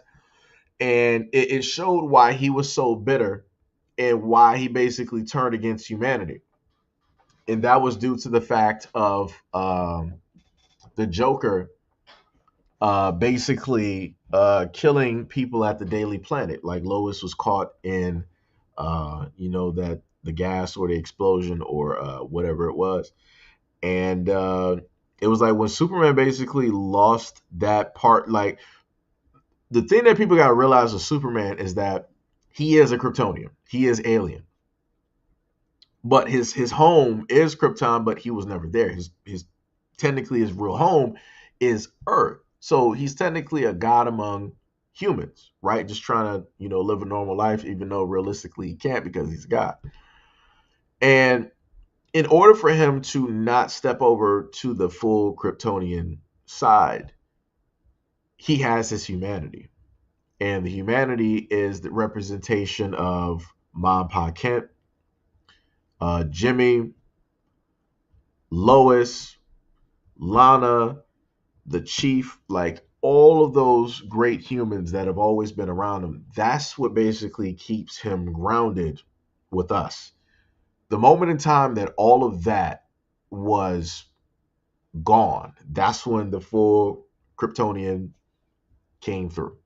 That's when you saw Superman during the Kingdom Come novel. He went directly into the UN and he was going to destroy it. Because he was pretty much fed up with the way that things were going. It was like it's pretty much the same story. It's the same exact thing time and time again. Nothing ever gets, fixed. No, nothing ever gets, done. It's sort of almost in the same vein if you played Injustice 2, where Superman ended up taking out the Joker. And he did that due to the same thing that he technically did before. The Joker in that game, which got turned into a comic, uh, he basically got the idea. It's like, you know what? I'm not Batman knows my tricks. He knows what to do. Let's see what happens if my tricks, the tricks that I play, I do it to somebody else who don't know how to deal with it, right? So the Joker got the idea to get the fear toxin directly from Scarecrow, rewire it so that, and he put it directly inside of, didn't he put in a Lois or something? He did something crazy or whatever. But he basically put this fear toxin, released it. Superman basically inhaled it. When he inhaled it, it made him envision that Doomsday was there. So he automatically got Doomsday up and he sent him into space, not realizing that he was under the control of fear toxin that was making him envision something that wasn't there. Doomsday was actually Lois and his unborn son. So the body of Doomsday that he thought he was taking into space was actually Lois and his son. So he's up there in space, in silence, looking at his wife and hearing the last heartbeats of his unborn son. They basically gave him the Hercules story because that's Hercules' story. Hercules went mad because of Hera, and Hera made him, take out his wife and child. So then, with the combination of all of that, the Boy Scout thing was thrown directly out of the window. He went, in a sense, full totalitarian. He went full dictator. He went full Kryptonian, in a sense. And, he was emotional. And he went right back and he saw Bruce. He found the Joker. He was like, yo, we only got a little bit of time. He was like, yo, you need to tell me, what did you do? I'm not going to be able to save you or XYZ. And you just heard him. He was like, he's here. And then you just see Superman come directly through the wall. And Bruce is trying to sit up there and calm him down. Superman basically, ignores Bruce and pushes him away. And then you got the Joker doing what the Joker normally does and making everything a joke. If he didn't say nothing, things probably could have worked out differently. But he decided to sit up there and make a joke out of this man and what it is that took place. And he was like, oh, I'm over with this. Bow. Took him out. Batman didn't know what to do. He didn't even know how to react. Because realistically, what people got to also understand is that, like people have sat up there and explained, even Clark has explained, he was like, Bruce, you're nothing but a little boy playing in costume with toys. Because that's what Batman is. He's still that little boy in Crime Alley, still crying over his parents, still trying to figure out a way to save them. That's who Bruce is at the end of the day. Right? And like I said, Injustice, that was a good story. And again, I'm with Superman. Irregardless, some areas of that was poorly written when it came down to like dealing with like Wonder Woman and certain things like that. But other than that, I'm fully with Superman. Batman literally has an insane asylum that is his, that he puts people in that they keep getting out of, and he allows them to get out, and they commit all of these crimes and these atrocities in Gotham. Gotham is basically a prison city run by Batman, who is the warden. That's what Gotham is. If Superman was allowed to literally clean up Gotham, he would have Gotham clean in probably less than 24 hours. And he would have all of those criminals in jail cells that they can never hope to get out of. He would do that real quick, fast, in a hurry. Gotham wouldn't. The crime in Gotham would be very, very street level. I'm talking about you just got dudes trying to like knock over banks, steal purses. It would go back to like the 60s. But Bruce is like, no, Gotham is my scene. You have Metropolis. Yeah, because Superman would fix it quicker than you would. Realistically, Gotham is as bad as it is because of Batman, just being real. A lot of these people didn't exist if it wasn't for Batman. Just saying. A lot of the Batman villains would not be here. It's like dealing with Dragon Ball Z. Goku realized at a point in time that the only reason that people keep coming to Earth is because he's there. The moment in time that Goku disappeared, you had peace. Nobody was coming there. Nobody was trying to fight. Why? Because Goku no longer existed. He was up there with King Yama, Snake Way, and all of that good stuff.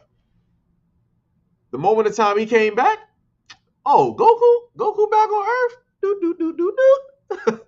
We going this way. That's what was happening.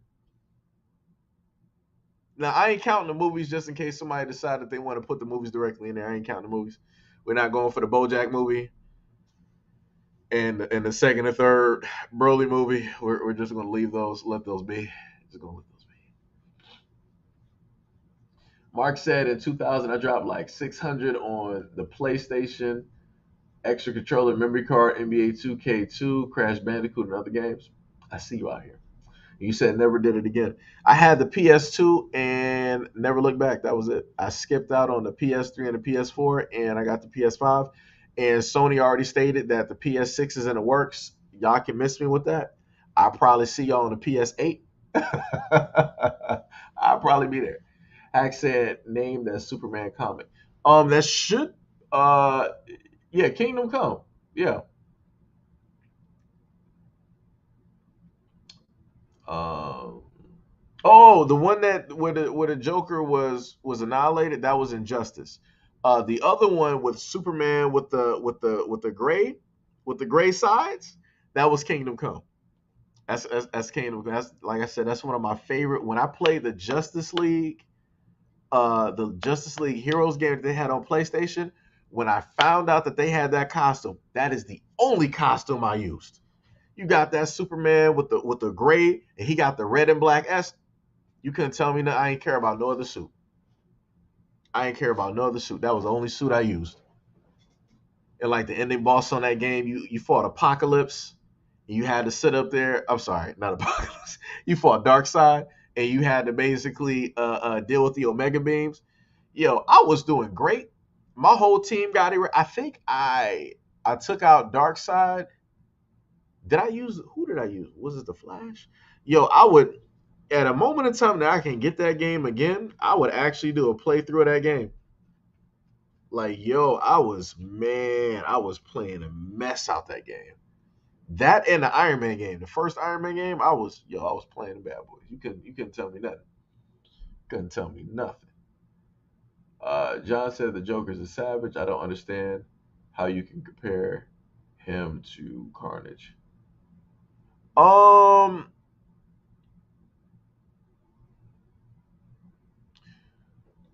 The difference is the Joker was it's difficult. Cletus Cassidy he's just a killer. Like, he's just an automatic jacked up person. There is no redeeming anything about Cletus Cassidy. Nothing. Zero. The Joker had sort of like a redemption type of thing. And then on top of that, when you got Cletus Cassidy with the Carnage symbiote, everything is magnified. His whole psychotic, murderous nature is magnified. That was even shown in Peter. If anybody remembers, and I love the old Spider-Man from the 90s. If anybody remembers the episode, there was an episode where you saw a version of Peter. Instead of him getting the Venom symbiote, he got the Carnage symbiote. And it showed you how broken he was. It showed, like I said, Peter, he always got a tragic story. Like, they will never let that dude in comic book. They will never let that dude have a happy ending. Never. It's just bad all around. The Joker is just the Joker. Like, Cletus, he does what he does because that's what he does. The Joker does what he does because he has the yin to his yang. He has Batman. He said it before. Without Batman, there is no Joker. Without Joker, there is no Batman. They're binded literally together. That's their fate. That is one of the things I liked about the Frank Miller run of Batman, where it is that you finally saw, the Joker's demise, and you saw how Bruce ended up. Like I said, that and the thing I like, this is why I like Ben Affleck as Batman. Ben Affleck embodied, for that version of Batman that he embodied that version of Frank Miller. Because that version of Frank Miller's Batman, he was like, "Yo, I'm all out of cares to give. I ain't about saving nobody. You try to shoot me, we gonna be sitting up there fighting." You saw his suit. The suit that he had was bulletproof. So when you saw one of the criminals try to sit up there and shoot at him, he came directly. He flexed that boy through a crate. He was folding people through floors. He was pulling people through lines, and it was like hitting the roof, breaking it. He was taking people down. That's the Batman that I like. I like that Batman there, where it's like, yeah, I'm anything that's a problem, we about to handle that right now. And then it showed you how, how older he got, like, because as Batman got older, he wasn't young anymore, right?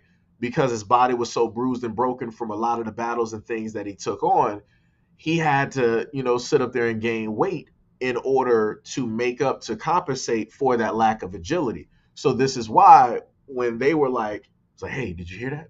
This is why when he was trying to move around like he used to, they were able to hear the creaks in the floor and different things like that, because he's an older Batman. He's heavier, but he's more durable. So when they're trying to do whatever they want, it ain't working for him. So that, like I said, that's why I like the Ben Affleck Batman that we had, because he's more of that grittier, grimier, Frank Miller esque, type of Batman. Like I said, Zack Snyder, he was on to something. He was on something. Like I said, when the first images of that Batman showed up, where they had it in like the grayscale, that was cold. That was 1,000% cold. Like I said, regardless of whatever people want to sit up there and say, I sat there and I bought digitally, and I sat there and watched, I think, all 3 or 4 hours of the Zack Snyder cut from beginning to end, and I can see the difference from the what is it, the Josh Whedon version and the Zack Snyder. The Zack Snyder version cleared up all of the loops, all of the holes. Not saying that there still wasn't some stuff there, but you can tell that the cut that they made originally and released, it was full of holes. A lot of stuff just didn't make sense. It did not fit. It did not have like a real consistent type of rhythm. The Zack Snyder one, even though it was long, it told you the story. It laid down the foundation and the groundwork and all of that stuff. Like I said, they should have just let Zack Snyder just keep going. But now he's doing his own thing. He got Rebel Moon that's about to come out, so I'll be excited to watch that whenever it comes out. We Officer Haku in the building. Fell asleep watching live stream. I'm back though. Yo. Hack said what? Why didn't he just go back in time? Oh, you thinking about the Christopher Reeve Superman? Um, like I said, there's a lot of plot holes. Again, Superman has the power to rewind time, even though he's not supposed to do it. If we're going by the movie, Jarrell told him not to do it, but it is what it is. Um, Dark said DC Universe Online is a good game, except for the toxic people on there. Yeah, I wanted, years ago, I wanted to get into DC Online, and it's like, if I were to get into that game now, with the understanding of like MMOs and stuff that I have, even though I've played MMOs previously, like 2012, back in like the 2000s, like I played MMOs like earlier on back then. I could sit up there and do it. Like I said, I was getting used to like the Marvel Heroes Online. That was really, I was on there like every day. I just like the grasp of certain stuff. Having a guy really get into like an MMO like that, and then you're used to playing games like X-Men Legends and Marvel Ultimate Alliance like 1 and 2, X-Men Legends 1 and 2. It's a little bit of a different experience. It's a a whole different way to play, of like understanding and different things. of that nature. You know, like I said, single player, you can deal. You don't got to worry about the drop rates or whatever, because you can farm certain stuff. Like I had a farming room that I literally broke down and found when I was playing that game repeatedly over and over again. I leveled up pretty much all of my characters: Magma, Wolverine, Storm, all of them, just in this one little room dealing with like Professor X and whatnot. I thought I was cold. I did the same thing with Iron Man too. I think somewhere in one of my notebooks I still got a guide. I literally took out the time and I wrote out a guide, armor specific, for each mission, and the time that it would take you to actually finish those missions, and if it would be possible to use another armor. I still remember that Centurion. Like I said, I was doing some stuff back then. Tippy said, "Yeah, same here. Batman is insane. He wants to keep all the kitty diddlers, psychos, manics alive for them to break out and kill a lot of people for him to catch them again and repeat." Yeah, yep, yep, yep. Officer Aqua said, wish I had the game to stream on Twitch. Wait, which game? I forgot. I mentioned like a lot of games. I can't even remember at this moment in time. Like 4 hours in a stream. This stream went vastly left from the original conversation. This is vastly different, from the original conversation. I'm literally going back and rewinding in my mind and looking at the transition that slowly took place. But that's what normally would sit up there and happen. But yeah, yes indeed, yes indeed. But yep. Oh, you talking about City Heroes? Oh, you said talking about DC. Well, if you wanted to stream DC Universe is still up and running. You can freely stream that. That bad boy is still up and running, still getting timely updates, and everything. Uh, I the only thing I can sit up there and tell you is I wouldn't be trying to sit up there and fight no villains, because I remember earlier on, and I think, what was I on character wise on the computer? I don't even know what my account is. I think I made it to like, did I make it to like 25 or like 30 something? And I remember somebody had like the powers of, I think they had the Flash. And whose powers did I have? I forgot. I think somebody had the powers of the Flash, and this dude was like literally running up the building to like the mission or whatever. I'm like, wow. Like, that's crazy. It's crazy. But yep. It's been a computer trying to down me. It's work in progress. It is a handy dandy work in progress. Shout out to some of those people who might have just appeared directly in here. This is the portion where Seiji decided to start talking about anything comic book and video game related. That's what we were doing at the moment in time. That is what we're doing at the moment in time. But yeah, I think what I am going to do, I'm going to let y'all spend some time with your family and everything of the sort. It is clear cut 7:47 at this moment in time. I'm going to sit up there and probably get me something to eat or whatnot or whatever. Again, if anybody want to clear cut donate to the platform, you can do that by way of the links directly underneath that are scrolling on the live stream, and underneath the 3 links that are underneath the video as well. I probably should have stated that in abundance, really throughout the stream, but it is what it is. Again, much love, respect, and appreciation to everybody that is here. Wait, Timmy said what? It's supposed to be a short stream, but it happens, Seiji. I have a hero and a villain on DC. Of course, you at least you playing something else other than The Sims. I'm proud of you. You're stepping out of your zone. You're probably level 15, but you're stepping out of your zone. I'm proud of you. Proud of you. Ty says, "Stop lying. You're gonna be sitting here playing Diablo." You're damn right. I'm about to be also playing Diablo and eating some food. You're right. You're right there, sir. You're right. Ty said, then ignore me again while you lose. Or you lose your T4. Yo, I was not a wait until you start doing those nightmare dungeons. Yo, you got 4 tries. And if your build is not like where it's supposed, you're going to get smoked. It is going to be a done game. Cause I didn't have some. I've been like rolling through some tier 4s. I'm getting up there. Like I'm managing like certain stuff. I can go through and like solo some stuff. I ain't doing no 100s. I can hit like 30. I think 31 to I think it's 31 to 36 or 31 to like 40. I can do it within that range, which is fine. But like I said before, I'm trying to just get my character to that point so I can get those other unique drops, so I can get that Shaco and some of those other drops.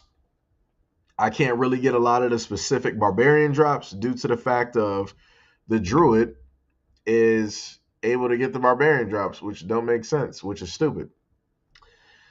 So I still can't get my hammer. It's a green hammer. Still haven't gotten that. It's another one as well. Still haven't gotten that bad boy either. So like I said, it's a work in progress, man. It's a work in progress. Uh, I was like I said, just done it. Much appreciation, much appreciation there, brother. Tippy said, "I didn't eat anything all day. You better go. You always sitting up here cooking, eating. You and Gail be disappearing and cooking, eating. Y'all better get. You better go cook something. First of all, you out there on the East Coast, you got a field of dope food out there, especially like Uber Eats. Y'all got the food trucks. Whew, I'll be broke. I would be broke living out there dealing with the food trucks. Cause I'll be ordering all the time. Like I said, Mexican food is dope. I'll be ordering like Mexican food and like sushi. Oh man, let me tell you. Um, Tippy said, "What account I wanna see gameplay." Nah, I ain't sit up there. I ain't played that in a minute. Ty said, "I've done some on my other account." Okay, I'm deadly though. Oh, you must. It sound like you got a rogue. Uh, Ty said, but I'm a poison. I knew it. I knew it. I didn't even fully read the comment. You said as soon as you said I'm deadly, I'm like, yeah, you're a rogue. I'm like, yes, you're a rogue. You're a rogue. He was like, I'm a poison rogue, so I had to run. Yeah. TV said no, said Jimmy. You. Uh, John said so. Diablo 4 is a good game. Yeah. I've been on Diablo 4 since before the first, and I'm level one during one of the streams or at a point in time when I happen to do a live stream, I'm gonna make sure to title it. Y'all gonna know I'm playing Diablo 4.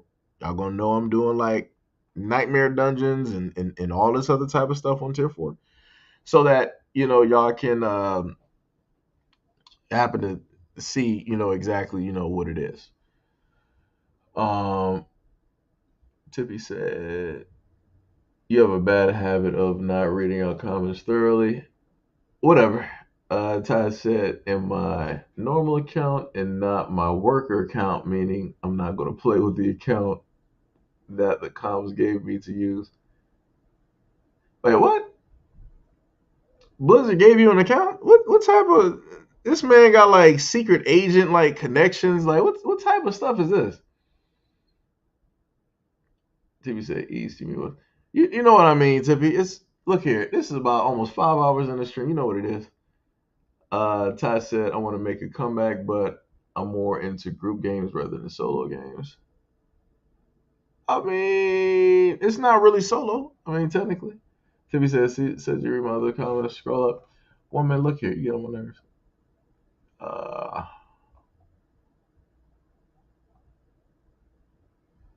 you streaming a horribly horror game tonight on YouTube or Twitch? I'm not streaming no horror games.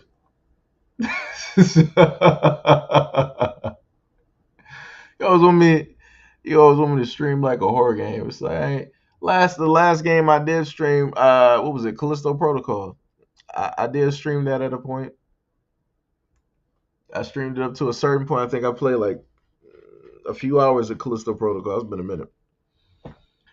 Um, Ty said I work with Blizz, Gearbox, and ZeniMax. Remember, you know what? Go in your street.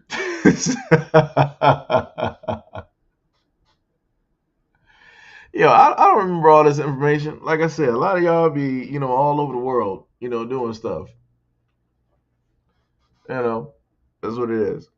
Congratulations, brother. Hit 103 followers on there. Hard work and dedication. Congratulations, there, good sir. Congratulations. Congratulations. Congratulations. Um, I forgot what was I about to say.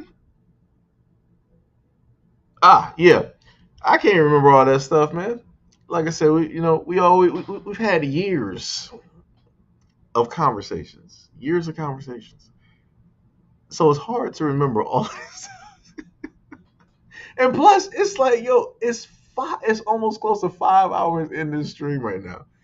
When the stream started, it was bright outside. It is getting dark. It's getting dark. That's what it's looking like right now. It's getting dark. Um,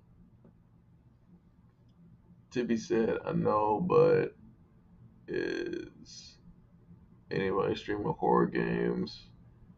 I ain't streaming horror games, Tippy. I do pretty much like action games. Horror games, I mean, no, they all right. They all right. It got to be something to like really, uh, like catch me or something. Uh, Let me see. I think he might be affiliate, or I think he might be affiliate with 103. I think, or he might be still working on hours. Yeah, he needs 2.7. 2.7. Oh yeah, you still need the three average viewers. Um, it's still bright down here. I bet. I bet. Darkset says, have you ever played Time Commando, Project, Horned Owl, Nightmare Creatures 1 and 2, Tenchu game? I think now a lot. The last one, Tenchu, I played that. I played that. Tenchu for me was in the same vein of Way of the Samurai. Way of the Samurai was one of my favorite games that I had on PlayStation. That was one of my games. Uh, Let me see. Tippy said, "Damn, that long I didn't know." How Tippy? How don't you know this?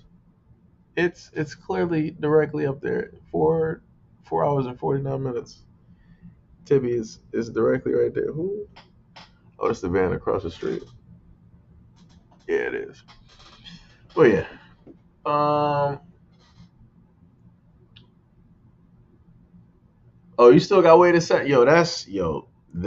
That game. It's like a lot of favorite games that I still want to go back and get. Like Genkido, that was another classic game. Bouncer, I still gotta get that.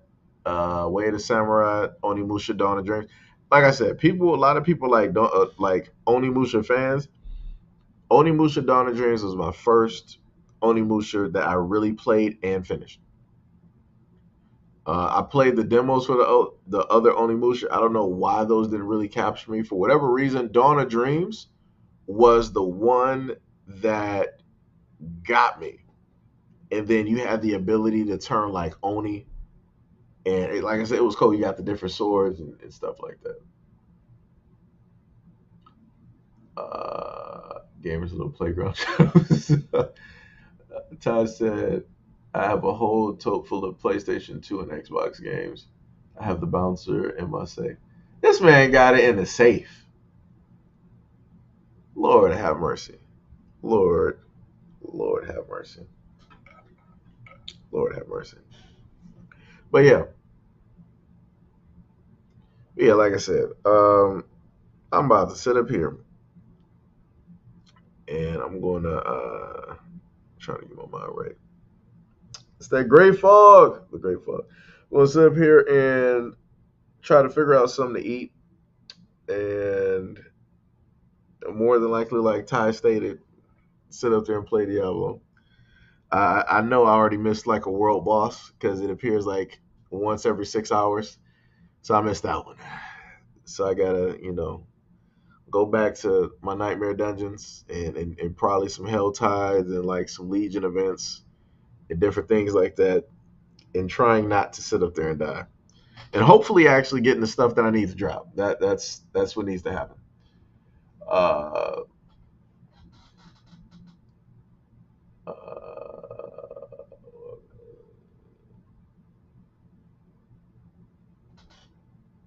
was five there. I don't know why, but no matter how bad the bouncer was, I love the game.